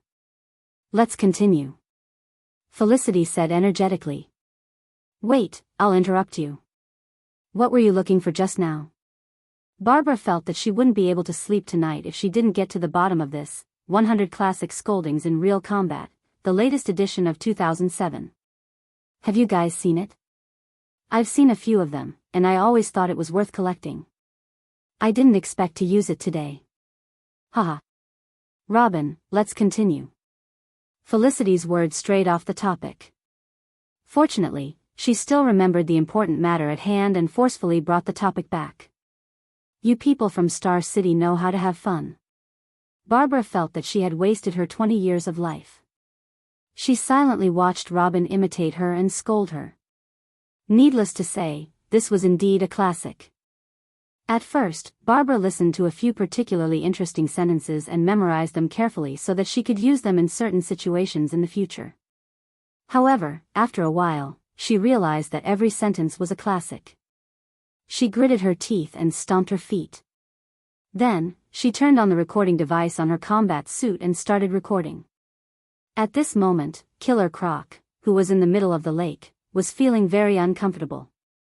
When Robin first started scolding, he didn't take it seriously. He only wanted these annoying people to leave as soon as possible so that he could get ashore and escape. This man-made lake didn't conform to the country's standards. He didn't know how much money the contractor had embezzled. This was a pure lake with only a muddy passage at the bottom. It was the one he swam from the Chinese restaurant. There must be a lot of enemies waiting to ambush him, so he couldn't go back. He swam around the bottom of the lake and couldn't find any other way out. However, he didn't despair. He was underwater while they were on the water. So be it. There was food and drink underwater. Who's afraid of who? As he pondered, he caught a small fish that swam past him and ate it in a few bites. He sneered at the people on the shore. When Sia left with the feline girl, he was happy for a while, thinking that these guys were going to retreat. But soon, he found that the young man who had thrown him to the ground had come to the lakeside again and was cursing at him with his cheeks puffed up. These people are really stupid. Are they trying to use such a low-level method to provoke me? Although my body has grown bigger, my brain is still smart. I'm a famous detective. No, I'm me. I'm a firework with a different color. He caught another fish and ate it slowly. Looking at Robin on the shore, Killer Croc was too lazy to come out and scold him. He would just treat it as a stand-up comedy for him. However, the more he listened, the more he felt that something was wrong. It was because Killer Croc's scolding was too harsh. In a short period of time, the names of countless relatives had come out from Killer Croc's mouth. His immediate relatives had already been mentioned. Now, he was even talking about his grandfather's grandfather's generation. Chapter 61. Killer Crocodile wanted to retort, but he remembered that he was abandoned when he was young and had to hide in the sewers every day. He was not like the 4 little turtles next door who had a grandpa who turned into a rat.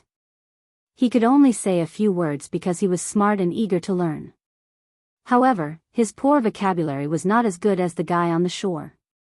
Fortunately, the target of his atavism was crocodiles. These reptiles were naturally cold-blooded, which meant that their blood circulation was slower and they were not easily angered. Furthermore, Robin's brain was somewhat damaged after the mutation. Robin's scolding was a little too sophisticated. Many of his jokes needed to be repeated a few times to understand the meaning. Killer Crocodile was unable to understand the old ones and new ones popped up. Hey, Barbara, Thea, and the others will enter the battlefield in a minute. We have to lure him out. I'll open a channel for you. Join in and scold him, Felicity said hurriedly through the earpiece. I have to join in and scold him? Barbara found it a little hard to believe. She had received higher education since she was young, and she had never done such a thing before. She was a little nervous.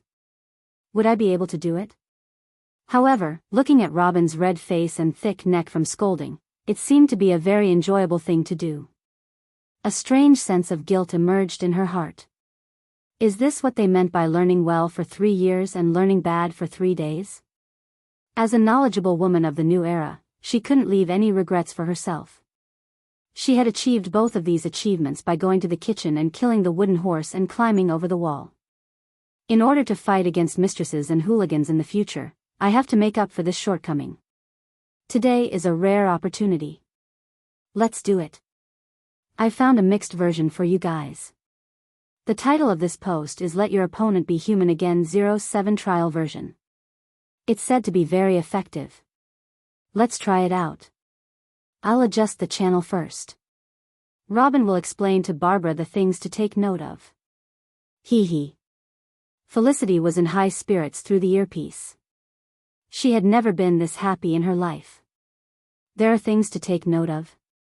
Can't you just shout at the top of your lungs? Barbara was a little confused. Robin was afraid that she would be suffocated, so he stood 3 meters away and said seriously, Dear, you have to pay attention to a few things. First, you have to inhale from your lower abdomen and transmit the sound to your vocal cords through your chest. At this time, you have to be careful not to release the sound all at once. You have to do it step by step. Let me show you. Without waiting for Babla's response, Robin stood with his head held high and his chest puffed out. Like a singer practicing his voice, he performed a few standard vocal movements with perfect articulation. She felt pretty good after singing, and even gave Barbara a thumbs up with a hint of encouragement in her eyes, implying that she should give it a try too. Actually, Robin was getting a little carried away. Although he was usually quiet, that was because he was brought out by Batman. Master Bruce had never smiled ever since his parents died. If you saw him grinning from ear to ear, it meant that he was definitely under the Joker's control. Everyone could restart the Holy Grail War. Ah. No, it was the Cloak War. Today, after being guided by Felicity, the young man's blood that was usually suppressed was stimulated. He felt that he was too happy to scold. Now, he was full of energy, and the haze of the past was swept away. Looking at her boyfriend who was full of sunshine and fighting spirit, Babla could not help but think, is this still my Robin? My husband is not so funny. When Master Bat comes back and sees his proud disciple like this, he will be dumbfounded. Ah, I'm back. I've adjusted everything. Babla, can you hear me? It's very clear. Then, let's start. At this time, Killer Crocodile in the middle of the lake saw that not only the young man was scolding him, but also the woman beside him. Are they going to team up to scold me? Humph, my blood circulation is slow, so I'm not angry. Do you think my crocodile skin is fake? Let me tell you, the skin on my body is thick, especially the skin on my face, which is outstanding and firm." Relying on his extraordinary talent, Killer Crocodile listened in the lake calmly. However, he soon realized that this time, it was different from before. The previous scolding was just unpleasant and sarcastic, but this time, the mixed team was unexpectedly strong. Maybe it was because they were a couple, but their voices were very similar. In addition to Felicity's special arrangement, the male and female voices were a little harmonious. At first, Babla was a little uncomfortable, but soon, she used the special generation method that Robin had learned. Her high-pitched female voice and Robin's deep voice created a wonderful physical phenomenon. The sound of the mixed voice was more than one level higher, and the two's voices rippled on the surface of the lake. Toward the end of the scolding, Barbara had completely abandoned her modesty. She even used the hymns that she had learned from the choir when she was young. She would smile at Robin from time to time and throw flirtatious glances at him. Her voice changed according to her master's tone, sometimes holy and sometimes seductive. Robin looked at his lover with a face full of happiness. It was also the first time that he discovered the potential of his lover. He loved this saintess and seductive tone. He felt that no matter what her identity was or what profession she was the woman that he loved the most. Their affection for each other completely angered Killer Crocodile in the lake. As a cold-blooded creature that had been single for 30 years, he couldn't suppress his anger this time. "You two are too much. If you want to show off your love, go home and do it. Why are you hurting me like this?" His previous calmness had long been thrown to the back of his mind. There was only one thought in his mind, and that was to burn this adulterous couple to death. Killer Crocodile also forgot his original intention of hiding in the lake. In order to increase his momentum and suppress their decadent voices, he shouted, "Kill," and rushed out of the lake. This was a clip from a web novel that he had read in the sewers when he was young. It was said to be a translation from the distant Eastern world. In the book, whenever the protagonist was bullied or surrounded, he would shout, "Kill," and then his strength would increase exponentially. In fact, there was also a break, but he felt that it wasn't imposing enough, so he gave up. When he was young, he was bullied and beaten every day because of his appearance. Every time he shouted, "Kill," he would muster up the courage to resist. Over time, many people called him Killer Crocodile. This name was actually not bad, or at least that was what he thought. The two people on the shore were feeling refreshed. Batman's disappearance, Gotham's chaos, and all their troubles had disappeared. It was as if the sky had collapsed and they could use it as a blanket. If it wasn't for the wrong time, they would have used the sky as a blanket and the earth as a bed.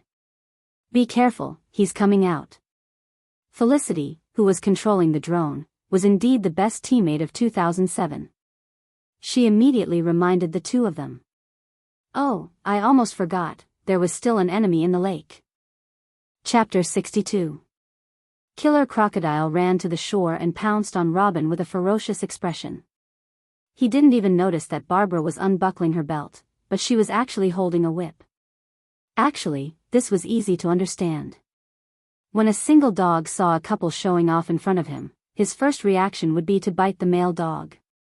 He wouldn't say that the two of them were too incompatible, so he would bite the female dog to death and then live happily with the male dog. After all, most single dogs were still males, and there might be a few females in between. There was too little data to be universal. Of course, the above-mentioned probability was not completely zero. There were still some gay and single people in life. Every single one of them was a precious breed. We must love and be tolerant. This was definitely true love.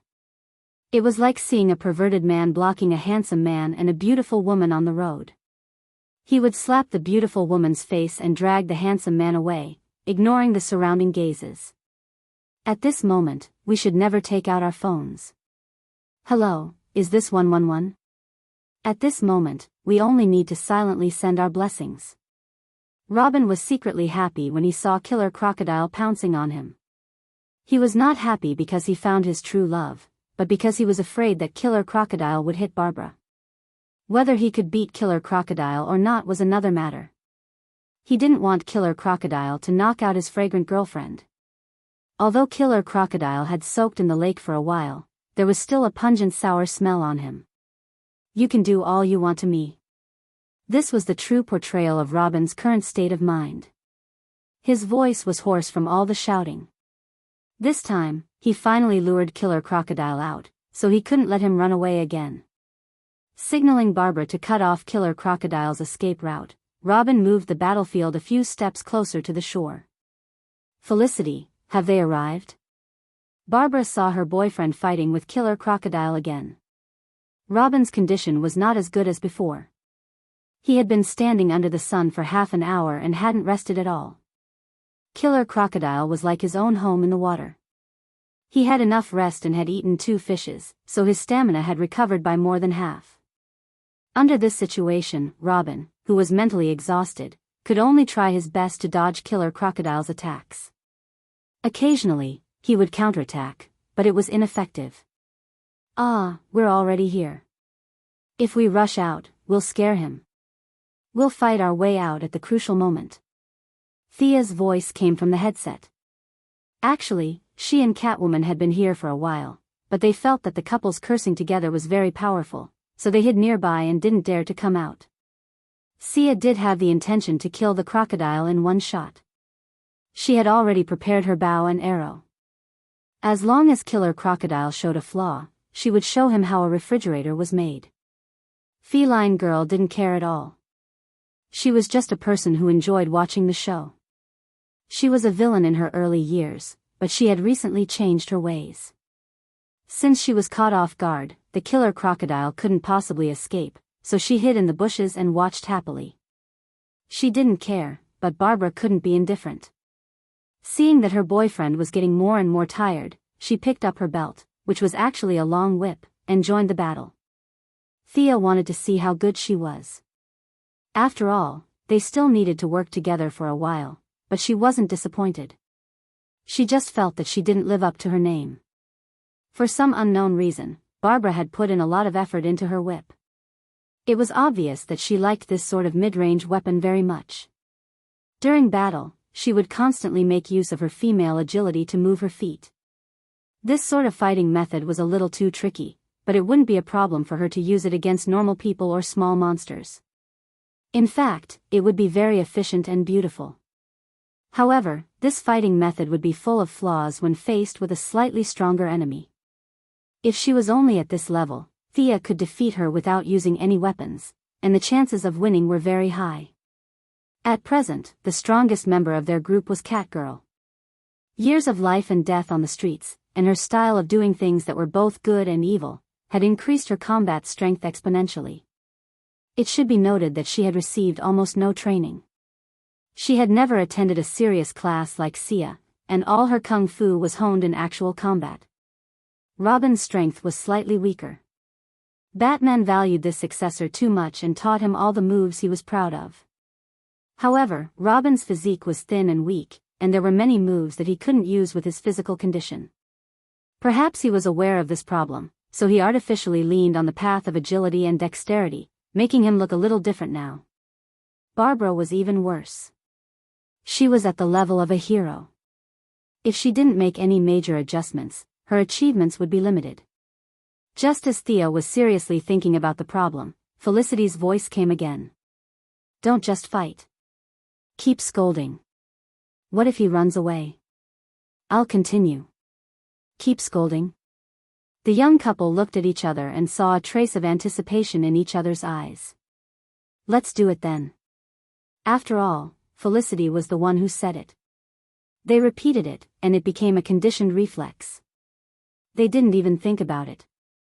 They just kept scolding and hitting each other. You stinky son of a b***tch. You're polluting us physically, so we'll deal with you with trash talk. Come on. Let's hurt each other. In fact, Killer Croc was already thinking of running away. Although he didn't have Spider-Man's spider senses, his atavism had strengthened his sixth sense. Although he only saw 2 enemies, he had a bad feeling in his heart. Just as he was about to go back to eat his fish, he saw that the couple was still scolding each other.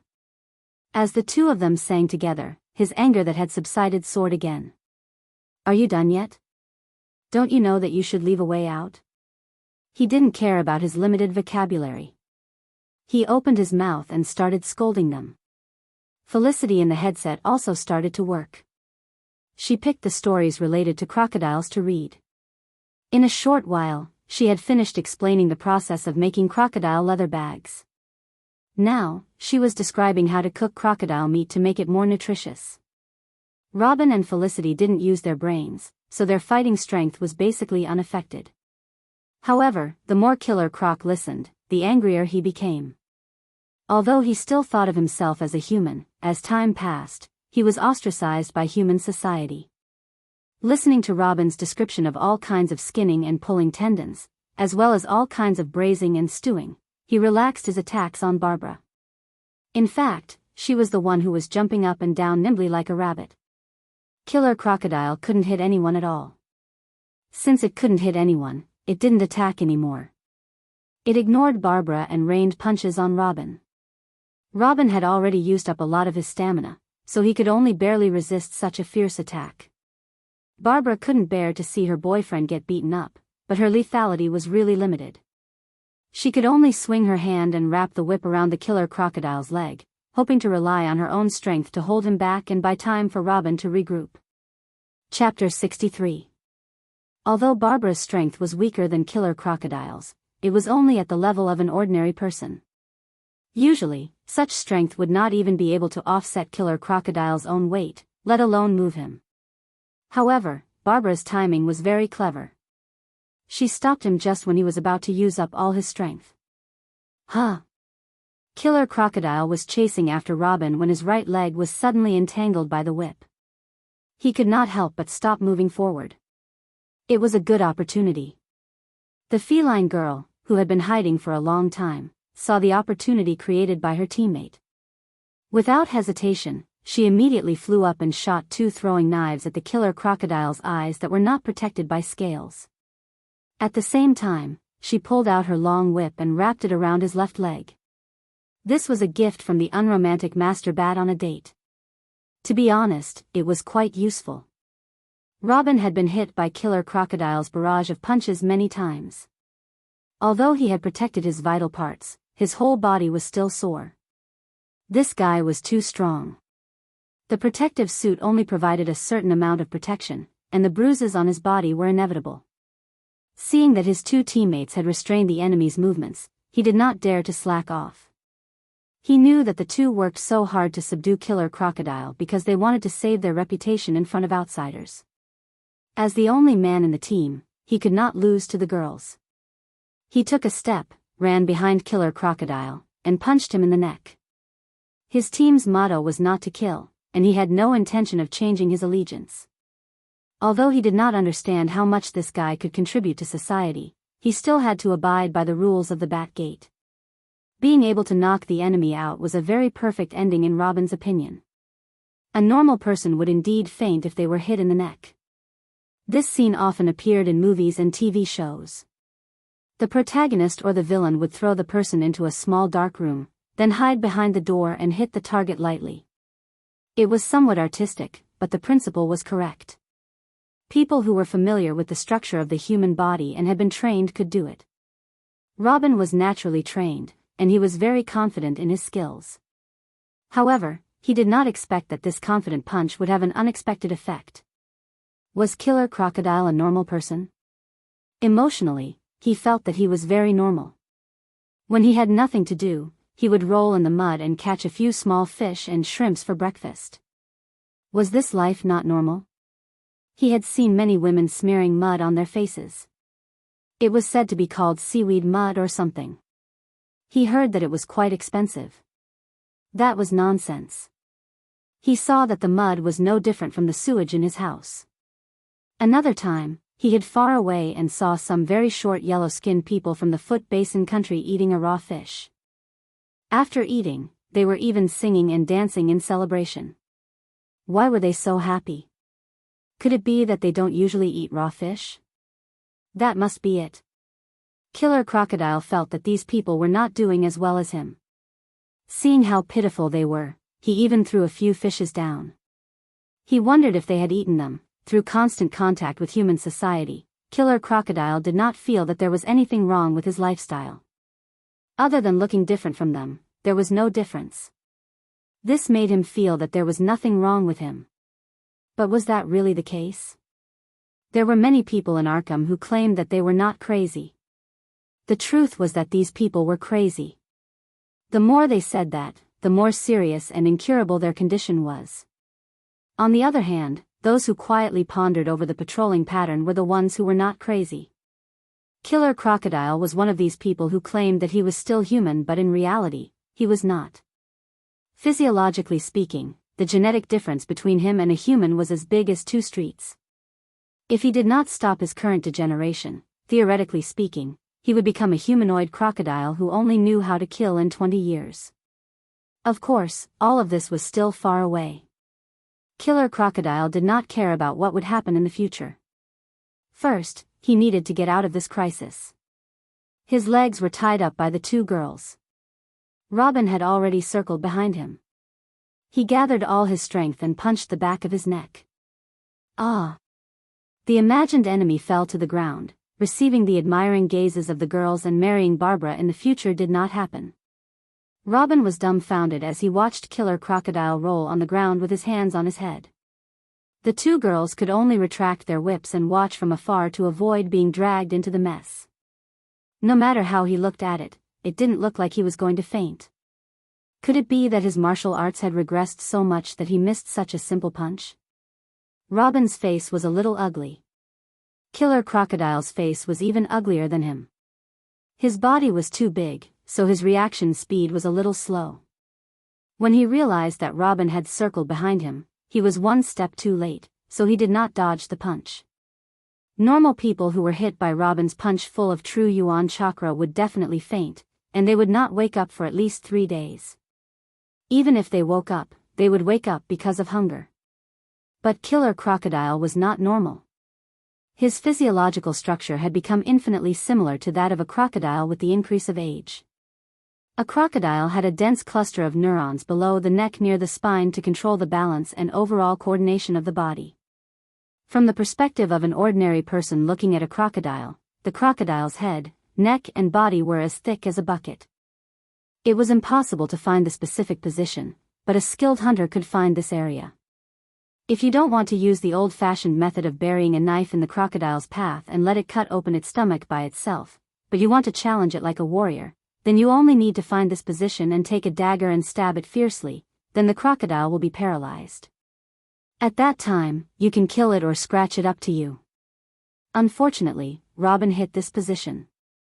If he had a knife in his hand, the battle would have been over by now, and they would have carried the trophies back to the mission. But he hit it empty-handed. Although the strength was great, the crocodile was famous for its thick skin. The lethality of this punch was not dizziness but pain. The severe pain made Killer Crocodile, who had thick nerves, a little unbearable. Regardless of the enemies around him, he held his head and rolled on the ground. Oh, this was a good opportunity. Thea saw the enemy rolling on the ground, and several of her people were stunned on the side. She knew that it was time for her to appear. She floated 10 meters in the air and controlled the skateboard to jump out like an arrow. Flying to a distance of 30 meters away from Killer Crocodile, she sniffed gently with her nose. There was no strange smell. In fact, she could shoot from a distance of 100 meters, but in order to not be so special, several of her friends and relatives were more or less stained with a mess of things. Thea held the idea of unity, so she found a relatively close distance. She took out a frost arrow, calculated the distance in advance, aimed at his calf, and shot out the arrow. She didn't want to cause any conflicts because of the death of the enemy in front of these temporary teammates who were kind to Mother Mary.